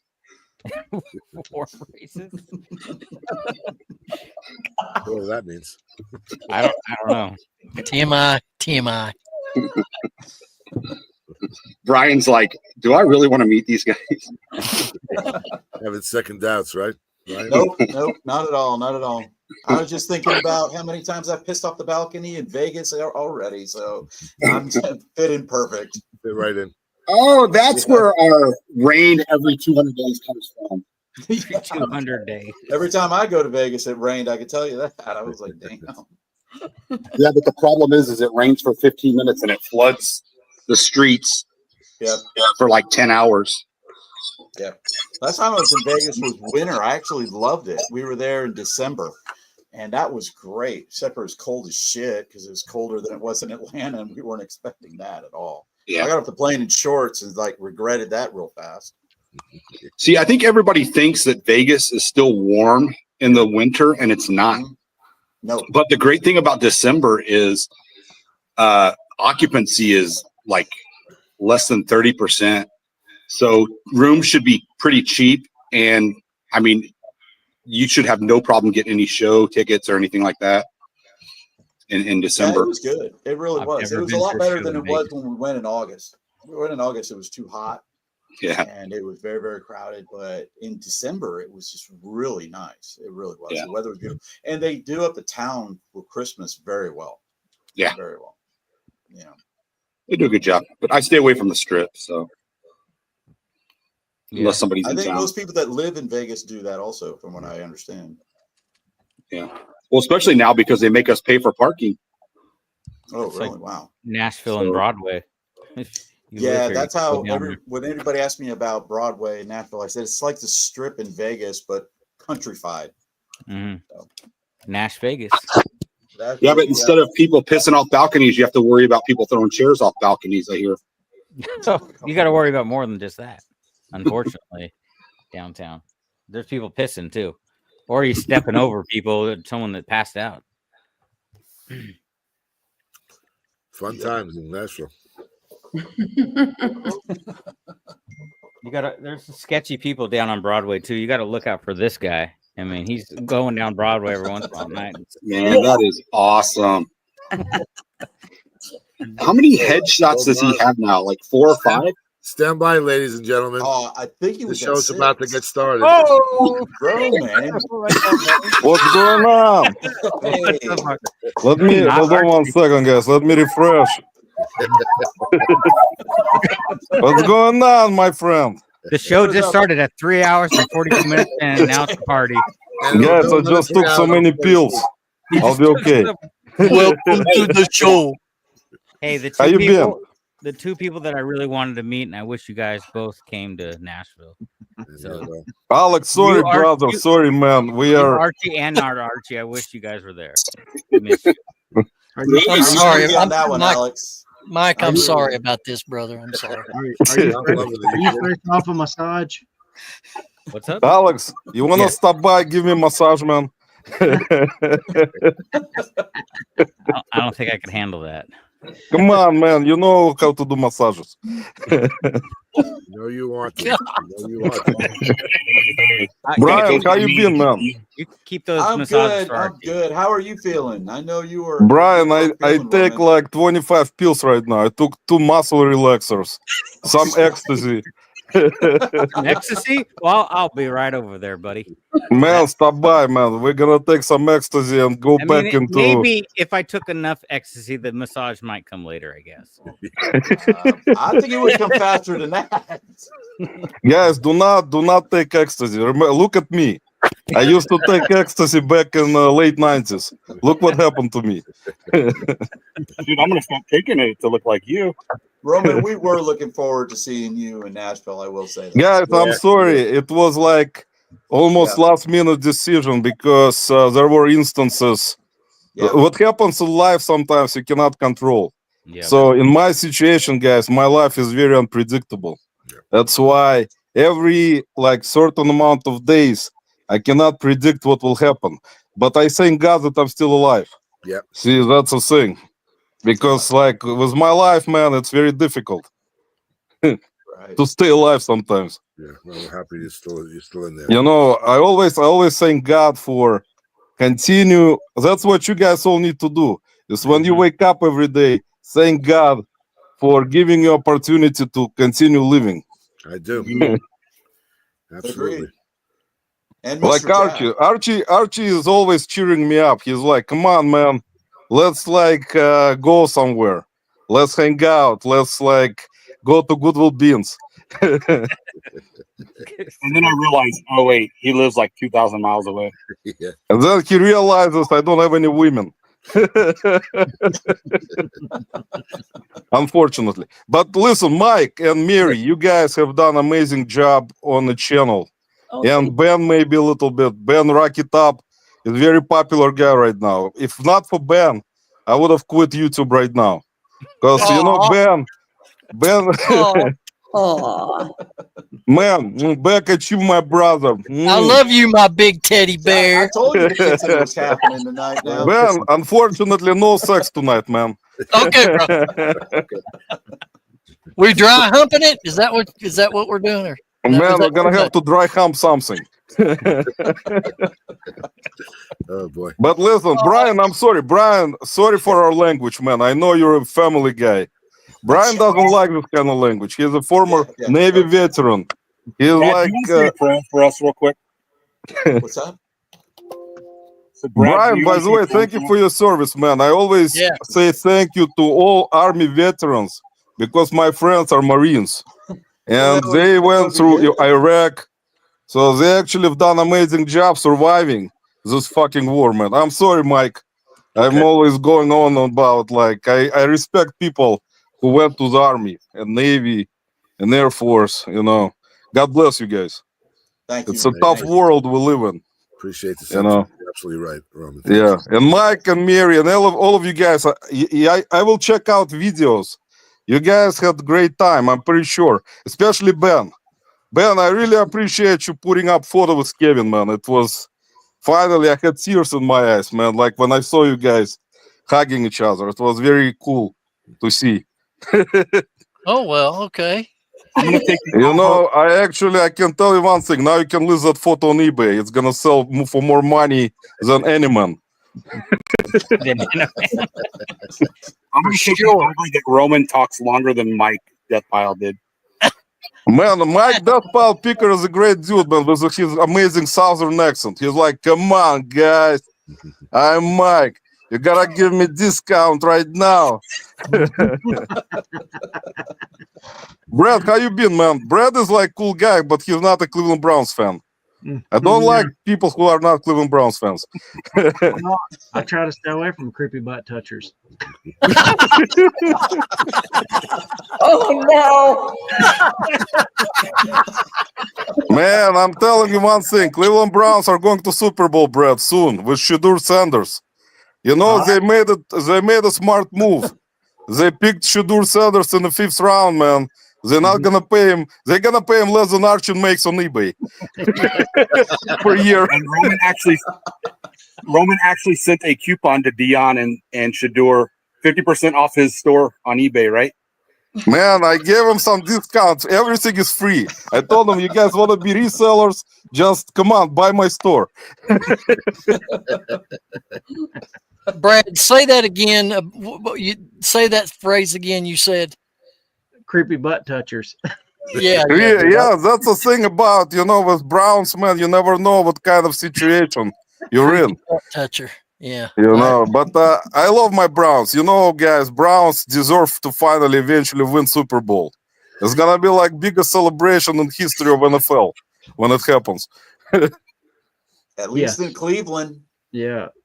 Man, Cleveland this year has great teams, man. Cleveland Guardians are good. Cleveland Cavaliers going to the finals. So we got great teams. I don't think the Browns will win a Super Bowl in Ben's lifetime, but maybe ours. Man, Archie, we don't have that much time, man. Look at Ben. He's over 100 years old. Still alive. Sorry, Ben. Ben, I love you, man. Ben is a great guy. I know, brother. I know. Sorry, man. I know that you like to live in Nashville. If you would have moved to Cleveland, man, you would have had better life. I don't know about that. Come on, don't think about Alex, man. I know you like Alex. All them butt touchers up there, brother. I don't think I can hang with it. Archie, how come you're not sleeping yet, man? It's only what time is it? 9? Yeah, it's 8:50, man. Wow, it's early in Vegas. I think I'm the earliest on this little podcast right now, huh? It's almost midnight here. Yeah, Mary, by the way, I will be going to Dublin, Ohio in about maybe 3 weeks. Okay, cool. So I will let you know if you want to meet up at Dublin. Let's do it. Okay, awesome. Yeah, because I'm just in Powell. So yeah, I can bring Brad with me. Brad will drive from Florida. Okay. Make sure Joe's with you. Welcome. Yeah, make sure Joe is with you just in case because Archie is concerned. Okay, I'll bring Joe. But so you might have to get in between Roman and Joe. I don't know. Actually, Tracy and I are coming up to Ohio. The Seville citywide sale in June. Oh, okay. Yeah. Which place? Which suburb? We're going. I don't know. I've never been to Ohio in my life. Brian, come on. You know Ohio is the best state, man, in the United States. There is not even close. You can tell everyone that Ohio is the best state. And even better than Virginia, man. I've never been, but we're going to be going up where Ken and Jill are. So we're going to spend some time. I know where it is. I can stop by. It's close. Yeah, he said you're about an hour away. And hour like 20 minutes. I'll drive up there. All right, that's good. Ben can come over too if he wants. I'd get killed if I come in Ohio. I'm a Tennessee guy, remember? Ben, come on, man. With your accent, you're gonna make it good in Ohio, man. You'd be fine, Ben. Oh my God! I'll teach you how to speak Russian, man. You're gonna start saying bad words in Russian to everyone. Okay. Sounds good. So you Mike, to the listen. Ohio meetup. Hey, look, Archie, your dog wants to eat, man. Give it some food and take it outside so it can poop. Well, I'm trying to let him see you so he can. I know. That's actually true. That's he's happy or she's happy. But Mike and the guys who've done Nashville Meetup, it was amazing job. Yeah, I'm sorry, guys, that I can't make it yet. Hopefully, God will allow me someday to make it somewhere in this life. That would be awesome. Yeah, but health is the most important thing that you guys have. Yeah, absolutely. If you're not healthy, that's it. Everything is over. Reselling, life. Yeah, true. That's actually true. I agree. Yeah, hopefully we'll see you next year or maybe before then. Ben actually had a great time. I heard that Ben went like crazy with like some drinks in bars, giving some tips to hot chicks over in Nashville. Come on. Something like now that. I know I gotta see Ben next Nashville meetup then. You're something else, boy. Man, Ben, you know I love you, man. You're one of the famous people in the community. You know, there is no one better than you, man. Except Archie. No, I won't take that. Yeah, I'll take that. Mike is a kind guy. Mike Metko, guys, is one of the most has the most amazing heart in history of any type of community. It doesn't even matter what community. Mike and Mary are the best.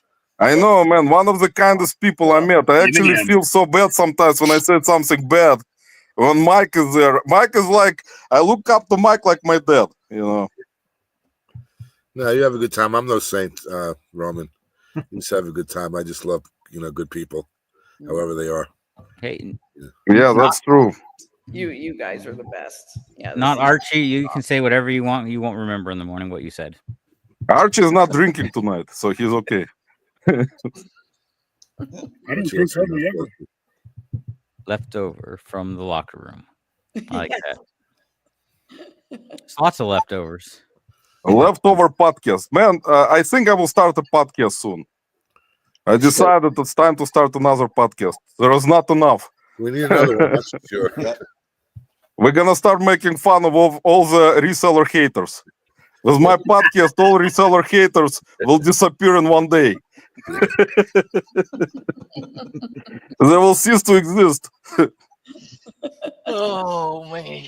Yeah, you can do it. No, I decided I have a kind heart. I'm not going to counterattack reseller haters. I wanted to really badly, but I decided that I don't want to do it right now because, they're stupid, man.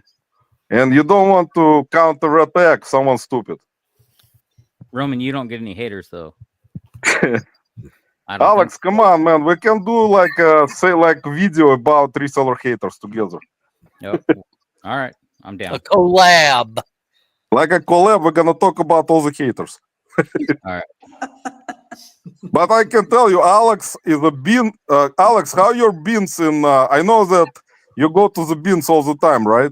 Yeah. And we got really good beans in Cleveland here. Very good hardcore. I always call them hardcore resellers because they don't have any social media. They don't have any Instagram, YouTube. Yeah, and they just come to the beans every day for numerous hours. And that's how it is at the Goodwill Bins here. Everyone there is there every day. It's always the same people there. They're all full-time resellers. None of them do YouTube, though, and they all hate on YouTube resellers. I know, man. Believe me. I can tell you, Alex, our beans here in Cleveland, they don't realistically hate on YouTube resellers. I tell them I have a channel. They're okay with it. They are just, younger generations. They don't like it for some reason. I don't know why. Yeah, there's definitely a lot more younger people there, too, at my bins that I go to. But you still pull out. I watch your videos. You find good books there, too, Roman. Man, I bought a storage unit last week, and there were like over 300 books. Nice. And I actually sold them to Half Price Bookstore. So I didn't even, because some of them are really cheap, like $3 books, $4 books. So I decided, what's the point of even trying to list them or doing like lots of them, Yeah, that's what I got. Books. I got McKay's here. It's the same thing. They'll buy them off of me. So if I bring books home that aren't worth my time, they're duds. I take my dud books over to McKay's. They gave me around 30 to 65 for 3 boxes, depending on what books are in there. But I took Mike Alex, in there. I was going to ask you about that. Tracy and I are planning on hitting the bins and actually going from the bins straight to McKay's. So there are people that I'm there with every day, and they do not even resell on eBay. They just that's their whole business is taking stuff to McKay's. Right. So they've known over time how much McKay's is going to pay them for certain items when it comes to books or video games, electronics, because you can take books, video game, electronics, and toys over there, any type of media. So that's what they've built their business around, and go over there every day after the bins and make. Man, that's actually true. And I actually did a short on my channel about those types of stores that buy like different things, like reseller stores.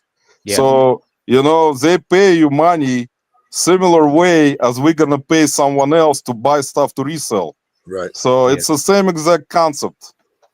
Now, Alex. Yes. remember what was it last week that I sent you a picture that somebody was giving away free, like thousands of books here? Did you? And I asked you your thoughts. Yes. Did you have flashbacks to when Ben lectured me about the 13,000 classical CDs that I could have got for free? I actually remember that. I remember that. Yeah, I remember that. But you didn't get the books or the CDs. Well, but the CDs I tried. I got. I mean, the guy kind of bamboozled me. The books, though, I didn't even follow through. Be thankful you didn't get all that. Yeah, it was hard to see for me to tell what books they were to really give you any direction to go because the pictures, but they look like mostly mass market paperbacks. Which, if you were in a situation like me or not Archie, you could take those. You could pick them up for free and take them to that store and still make money. Yeah. So, Archie, Ben, put it this way: if I would have had those 13,000 classical CDs, I would have been able to come to Nashville. Yeah. Most likely. Yeah. Archie, guess my. You didn't talk me off the Ben. You did not talk me off the ledge on that one. Guess my. Fart. So that is a segment that never made it onto the reseller locker room because I said you guys cannot bring that to the show. I will not be a part of that nonsense. That was recording backstage. Yeah. The days before reseller locker room was one of the most amazing and #1 podcasts in YouTube reselling community. Put it this way: if we did some of the stuff that we did backstage back then, Mary definitely would not be a fan of us. True. Or wait, maybe she would actually. Well, should we tell them what Mary like? I should. Should we tell them what the segment is we're talking about? I'm sure they can figure it out. Y'all know what it is? It's called Guess My Fart. I remember hearing you guys talk about that. That was on the podcast. Ben, you don't want to play Guess My Fart when you have a date. You have a date. That sounds like a first date type of. Roman, just hearing you talk, dude, is just funny in itself, man. I'm sorry. Yeah, it is. I agree. Man, Ben, Mike, I can tell you one thing. I'm so happy that you met Ben already twice, and I never met Ben. You could have. Did we scare Brian? I don't know. You get himself. I'm out of here, man. This is sick. Brian, where are you? And Brad's gone too. There's Brian. I think I hit my computer. Brian, did Mr. Jack kick you off, man? Did Mr. Jack Treasures just kick you off? You and that Mr. Jack, I love it. Man, another video is coming soon, Brian, about Mr. Jack Treasures Corporation. There's gonna be a couple of more videos coming out about Josh Galt too, because I love Josh Galt.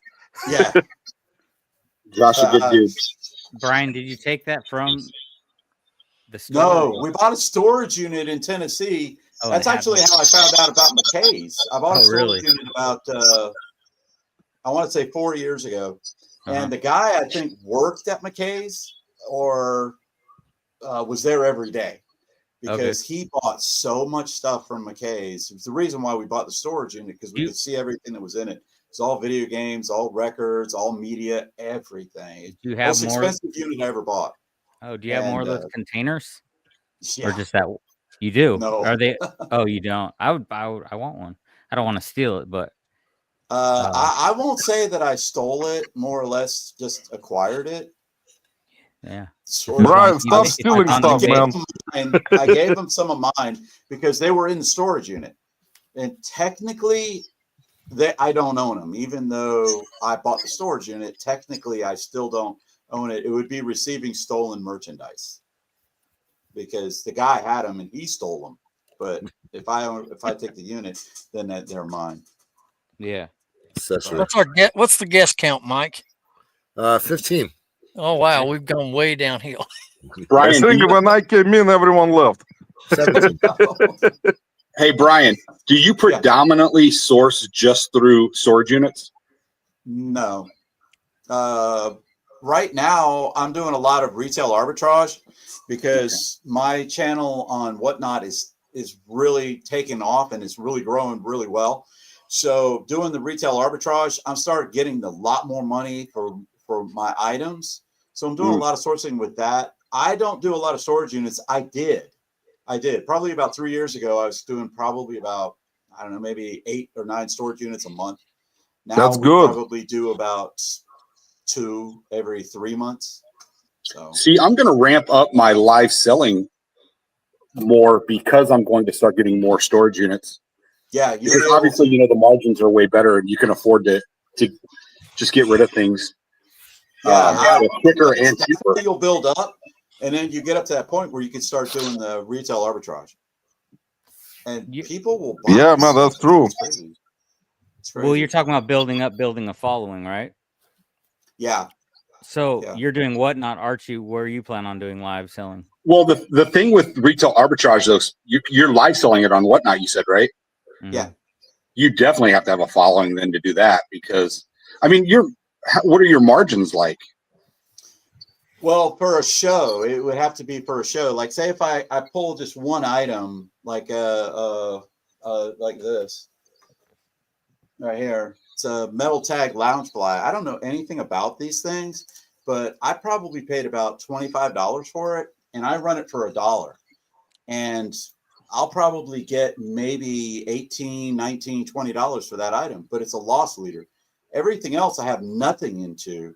Gotcha. So I'll sell that stuff for like $6, $7, $8, and then my whole show makes all that money. But now I'm starting to get to the point where if I grab one of those and I run it for $1, it goes up for $30 or $40, and I only pay about $25 for it. Yeah, so that's not bad, Brian. Okay. How long have you been doing Whatnot? 3 years. Oh, okay. Wow. But it hasn't taken off until last year, and it didn't happen because of the Nashville Meetup. The Nashville Meetup is when I met all of the Whatnotters, and then I realized that's actually where I met all you guys. I didn't meet you physically, but like I knew about Archie. I found out about Ben, Alex. I saw you at the meetup, and then I saw your channel, so I started following your channel. I started watching Archie on Joe. I'd flip that show. I started watching some of the a lot of the locker room stuff. And that's when I started realizing, wow, there's a whole huge ass community out here I didn't know nothing about. So yeah, that's when it started to take. Brian, you know, the good thing about it that you never watched my channel. That's actually, I always advise not to watch anything I do. I started watching yours when I was watching Ken versus 10. And you were always on with Ken versus 10. And I said, dang, I really like that guy. That guy's funny as shit. Archie, same thing. Just hilarious. It cracked me up. Man, Archie is one of the best comedians in history. No, you just got to spend a day with Mike Metcalf. It is a grind, though, doing the lives. It's definitely a grind. You got to just keep going and going and going and build up your room count. And I had a show today. I didn't have but maybe 25 people in the room. Made about $270 in an hour and a half. So nice. Yay. That's not bad, Brian. See, congratulations, man. Thanks. See, you're a real businessman, not like me and Archie. Hey, I don't know about that. I think I saw a lot of them at the meetup that were way better than business people than me. Hey, were you part of that sudden death that Derek put on? Yeah. Yeah. That was absolutely freaking crazy. I would probably do it again, but oh my God, it is crazy. I watched some shows and I don't think I have that kind of stamina. I mean, I know it's only 10 minutes, but holy moly, that was 10 crazy. minutes. And holy moly, Archie. We started doing like 5-second sudden death and 10-second sudden death, and you couldn't. Then you have to do 2-second sudden death, and literally you can't swipe that fast. I mean, you're getting crazy what you're asking for the price, or maybe $2 or $3 more. I burned through $130, 130 items in 20 minutes. Wow. Man, that's actually good, Brian. Does Mr. Jack Treasures help you out with that or not? Brad.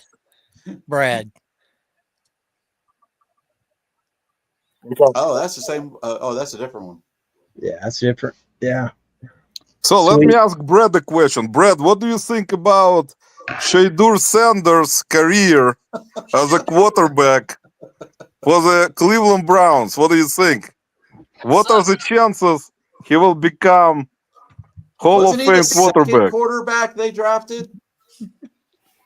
I don't see it. I think he'll be a career backup. Honestly. Seriously? Yeah, he's cocky. Like he's like a he's as not as good as like a Tua. So he's as accurate. He throws an ugly ball. So he's better than Nico. Yeah, I don't know. I like. Is he better than Cam Ward? Oh, I don't think he's better than Cam Ward. I don't know, man. It'll be interesting to see if he actually gets a fair shot at it. But I think he'll start for somebody probably in about 2 or 3 years, but it won't be a good team. Yeah, I don't know. I mean, it's like he's like there might be intangibles he's got just because of being Deion's son and stuff. But yeah, but the problem is if he was smart, he is worth way more out of football than he is in football. Yeah, that's actually true. That's why the Browns finally made a smart move and picked him in the 5th round. Well, no, I mean, honestly, this publicity is probably the best thing that happened to him. Yeah. Like think that people may think that it's negative, but I'm telling you, he's going to benefit in the end. Yeah, Most likely, yeah. I think not getting picked was probably the best thing that could happen for him. But like, I don't know. I just I don't know. I will have to see.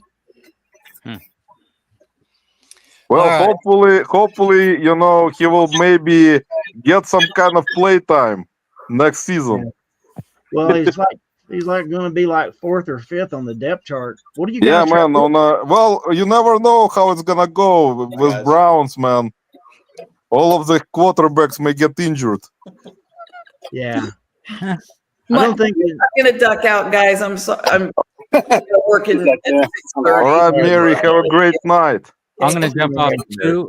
Mary, thank you. Mike, thank you. Everyone else that's in here. Thank you, Alex. Take care, brother. Alex, it was good to talk to you, my friend. Thanks for coming. I'll get with you because I go up to Nashville, about once a month. Oh, right on. Yeah, for sure. Yeah. Hit me up on Instagram. It's the best way to get hold of me. You got it, my friend. Me too. Ben, yeah. Me 3. You got Archie. Next time I'm in Vegas, I'm hitting you up. Brad too. Yeah. Yep. Everyone will hit each other up. Where actually are you? Are you in Florida? Hey, Mike, I'm in Tennessee. I'll hit you up too, Mike. Oh, you're in Tennessee also? Yeah. Yeah, definitely. Good night, Alex. I love Tennessee. Yeah. Pretty Hey, just so anybody knows, and anybody that's in the chat or anybody that watches this on replay, I am right, Mike, I'm 8 minutes from the airport. Yeah. Just message me that you're coming in town. I have no problem picking you up and taking you to saving money on. Guys, Archie will not charge you anything at all. He just will kiss you and hug you. That'd be cool. All right. Pleasure, guys. I've loved every minute of it. Mike, congratulations for setting a live record, 4 hours, 11 minutes and counting. Thanks, Ben. Peace and love. Have y'all on the podcast sometime. Hit me up on social. We'll get you scheduled. All right, Ben. Man, take care of yourself, brother. You too, Roman. Love you, brother. Take care, man. All right. See y'all. Yeah. So, yeah, I don't know. It's going to be interesting to see what happens with him. I don't think Deshaun's going to play for the Browns anymore. No, he's not playing anymore, man. I think that Deshaun Watson, man, is gone. His injuries have completely killed his career. But his agent, he should thank his agent for getting him so much money that he'll be okay, man. Yeah. Oh, yeah, he's going to be fine. And then Joe Flacco, I mean, he's literally on his last leg. So Joe Flacco had a legendary career, man. Yeah, he was way better than he gets credit for. So, yeah, but for those 2 backups, what a great guy to learn from, though. Yeah, he is gonna be most likely. Actually, to tell you guys the truth, when Flacco played for the Browns 2 years ago, He was one of the best quarterbacks that Browns had since they came back in '99. Yeah, I don't know about who was the one they took that the Browns took. That's kind of like the fourth quarterback on the team. Dylan Gabriel. Yeah, Gabriel. Yeah, he may be. I don't know, man. I don't know. Maybe decent. I don't know. You never know. I don't see like a huge difference between Kenny Pickett and Shedeur Sanders, honestly. Like, you would think that Shedeur would be like way more athletic than he is, but he doesn't seem to be like a scrambler necessarily. He holds on to the ball a little too long. In the games I watched anyway. It's like he's not as decisive. I think the best comp for him is like in that Tua range. Tua gets rid of the ball quick, brother. And that's the thing that makes him dangerous. Miami never had a good line for him. Yeah. So if Shedeur, good night. Good night, see you, Ping. Yeah, if Shedeur can if he can crack that part of it and get rid of the ball quick, I think he's like in that Tua-ish range, which you can win a lot of games with a guy like that if they stay healthy. So. Man, you never know how each NFL team plays, because NFL is a league of unpredictable type of situations. You never know what kind of player gets injured. It's one of the most hardcore league. So there's everyone has a chance. Kind of. I don't need to change the subject, but real quick, if Ping's still on, talking about somebody that I definitely want to meet one day. Ping is somebody I think we all want to meet. Yeah. She's always so supportive. She's probably the godmother of. Yeah, that's actually true, man. Ping is very, very polite, always supports, always nice, always comes into chats, Mm-hmm. And a lot of respect for Ping. And there are a lot of people like that in the community, by the way, that always come in, support, and not like me, guys. I'm very vulgar. That's right. Mike nailed it. She's Ping's the international woman of mystery. Yes. Yeah, but back to reselling subject. Brian and Tracy, guys, I have to give shout out. Have done amazing job putting out so many videos lately that they set new record for putting out YouTube content. We're trying to grow the channel. Man, that's good job. That's how you do it. You have to put out as many videos as you can. Yeah. I mean, there is no other way, man. There is no other way. Yeah. We're gonna get some watch hours tonight, that's for sure. It's funny, just before you came on, Roman, it was like about 3 hours and change in. And I says, you know what? I'm starting to feel like Roman now because he goes 3, 4, 5 hours. Man, I used to like that mic a lot. That's why Archie asked me today, how come you're not doing any lives right now? But my overall things happening is I don't have time to do so many things that I'm behind, and I cannot catch up. Should we spill the beans? Yeah, guys, there is a possibility that me and Archie will soon start doing lives. Getting married? You getting married? That would be awesome. Really? We haven't figured out a day yet. Yeah, we have to pick a day, and basically we'll see if it's gonna be convenient for certain days. Oh, definitely do that. For me personally, and Archie maybe, and also Woody reached out to me to do the live also, so we'll bring Woody on. So it's gonna be killer type of life most likely. Cool. I got to definitely get my redneck dictionary. Yeah. I cannot speak anyway, but at least I'll learn some words. See, I'm gonna need a caption for Roman and for Woody. Man, Woody got the coolest name. I don't know how he got that name. On, Archie? What channel? We'll probably do it on Roman's. Oh, okay. Yeah, we're gonna do it on my channel, and most likely if Archie is okay. He told me he will be fine. He'll survive. So, but I told Archie that all the proceeds from the everyone will go to Archie's fund. And I said no, it'll all go to you. Archie said that he will support poor resellers like me. Oh my God. That'll be great. That'll be great. I tell you, one of the high points when I was out in Vegas with Archie in October. You remember this, Archie? Yep. Was that you and Lisa had us on your show, and that was great. I really enjoyed myself. That was Man, it was one of the fun shows, guys, and I always appreciate people who helped us out with reaching, certain degree of relevance in lives, and it's great. That's why Brian and Tracy were saying originally they were not part of a community. Eventually they liked it, and now part of the community. It's kind of fun, right, Brian? It is a blast, and I actually love the community. I really do. I can't get to as many meetups as Mike, but I'm trying to get to the ones that I can. So that's why we did Planes to Profit, and then right to Nashville after that. And I think I got another one scheduled. I don't even know. But I do love the community.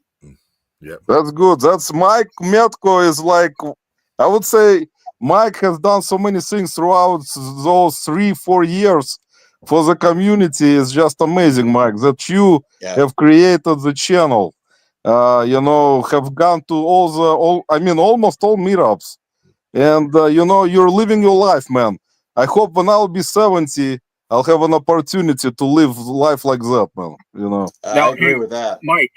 Mike, do you think that the Nashville meetup is now taking over the Cincinnati meetup? Because we had like 200 plus at that meetup. Yeah.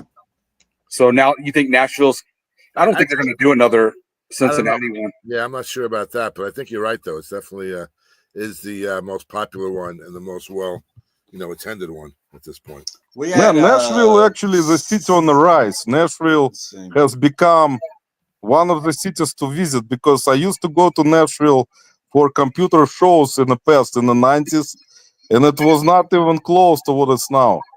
Yeah. Nashville has completely grew into like really big city now. Well, I know last year there was between 60 and 80 people there, and there was over 200 this year. Yeah, and I told Ray, expect maybe 300 next year. Yeah, because the buzz that this one got and is getting, and everyone had such a great time. Yeah, and so many people. I mean, 2 or 3 people in this chat already tonight said that they would have liked to go. They didn't, so they'll be coming next year. So multiply that by, a number of people that aren't here saying it but thinking it. Well, I will let you know this. My ship that I was on when I was in the Navy was the USS Downs. We have a crew reunion every 2 years. Yeah, I have missed every 2 years because of the Nashville meetup. It's at the same exact time, and I'm like, well, I'm gonna go to the meetup because that's amazing seeing all of these great people. Yeah. So it is something I will not miss. Cool. That's actually good, Brian. See, that's why you guys are having fun. You're getting Ken's headshots every year, different types of headshots. Eventually his headshots will become very famous, so you guys can list them on eBay, make some money. Well, a couple of them sold already. Yeah, a couple of them were listed on eBay and sold right away. Yes, there you go, Mike. I'm telling you, Ken is very famous right now. Yeah, he is. Guys, in about a year, we will see Ken in Hollywood, on the Hollywood Walk of Fame. He's a great guy. He was in earlier. No, Ken is a great dude, actually. I had the opportunity to visit Ken numerous times here. While Brian and Tracy will be here in Ohio, I may drive up there. Yeah, if you don't, Roman, I'm driving to Cleveland. So let's go, Brian. We're gonna go to Cleveland and buy a storage unit again. Yeah, yeah, that would be a trip to buy a storage unit in Cleveland and try to drive that back. Yeah, man. Those storage units, Brian. You love to buy storage units like I do right now. Well, I'm still working on one that I bought 2 months ago, so I got to get. Man, you guys are buying big ones. My brother in Florida right now, in Miami, he buys 5 units. He just bought like 3 units recently, but he's in Miami, and they got really good stuff in those units, man. Those are expensive down there. And they are expensive in Miami, but down in Florida, and it went way over what I was going to pay. So Brian, you're not afraid to get the ones with furniture? I don't like them because I don't have a means to sell them. I had a booth at one time in an antique mall, And so I would put it in those, and I don't do any resurfacing. I don't do any of that. No. I put it up on the marketplace, and I blast that thing out of there for like $40. I'm like, just come and get it. Just come and get it. Yeah, I don't like buying units with furniture either, man. Well, you guys have heard of Art of Resell, right? Yeah. Well, so he's here in Vegas, and the one great thing about he and I is we get completely different units. He loves the furniture because he flips it so quick. He's got a warehouse though that he can store it if it's. Man, you gotta have a warehouse to store You gotta that. clean it is the thing. When it's in a storage unit and you get it out of the storage unit, you almost always have to clean it and do all that stuff. And it's like, God, I don't want to. I think he sells it as cheap as possible. Wow. Just get rid of it. Yeah, that's actually the right way, man. I would have done the same thing. I would have listed it as cheap as possible to just get rid of that crap. Yeah. I've sold it straight out of the unit. I mean, I have them come and pick them up out of the unit, so I don't even take them home. I picked up a unit once that it basically looked like it was from a hair salon that closed down. Yeah. But they had one of those like big chairs, massage chairs. Yeah. That actually for pedicures though, but it was a massage chair. Right. And I was looking on local on Marketplace, and I mean, people had them listed for months. And I was just like, free, come get it. It was gone within like probably 4 or 5 hours. But but everything else that was in the unit I made a killing off of. But yeah, that one thing I was just like, somebody come and get it. So that's what I would probably do if I like really saw something that I really wanted in that unit, but it had a couch or a dresser or something. I would probably just take a picture as soon as I get there of it, put it on Marketplace, and hope somebody, because you have some places you have 2 days, some you have 3, and just hope that somebody comes and picks it up within that 2 to 3 days. Then you don't even have to worry about hauling it off. Yeah, because you need this type of bigger furniture, man. You better try to sell it as fast as possible. I'd rather just give it away. Or give it away. Because I'm not getting a unit because of the furniture. I'm getting it because I saw something else that exactly. That's all most people do. Yeah. Mine is mattresses. When I see mattresses, I'm going the other direction. When Brian sees mattresses, he knows there will be some bed bugs in them. Oh, there's no doubt. And I don't have land. I know Corey and Teresa from Grams and Pops, they have like 10 acres of land. And whenever he gets those mattresses, he puts them out and then burns them. Yeah, burns them down. Shit, I can't do that. Yeah. With all bed bugs. Yeah. That's the right way to do it, man. You gotta have to destroy those types of mattresses right away. Mm-hmm. I'll just take them and give them to the people in the tunnels. Oh, God. Oh man, those people in the tunnels in Vegas, Archie, are like, I've saw some videos about the situation. Well, man, that's crazy. Then when we get our one rainstorm for 15 minutes every like 250 days, then they all just kind of wash out. Oh man, that's crazy. I've saw the videos and I've seen the people look like they're like zombies, man. Yeah. But I mean, it's sad, man. It's not their fault it happened. It's like you never know how life turns out, man. That's the thing. Yeah, unfortunately, when Mike was here, we saw our fair share of them. We did, yep. Especially because we're going to the blind center every day for the boss. Right. Unfortunately, you drive right through Tent City. Yeah. Oh, man. Yeah, man. Brian, what do you think about joining District? Are you planning to join any District marketplaces? I'm on it. I'm on Shop Commons. I sell on there a lot. I'm on Dibsbit, but I haven't done any live shows there. And I've done one on the dollar auction. So dollar auction, yeah, was approved. I'm on there. The problem is I don't have a following. So for me, I would lose a lot. I would probably lose a lot of revenue if I went over there. And the way that I'm doing my business because of me retiring, I'd much rather just stay where I'm at, and I'll do a couple of things over there, here and there, and stuff like that. Yeah, but you guys have done an amazing job on Whatnot. You grew the following. Yeah. Which is good. Yeah, I wouldn't leave Whatnot, Brian. Yeah. So you got a good there, stick with it. But Yeah. a suggestion I can make, whether it's like the dollar auction or Dibdit, those guys are great at supporting too. So like I would to reach out to Corey or reach out to Kevin or Mike. I talked to Corey today. Corey and I talked today. And I talked to Corey a lot. Yeah, he's a great guy, and they'll sandwich. Yeah, that's true. They'll put you in the middle of a raid train, or they'll support you, or they'll lead in with you. I mean, nice thing about the district platform is you can co-host, so you can get somebody with a following right in your show, selling alongside of you, and you get their following, and a following will grow fairly quickly. That's true, exactly, 100%, man. Mike can't co-host because he still has his Motorola flip phone. Mike, that's okay, man. Those phones are popular right now. Yeah, there's a lot of people carrying them. Archie, but I mean, it's actually props to people who created marketplaces for resellers to succeed.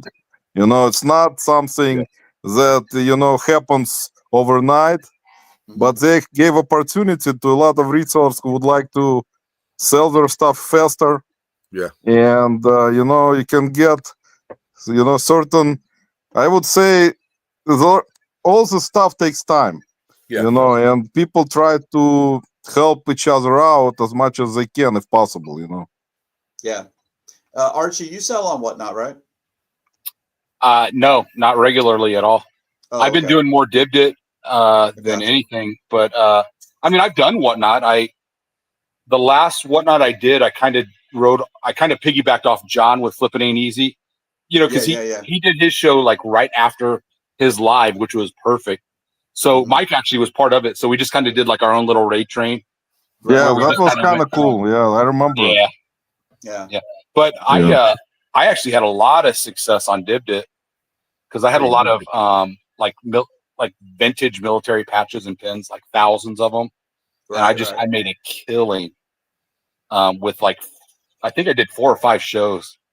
Yeah, that stuff actually is good for it. Yeah, that stuff is good for live selling. Yeah. Yeah, we're gonna try it. Tracy and I are gonna try it. Yeah, definitely. It's just that's the thing though. You got to find a way to get your audience over there. But I mean, how do you do that? Hopefully, just through social media, because you can't do it on the platform. I know that's the only way. It's tough, but I mean, but then again, if it's not broke, why fix it too? Yeah, that's true. For me, it's one of the things where I have that following on Whatnot, and my following is not even all that big. I only have about 8,500 followers, so it's not huge. But who I have is very loyal, and they love the stuff that I have. They love the deals that they have, and they can get them from me, and they know that they're going to get a deal. And for me to take them and to bring them in, I have to bring them to districts too. And see, that would be kind of tough for me to do. But I could build a following over there. It would just more or less be me bringing stuff that I don't want to bring stuff that I wouldn't sell like on eBay or Whatnot over to the district, because I don't want to be that. Agreed. I just have to divvy the stuff up and say, oh, well, I'll take this over to there, and I'll take that over to there, and that over to there. Yeah, that's true, man. That's actually smart. Yeah. Yeah. See, Brad has his own marketplace too, but he doesn't want to allow anyone to sell him there. A lot of people I've noticed are starting to have their own marketplace. There's a lot that happens. Man, I'm telling you, it's gonna be like one of those biggest online super malls, like supermarket malls with a lot of stores. Yeah. Yeah, that's exactly what it is.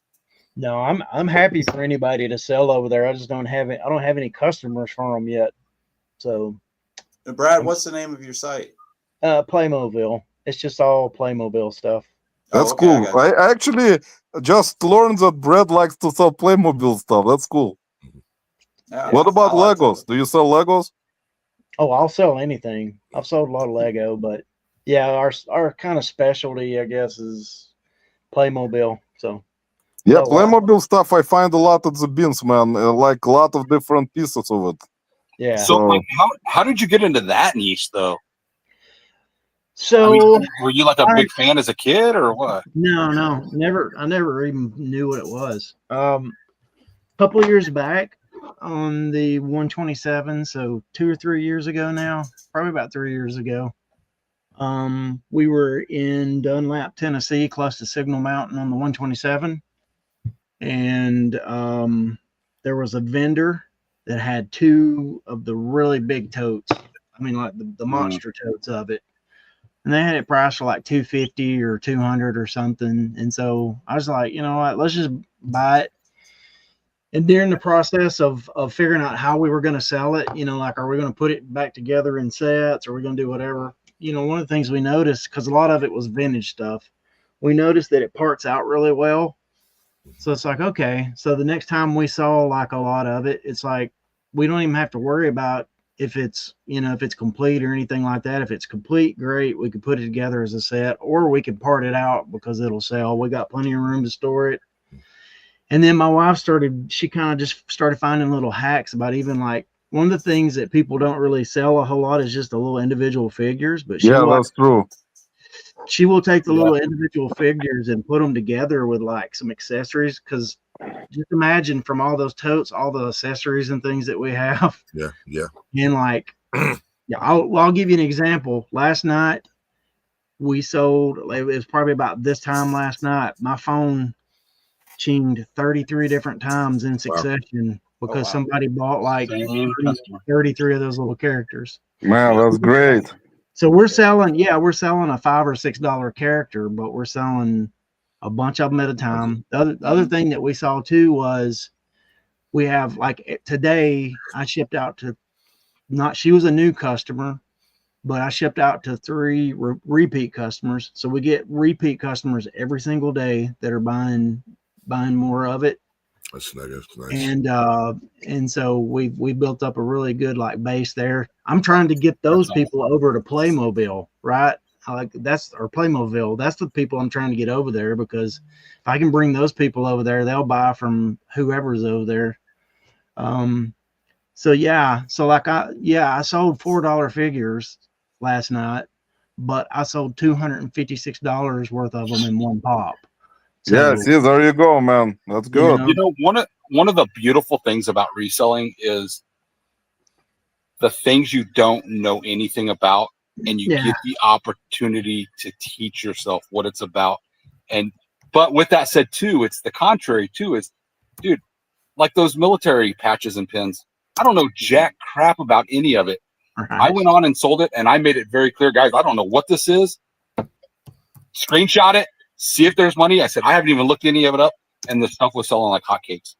Man, that's the beauty too, is you don't have to even know, just have the right audience. But see, what I did with those military pins and patches was I joined a couple Facebook groups of military pins and patches, and I did a post every day that I had a sale or that I was going live with my link. So I was getting people in there that were basically selling it for me because they knew what I had. Right. And I did that the first time that I ever sold on Whatnot. I actually have a video of it. My very first video, I think, that I made was me selling as a nobody on Whatnot, and I sold laser discs. I came into a huge laser disc collection. I got a lot. And well, what I did was I joined like 3 or 4 laser disc groups on Facebook, and I just hoard out my Whatnot show like 2 weeks out. I was sending the link, and I love that. And then the closer I got, I kept spamming even more, to where it wasn't a lot of people, but I had a steady 15 people. Only problem is at that time they did not have media mail, so I kind of got screwed, and I didn't make the kind of money that I thought I was going to make. Yeah. But it's not about marketing necessarily or knowing what you have to sell. It's marketing to the right people to bring them into the shows. And that's one thing I've learned is, social media, you can find groups of whatever you're selling and get them There's in. our next Whatnot show. What is this? They're vinyl things, little vinyl figures. Oh, that's cool. Stuff. Oh yeah. Yeah, those will sell. Animal. Yeah, that's cool stuff for live selling too. Yeah. Oh, that's cool. Sweet. Yeah. Tracy's doing that show. Yeah. I do about 80% of the shows, and Tracy does 20%. And see, that's another thing, Archie. If you're doing it by yourself, right? Yeah. Yeah, it's so much tougher to do that, to get an audience, because I get people that come in because they love the banter between me and my wife. They absolutely love it. They come in there just to hear me and Tracy dog each other out. Yeah, they also come in to see Mr. Jack sometimes. Mr. Jack is right there. I think that is Mr. Jack. I think the male-female combo, whether it be YouTube videos or reselling, is the best option to take. It's funny because Ben's not on here, but I cannot tell you how many times Ben and I would have private conversations about how, like, it's unfair because we watch people. And again, I'm going to bring up John and Jenna because they're good friends of mine. They might still be watching. I don't know. But it's like they make reselling easy because there's two of them. And it's just us. Like, we're the shipping department. We're the PR department. We're everything. Yeah. But with that said, too, for every couple that is successful, there's just as many single people that are. So it's an excuse. I get it. You know, like, there's no reason I can't be as successful as a couple is. Yeah. I just have to prioritize differently. But it definitely makes it easier when you have somebody with you. It does. Tracy and I ran the show. I don't know how many items we sold, but we ran the show, already shipped everything. So, and that's the good thing with Whatnot. Once you get that 1,000 sales, it's instant pay. Yeah. So once we print out the label, slapping them all in a box, and we were done. And like I said, Mike, I thought you were off already. It was like an hour and a half, and I said, Mike's going to be off. He's not going to be still on. No, Mike is okay. Mike can go on for another 10 hours. You are setting a record, I think.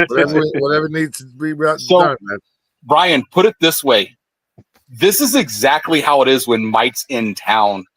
Like, we literally, like, wherever we're coming home from, we're like, yeah, we're going to call it an early night tonight because we're tired. Yeah. And as soon as we get home and we go outside and sit down, or we sit on the couches, dude, we're talking for another 2-3 hours. Yeah. I can imagine that. But that's great, man. That's what it's all about. See, that's kind of having conversation about things. You know, Mike right now traveling, enjoying his life, reselling, enjoying what he loves. Yeah. You know, I wish for all people to be at certain age and enjoy still what they love. You know, it's rare. Yeah. No, let me just tell you, I didn't get a chance to respond before, Roman, when you said that, you know, how you appreciate me and Mary and all we do for the community. What I like to say is, in all sincerity, from the bottom of my heart, I appreciate you. I appreciate, you know, everything that the community has given for me. You know, like I said, I started on, I've always told this story. I won't repeat it in its entirety, but like when I started off, it's like, you know, I didn't know anything about eBay or anything about reselling. I used the YouTube community to, like, you know, encourage me and to teach me and to, you know, like, you know, give me entertainment and all. It was lonely otherwise, you know, otherwise a lonely thing. I loved it, but still, it's like basically me and my, you know, right in this room is where I do all my listing and shipping and everything, and that was cool. But like when I found this community and how they really kind of expanded my whole, you know, enjoyment of this, you know, of this thing called reselling online, it was great, and it just kind of like just kept me going, and you know, it gives me something like to do. I mean, I've been an electrician for like about 55 years, and that's done because I can't do it anymore. So now I needed something.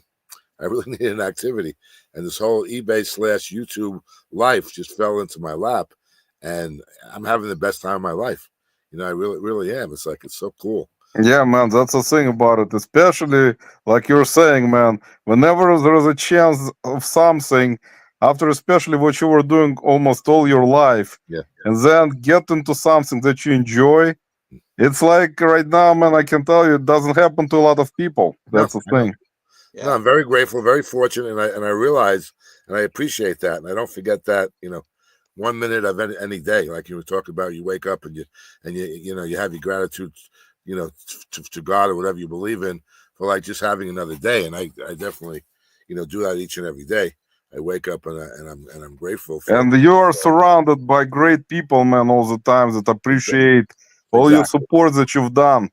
Not just going to lives, giving shout outs to people, posting stuff on Instagram constantly right now. Yeah, no. I see the stories, I see everything, man. And like I said, it's amazing, that there is amazing people, and they always are supportive. Me and Archie like to joke around, of course, because that's my nature. Yeah, I cannot get out. I enjoy it like you, Mike, enjoy reselling and traveling. I enjoy kind of joking around a lot. Nah, that's all part of it. It's all fun, but just that support, man. I couldn't believe it. Like, I launched my channel, and all right, I know a couple of people, from just kind of like being in the chats and everything. Mary, the outpouring of support from the community. I mean, Mary and I were on like about 15 different channels over the course of the next month. And I was on Brad's show, as well, and and just people just like gave us a chance to kind of get established in the community, and like just one after another, people just like saying, here's our community, we'll take you in, we'll support you, and we got off the ground really nicely, from right from the beginning. And I can't. Yeah, Brian, I just want to say one thing. If you want to go to sleep, just wave your hand. Just not off. I'm good right now. Mike. Yeah. I've actually enjoyed kind of watching this whole journey you've been on, because I've basically seen you come out of your shell. Now, you've never been in your shell around me. No. Like privately or anything. Yeah. But we've seen it out. I've seen you when you were nervous to even come on a live. Yeah. Like the one time for John's 20th, 20,000. Yeah, I remember that actually. How nervous you were. Like, even when I first met you, how nervous you were to even be around certain people. Yeah. And to just see you, like the difference between them and now. Like, you're such a natural now. Yeah, man, true. 100%. You want to go live every day if you could. I do. I love it. You kidding? And and this is a side that a year ago, I would have never thought that I would have seen of you. It really is a year ago. I mean, I started this whole thing in December. And it wasn't. That's how time flies, Mike. Yeah. You just started it, and already look where you are. 5 hours into a live stream later. Exactly. I think that eventually Brad will fly to Cleveland and buy Shadur Sanders' jersey and have him signed it. I think Brad could have walked to Cleveland in this time that we've been on this live. I know. It is fun. It is fun. So, guys, me and Archie will talk about when we're gonna start doing lives, and hopefully it will be fun. I kind of enjoyed doing it in the past. Hopefully, I still gonna like it. With Archie joking around. Maybe it's gonna be entertaining. Maybe it's gonna be useful and kind of educational for someone. Maybe we're gonna have to invite Mr. Jack Treasures as a co-host. So we are not sure yet. I think the ratio of words said between you and me will probably be somewhere around 35-1. Maybe Archie will speak more this time, and we're gonna do 10-hour lives. I know if you guys go live, I'll be watching. Brian, appreciate it, man. Make sure to tell everyone in Georgia.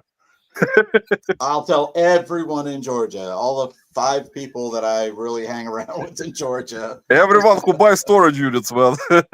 Yes. Mike, are you getting tired, bro? I'm good. I'm like hanging in there. Mike, what was your best sales this week? Tell us the truth, man. I'm always tired, so that's a given at this point. But what was that? What was your best sale of the week? I don't sell anything anymore. Here, let me check. Actually, I made a couple of sales during the live here, but not like the. Knowing Mike, he probably sold the swag bag from the meetup. I think he sold every swag bag from every meetup that I've ever been to him with. Yeah, but that's good, man. Some of those swag bags can go for a lot of money. Yeah. Brian probably has a lot of swag bags also. He probably keeps them just in case. I just got here's two. here's my best sale. I just sold this a couple of days ago. I don't know if you can see it. So the Nike clubs. Nice. Okay. Oh, I see it now. Yeah. Yeah. Kind of. 113. That's good, Mike. That's not bad at all. I'm on a 20% store-wide sale because my sales really have been in the crapper. So that originally was like about a $160 set, and I sold it for one. But that's good, man. Golf clubs and stuff like that is always not bad. Yeah, this time of year, absolutely. So that was Archie. What about you, man? How were your sales? Really, Roman? Are you rubbing it in? It's very important, man. We cannot do. Did you not listen to me earlier when I said I had to shut my store down because? Did you not see my walls and my ceiling? Man, I know, Archie. Man, I'm sorry. Wow. By the way, yeah, Archie. Sorry, brother, that you're going through this remodeling. I know, man. I had like a $75 DoorDash order the other day. There you go. Man, that's not bad either. Did you get any give him a sticker? What's that? Did you give him a sticker? Did you give him a sticker when he came and delivered it? No, I delivered it. No, he did. Oh, you delivered it. Oh, yeah, he does. I do sometimes too, but rarely now. You know what? That's funny. I should actually I should make stickers of my channel. See, because I like my little biscuit with my little avatar that I have. Yeah, it is awesome. It is. Everybody else thinks it sucks, but I like it. Oh my gosh. I was giving them to the waitresses at the meetup. Yeah. They were all getting stickers for me at the meetup. Brian, that's a smart move, man. That's very smart move. Yeah, I gotta do something. Nobody else is watching my shit. I gotta get somebody watching it. Sorry, Mike, I didn't mean to say that. No, Brian, there is a lack of you guys. Eventually, after putting out so many videos per week, you're gonna get there. It's much complicated now, man. There is so much content out there that people already. Thank you, Brad. I appreciate that. Yeah, I went and subscribed on my channel and my on both channels I have. Oh, there you go. That's our sticker right there. Yeah, there you go. You have a burner channel, Brad? Nashville exclusive. So oh, that is cool. Yeah, that's nice. Oh my God. Yeah, I can't wait to get one. I got you one, Archie. I'm gonna put one aside for you. Thank you, Brian. Just give Archie 2 stickers. 2. All right, you got hey, Roman. I gotta listen to what Roman says. So he's got Mr. Jack's ear supposedly. I don't know how he does, but Mr. Jack Treasures is just one of the most popular, entrepreneurs in the history of the reselling. History too. Yeah, he started before World War II. I think it started a long time ago. Yes. Yeah. It's definitely the up and coming channel, though. It's like we always have these little cycles in the community. Man, I enjoy Brian. I really enjoy your what is it? Storage unit videos. Yeah. We got to do some more because I'm still working on the storage unit. I'm in Dallas, Georgia, which is a little west of Atlanta. You know what you need to do is talk about store. Actually, since I buy storage units, there is a lot of stuff in my kind of what I wanted to discuss on my own videos, but you guys can touch up on a lot of interesting things about storage units also. Like there are some interesting situations that happen all the time. Yeah. Yeah. I think we know our next topic. Our next topic is going to be when you have you ever had a confrontation with an old owner of a unit? That's going to be a very interesting one. We have. We have. I'm waiting on mine. Yeah, it's let's just say the cops were called and we were told to stay in the facility, in the storage facility. Oh, wow. Yeah. Or from the original owner. I'm a CCW carrier, so it's not that I invite somebody to do that because, of course, I would never want to be put in that situation. But right. Well, this guy, you know how you go in the storage facilities and they have the cameras, and the cameras are on all of this. The guy was watching me and my wife taking shit out of the storage unit and taking it out to the truck, and so then he went out, came out to the back. So the storage facility called us and told us they stay in the facility. We're locking all of the doors so he can't get in and everything because he was really aggressive, I guess, with the lady and stuff. Man. So we were like, okay. She goes, yeah, they should have called the cops on him, but I mean, whatever. Yeah. Yeah, they did. But the fact is, him watching us take his stuff out of the unit, I was like, oh my God, I don't know how I would react to that. Yeah. Brian, here's a good question for you. What do you think about some storage units that people rent out? And then what happens is they already kind of decide when they rent out storage units, they're not going to pay for it. Do you think they just go into the unit, get all the good stuff, and leave other things that they don't want to like take and just don't pay for the unit? Yeah. I'm sure especially those facilities that offer like 1 month free.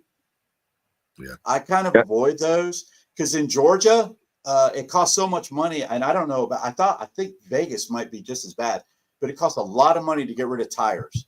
So tire companies in Georgia rent out storage units from 1 month free, and they'll have their employees go in and rent them out. And they, you know, a lot of them are. I don't mean to sound bad, but they're like undocumented.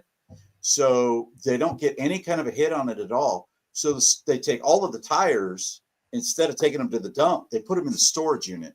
And in the storage facility, they have to put them up for auction. So, you know, you'll see these, they open them up and they're like full of tires. But here's the problem. Here's the problem. I'm not upset with the people buying the units. I'm upset with these facilities because two reasons, like the situation you just said, Brian. They're putting that as somebody's defaulting. Yeah, lean unit. Instead of putting it as a manager special. Yeah. That's the issue. And secondly, I don't think that they should ever rent out rent out any unit to anybody that's bought one off of an auction because of that reason, because of what you said. Yeah. And if they do and they leave the stuff, again, I know technically it's now considered somebody that didn't pay for the unit. So technically, I guess they can put it as a default. Yeah. But I don't think legally they should be able to. I think that should still be considered a manager special. Should be. That's right. But they do it as a lean unit. But here's the thing too, though. Me as a buyer, I'm going to go on and I'm going to look at every nook and cranny anyway from the photos, and I can tell whether it's a unit that somebody's fudging or not, for the most part. Yeah, they don't sell. I mean, nobody buys them because they Yeah, can't get rid that's of the true. tires. It's like $20 to get rid of per tire in Georgia. Yeah. So they open these things up and there's 200 tires in there. It's like, That's crazy. That's what happens. I think you know who does it a lot, Brian, is public storage. Does free first months. Yeah. See, that's why people don't pay after that. Yeah. Yeah. But that's what our video, I think, on Monday is going to be. Because you know what happens usually, sorry, Archie. You know what happens usually when there is good stuff and people who own the unit, they know they have good stuff in it, they will pay for it almost 2 hours before auction ends. And they will remove the unit from the auction. Yep. That happens all the time. I've lost a lot of them that way. On the way to the unit, I get a call. Yep. You know, it's not mine until I pay for it. I've only had one stage unit ever. I've had one, and I did report it to Storage Treasures. Yeah, and me too. I think they removed them from the auctionability on Storage Treasures because it was so obviously it was staged. Because they had on the way that they did their pictures, you could only see like the top part, and there was like this armoire thing, and they listed it as a lean unit, and it wasn't a lean unit. What it was the storage facilities clean out unit. So whenever they had any garbage from any of the other units, they put it in that unit, and then they auctioned it. And I got it. I think I paid like $50 for the unit, and good thing was I got $50 for the armoire. But that was it, and it took me for a long time to get it, and I was upset. I was really upset. It's the only time. Yeah, man, that happens. Unfortunately, it happens to a lot of. I ever did it. Yeah. Lean was the word I was trying to look for earlier, and I couldn't. Yeah, I just a lean unit. Yes. Yeah, lean units are but storage. Brian? Do you know, like in your experience, the storage facility itself? Do they usually try to open up the unit and look through the stuff before they put it? They're not legally allowed to, but I have heard of some of them that do. But here's the thing: how would you ever know? The only way you would ever know is if they're dumb enough to take pictures. Yeah, that's it. And then they take it out. Yeah, now, that's true. Well, it's and that, again, go ahead. Go ahead. It's that when they take the pictures of the unit, they're obviously standing in the unit. Yeah. You're not allowed. You're not allowed to go in the unit at all, period. You cannot break the crest of that unit. But here's the thing. They're taking the pictures of the unit and they're not standing, 20 feet. It's a 20-foot unit and they're showing you the back of the unit. I'm like, well, the guy's in the unit. So. But here's the thing. We would never know as buyers anyway before they take the first picture if they took anything out. The only way you ever know is if you're actually the one that defaulted and you bid on your own, which I think you're not allowed to, but I have heard of people doing it. Yeah, not legally I don't think, in Georgia. Yeah, I don't think they are in most states. Yeah.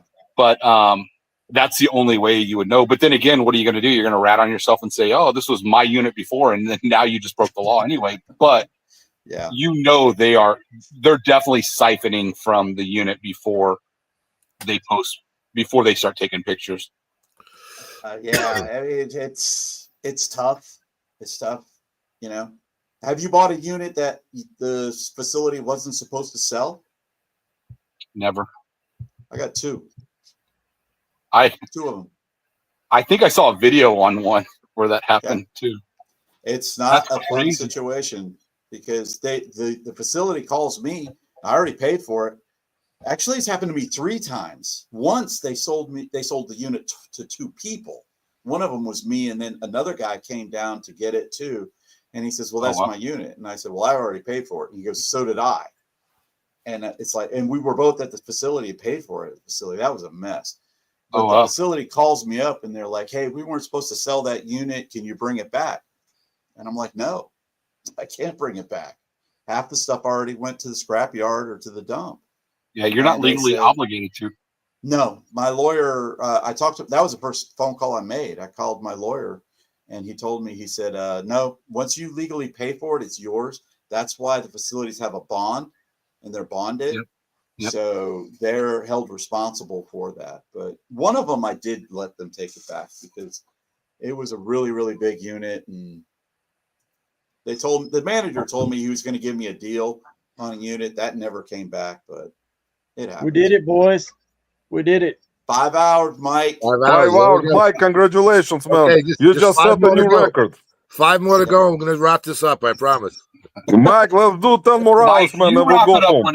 You just wrap it up whenever, anyway. I'm good. Yeah, we got Doug and Rhonda just joined us, man. We ain't going anywhere now. We got to accommodate a little bit, right?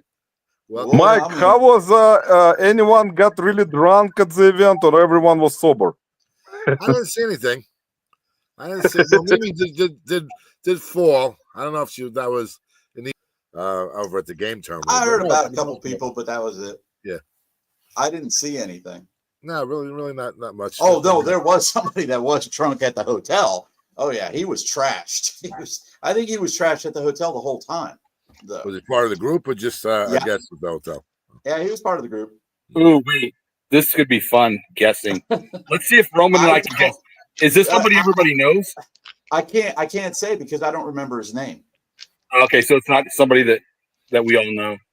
I don't think so. Tracy might know. I mean, if Woody was there, I would have said it was Woody, but it wasn't there. Maybe it was someone else from another country, man. If he was very generous too, because he gave me some, and I was like, okay. Well, Brian, that's all that matters, man. Yeah. It was a good time, Roman. If you were there, it would have been a better time. Archie, man, the thing is, it was really a good time. You know, I believe you, man. That's why Mike is doing what he's doing, and Mary, they go and try to involve everyone, try to make it happen for a lot of people in the community. Just spread the word out. That's good. And the problem with Roman though is there's just not enough Roman to go around. Yeah, that's true. Man, I can tell you, meetups are great. But you know, you have to continue doing what you're doing every day. You know, you have to keep grinding, keep reselling, keep sourcing. Life goes on, man. You cannot, you know, dwell on certain things that happened. You know. There's me and Mike. Yeah, that was a nice shot. Meetup. That was a good one. And then yeah, some good shots, some good photos.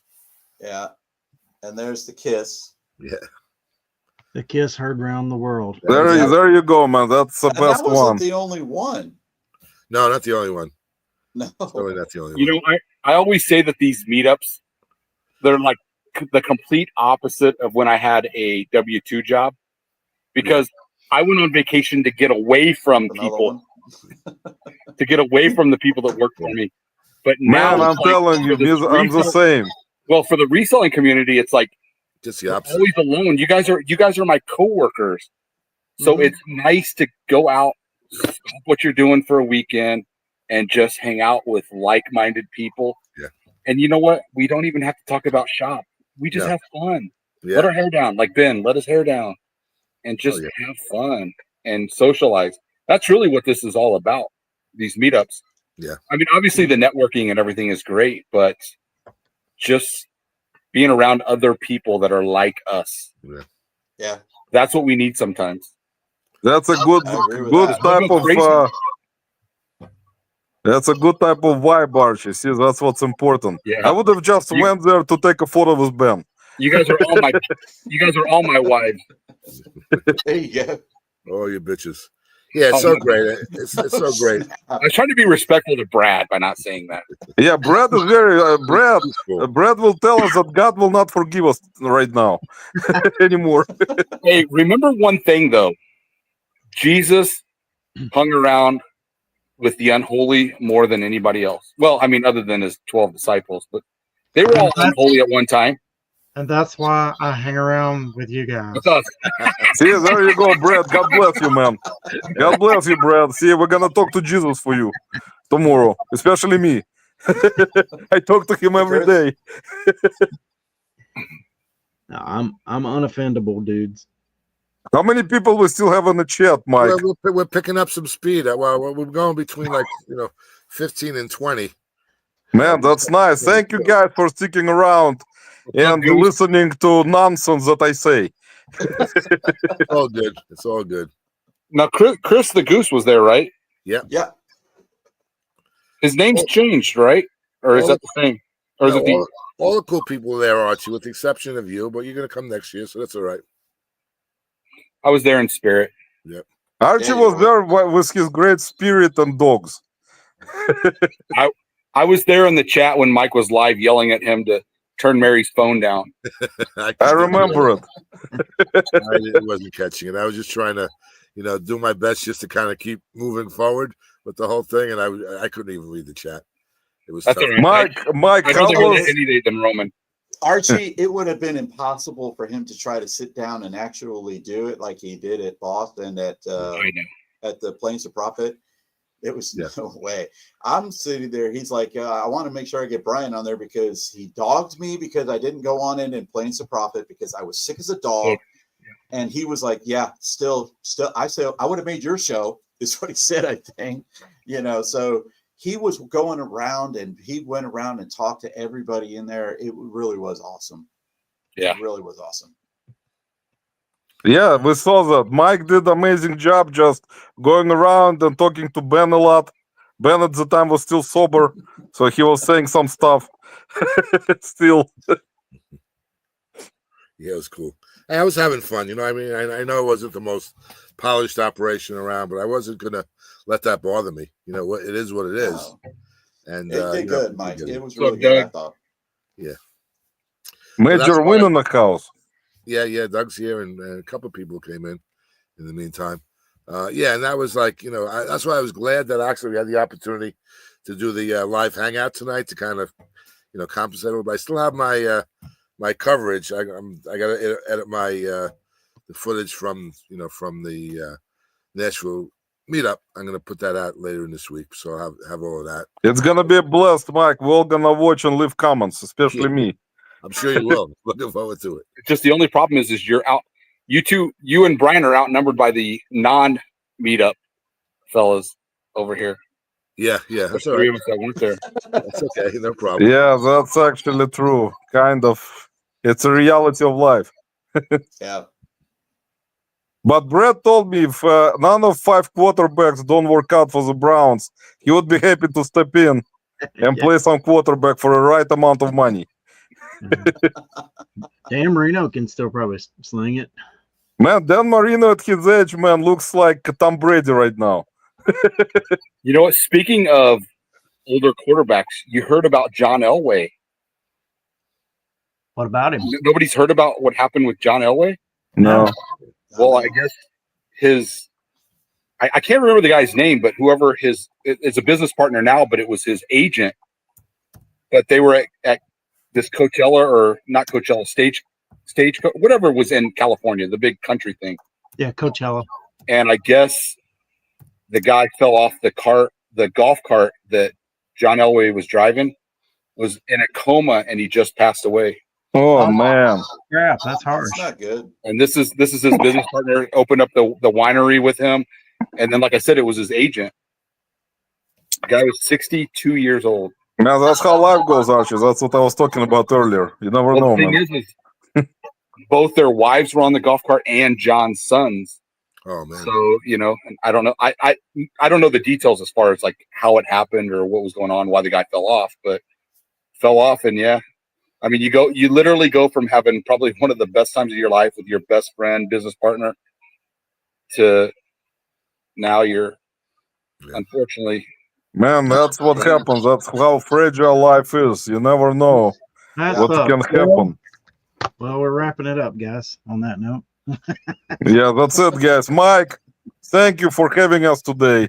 Mike is like, I'm not done yet. No, I'm not done. I'll stay on all night. But, I don't know. I'm past 1 o'clock. I might be cutting. Yeah, we're gonna go sleep, Mike. I really appreciate you, man, and all of you guys. As always, Archie, we're gonna talk to you again soon. I'll talk to Brian maybe eventually. Please. So have a great night, guys. Mike, thank you. Thanks. And I'll talk to you later, man. Yep. Thanks, Roman. Bye, guys. Roman. Love you, man. And Love you guys. Bye. And just to wrap it up, I mean, like, this is what I'm talking about. You know what I mean? I get a little get together.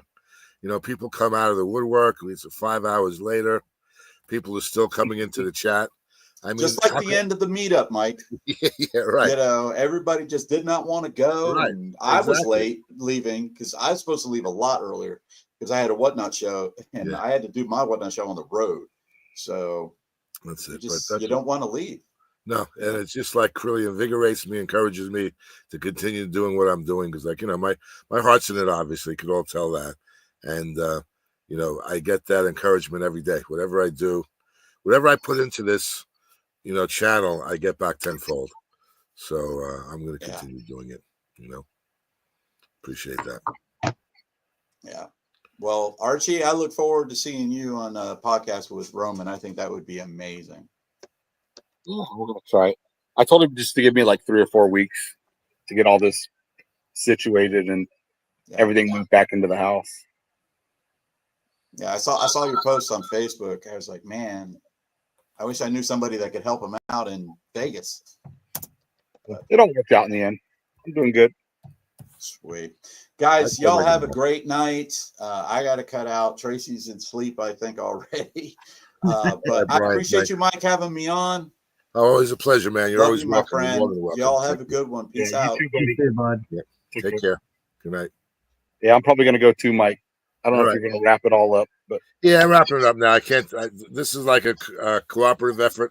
I can't run this myself. Obviously, I'm not that good a talker. But this is so fun. I mean, I've only been on for like an hour and a half, but the rest of it was awesome just to be part of it. Glad you were there, man. You're a big part of my life, Archie. You know that, and I think everyone who's ever heard me say anything knows that. Because I love you. On you, bro. I'm glad you were with us tonight. That was. I didn't know if you were going to come. I figured you might have been. I mean, I knew you were going to come. You're always in the chat. I don't know if we're going to join us on screen. I'm glad you did. Yeah. Well, I ain't quitting you, Mike. All right, we can go another 10 hours then. You guys stay on because then I'll be listening. All right, sounds good. Bye, guys. Bye, Brad. Love you, brother. All right, love See you ya, too, Archie. man. See you. I did want to give a couple of people that did come in, just recently. I don't want to bail on them, so just make some acknowledgments. I don't know if I highlighted them in the chat, but we have Jovial Juggler Rhonda, my friend from John's Flipping Ain't Easy channel, as well as Doug Major Win is there someplace. Yeah, he's here. And Chris the Goose, said hello to him. I ain't got to chat with Chris yet. So yeah, it's a good guy. Everyone's cool, man. Everyone's. I know him from. I know the name from the Dibdit platform. Yeah, so yeah. I think I've been in a raid train with him before. And just want to acknowledge someone new to the chat, new to reselling. Brad and I were actually talking to him in the chat. So from the high desert, we've been kind of filling him in a little bit about reselling. And by the way, just so that you know, people are like this, man. So, whatever, if you have any questions, we recommend that if you have any questions, search on the YouTube channel. That will probably answer your questions. There are different types of channels. There's informative channels, there's flipping channels, there's picking channels, there's what sold channels. You can learn a myriad of information. That's how I learned. That's how Brad learned. I'm sure we all learned it. And the thing is, like, you get into one of those channels, there's always a chat like this, and people, whether it's the person, the host of the video, or even the chat itself, are more than willing and glad to help out at all times. So just don't hesitate to ever ask any questions in the chat, and there will be someone, if not 2 or 3 people, who'll be glad to answer any questions, offer advice and suggestions. It's just that kind of a community. That's how we are. We all get better together, and that's why I really had no problem starting this channel and getting it together, because you enrich my life much more than I give to each of you individually. So stick around. We'd disagree, but you would disagree. we would disagree, but yeah, we disagree. Yeah, it's mutual. It's mutual. Yeah. Hey, from the high desert, there's a couple called ATL Flippers. I know they do a lot of storage unit stuff. Derek and Jasmine, they're in the Atlanta area. They're probably a good channel to watch. And then if you'll just YouTube just a bunch of different channels, you'll find a lot of stuff about getting rid of stuff from storage lockers and how to sell online and stuff like that. So people will be way more knowledgeable even than us. So yeah, there's plenty of them. And what happen is you'll start listening to 1 or 2 channels, and you'll just learn what other channels are good to check out as well. It's just kind of like a grassroots kind of deal where you don't know anyone or anything, but before you know it, you'll get the feel for the lay of the land, and you learn whatever you're interested in learning. We'll be directed. So someone will say, "Oh, you should go check out this channel. Check out this one." And like Brad just said, there'll be advice all along the way, and you'll be able to pinpoint exactly what you want to learn, and there'll be plenty of opportunity to do that by checking out. There's there are tons of YouTube, and they're all good, pretty much all good. And they all have different they'll have different flavors, different personalities. They'll have different specialties. So you'll find the ones that you connect with that can help you with the kind of stuff you have. So right. Yep, absolutely. So don't be shy. Just get out there. I mean, the best you can probably do is say I'm new, and then you'll have 20 people on your side just looking to help you out. Absolutely. Yeah, for sure. Yeah, Red Relics was in. Yep. Yeah, I saw him. He was in earlier. He's still here. Were you one of the 18 people, John, that have been doing it for the last 5 hours? Yeah, go to sleep, John. Good Lord. What are you doing? You freak. Go to bed. I think Doug's actually in bed. He's watching from the bed. He's smart, right? This way, as soon as we wrap up this shindig, he can just fall right to sleep. Yeah. Well, I'm glad you got to go to another meetup, Mike, and glad that everybody's showing you the love they're showing you. Yeah, that's cool. People appreciate what you're doing. I appreciate them as well. Yeah, that's when I first started this channel. Maybe we'll just wrap it up with this concept, which is basically like my thought process. When I was kind of railroaded into like starting a YouTube channel, actually, because no, and I say that with love. I mean, it was. I'm so glad that I was. I was really hesitant. I was very shy and uncomfortable in front of the camera and all. And although I had made all of these great relationships with all of these people, predominantly YouTube, content providers who were encouraging me all along the way to do it, I said, yeah, you know what, it's not for me. I'm not comfortable, but I always kind of wanted to do it. But like just the support that I got from everybody, it's just like amazing, just amazing. And I learned that, it's fun and it's not that hard. It's easy. You get the support. And it's really cool to do it all. So when I first started the channel, I really didn't have an idea of what would ensue. So if you go back to my first video where I kind of just explained the concept of the channel, it was very rudimentary. It was like, okay, it's going to be a meetup channel. It's not going to be a channel that's you're going to watch me going garage selling or do a little bit within the context of a meetup or what I sold or anything. Just basically to serve the community for being informative as far as meetups and what they are. So I says what we'll do is we'll have it in 3 parts. Mary and I will go and approach the hosts, the organizers of all of the meetups and have an interview, before the interview. This way people can hear a little bit about what to expect. And it was kind of an idea to kind of like get the word out for that particular, meetup. And it helped that way. And we got to get to know the people who are going to conduct it and everything. And that was the first part. And then the second part was obviously when I got to the meetups, I'd film and all the activities and what we do and the speakers or whatever and all of that. And then the third part was going to be when I go home, I'll just do a little wrap up, what I got maybe, and what my feelings were. And that was going to be it. That was really my original concept of it. But it really has grown. And what and what I learned that like these meetups, I mean these live hangouts like we're doing tonight and the lives from the meetups, are which I did, for all 3 that I've been to so far since I've had the channel, are another opportunity for community. It's actually better because, like I do the meetup, the live from the meetup, and this way the people who are at home can actually be part of the meetup, and that the hangouts here, the people at home can watch and hear what or as we carried on what we did and kind of get a little bit of a flavor for it. So that's part of the statement, the mission statement of my channel as well. It's all meetups, it's all community, it's all fostering that great experience that we have when we get together.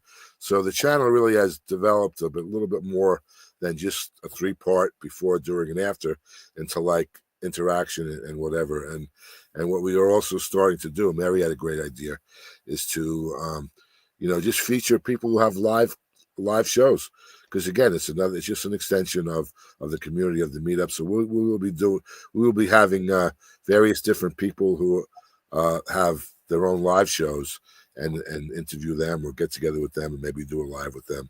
So there's a lot that really can be done. So there's really endless. You have a little bit of be able to have a little creativity and a little bit of initiative and desire to do it. And since my heart's in it, Mary's heart is in it, and then we have all these wonderful people around us, it's so easy, and that's why I could end up being on a Wednesday night here 5.5 hours later and continuing to do it. So that's enough for me. So just want to see you wrap up the why don't you give some parting words, Bradley, and I'll check the chat, see if we can Yeah, I just, on behalf of Mike, appreciate everybody who's shown him support, and thank everybody for just being a part of the community and being there to answer questions for each other and just support each other. And means a lot to everybody I know. And reach out to those people who are ahead of you and reach back to help those who are behind you. Yep. Let's bring everybody along for the journey. That's all. That's really what it comes down to. It's just such a simple concept, a simple idea. And I just want to say that I really appreciate everyone who was on the panel tonight and all the people who've endured for the last 5 hours or so. And I just want to emphasize the fact that I'm not in it for like the glory. I'm not in it to like really to monetize. It's a little rough. I'm not polished. I'm not looking to be have the best production values or whatever. I just want to get the message out. So I really don't even. I don't think I'll ever have like a. Not that there's anything wrong with it, but I'll never have like a paid subscription or members or anything like that. I don't even. I'm really not even that interested in building my subscriber base. But someone made the point that's important, that since this is a channel that's informative, and if you did want to be notified of the events, then you would have to kind of subscribe and then hit the notification bell so that you could be informed of anything that goes on. So I guess I would, recommend that if that's what you want. Otherwise, just come and hang out whenever you want. Take it or leave it. I'll be there as long as I'm, breathing, because I just love this and been having like a really good time. So thank you very much, everyone, from the bottom of my heart for hanging out with us tonight. And I guess with that, we're going to wrap it up, right, Brad? Absolutely. Thanks everybody for stopping in. Thanks everybody, and have a good night. We'll see you soon. I will be coming from Boston next week, so check the channel for that, and you'll see me drive out to Boston for the Vicky and Trish meetup coming up, which I mentioned earlier. All right, good night, everybody. Thank you.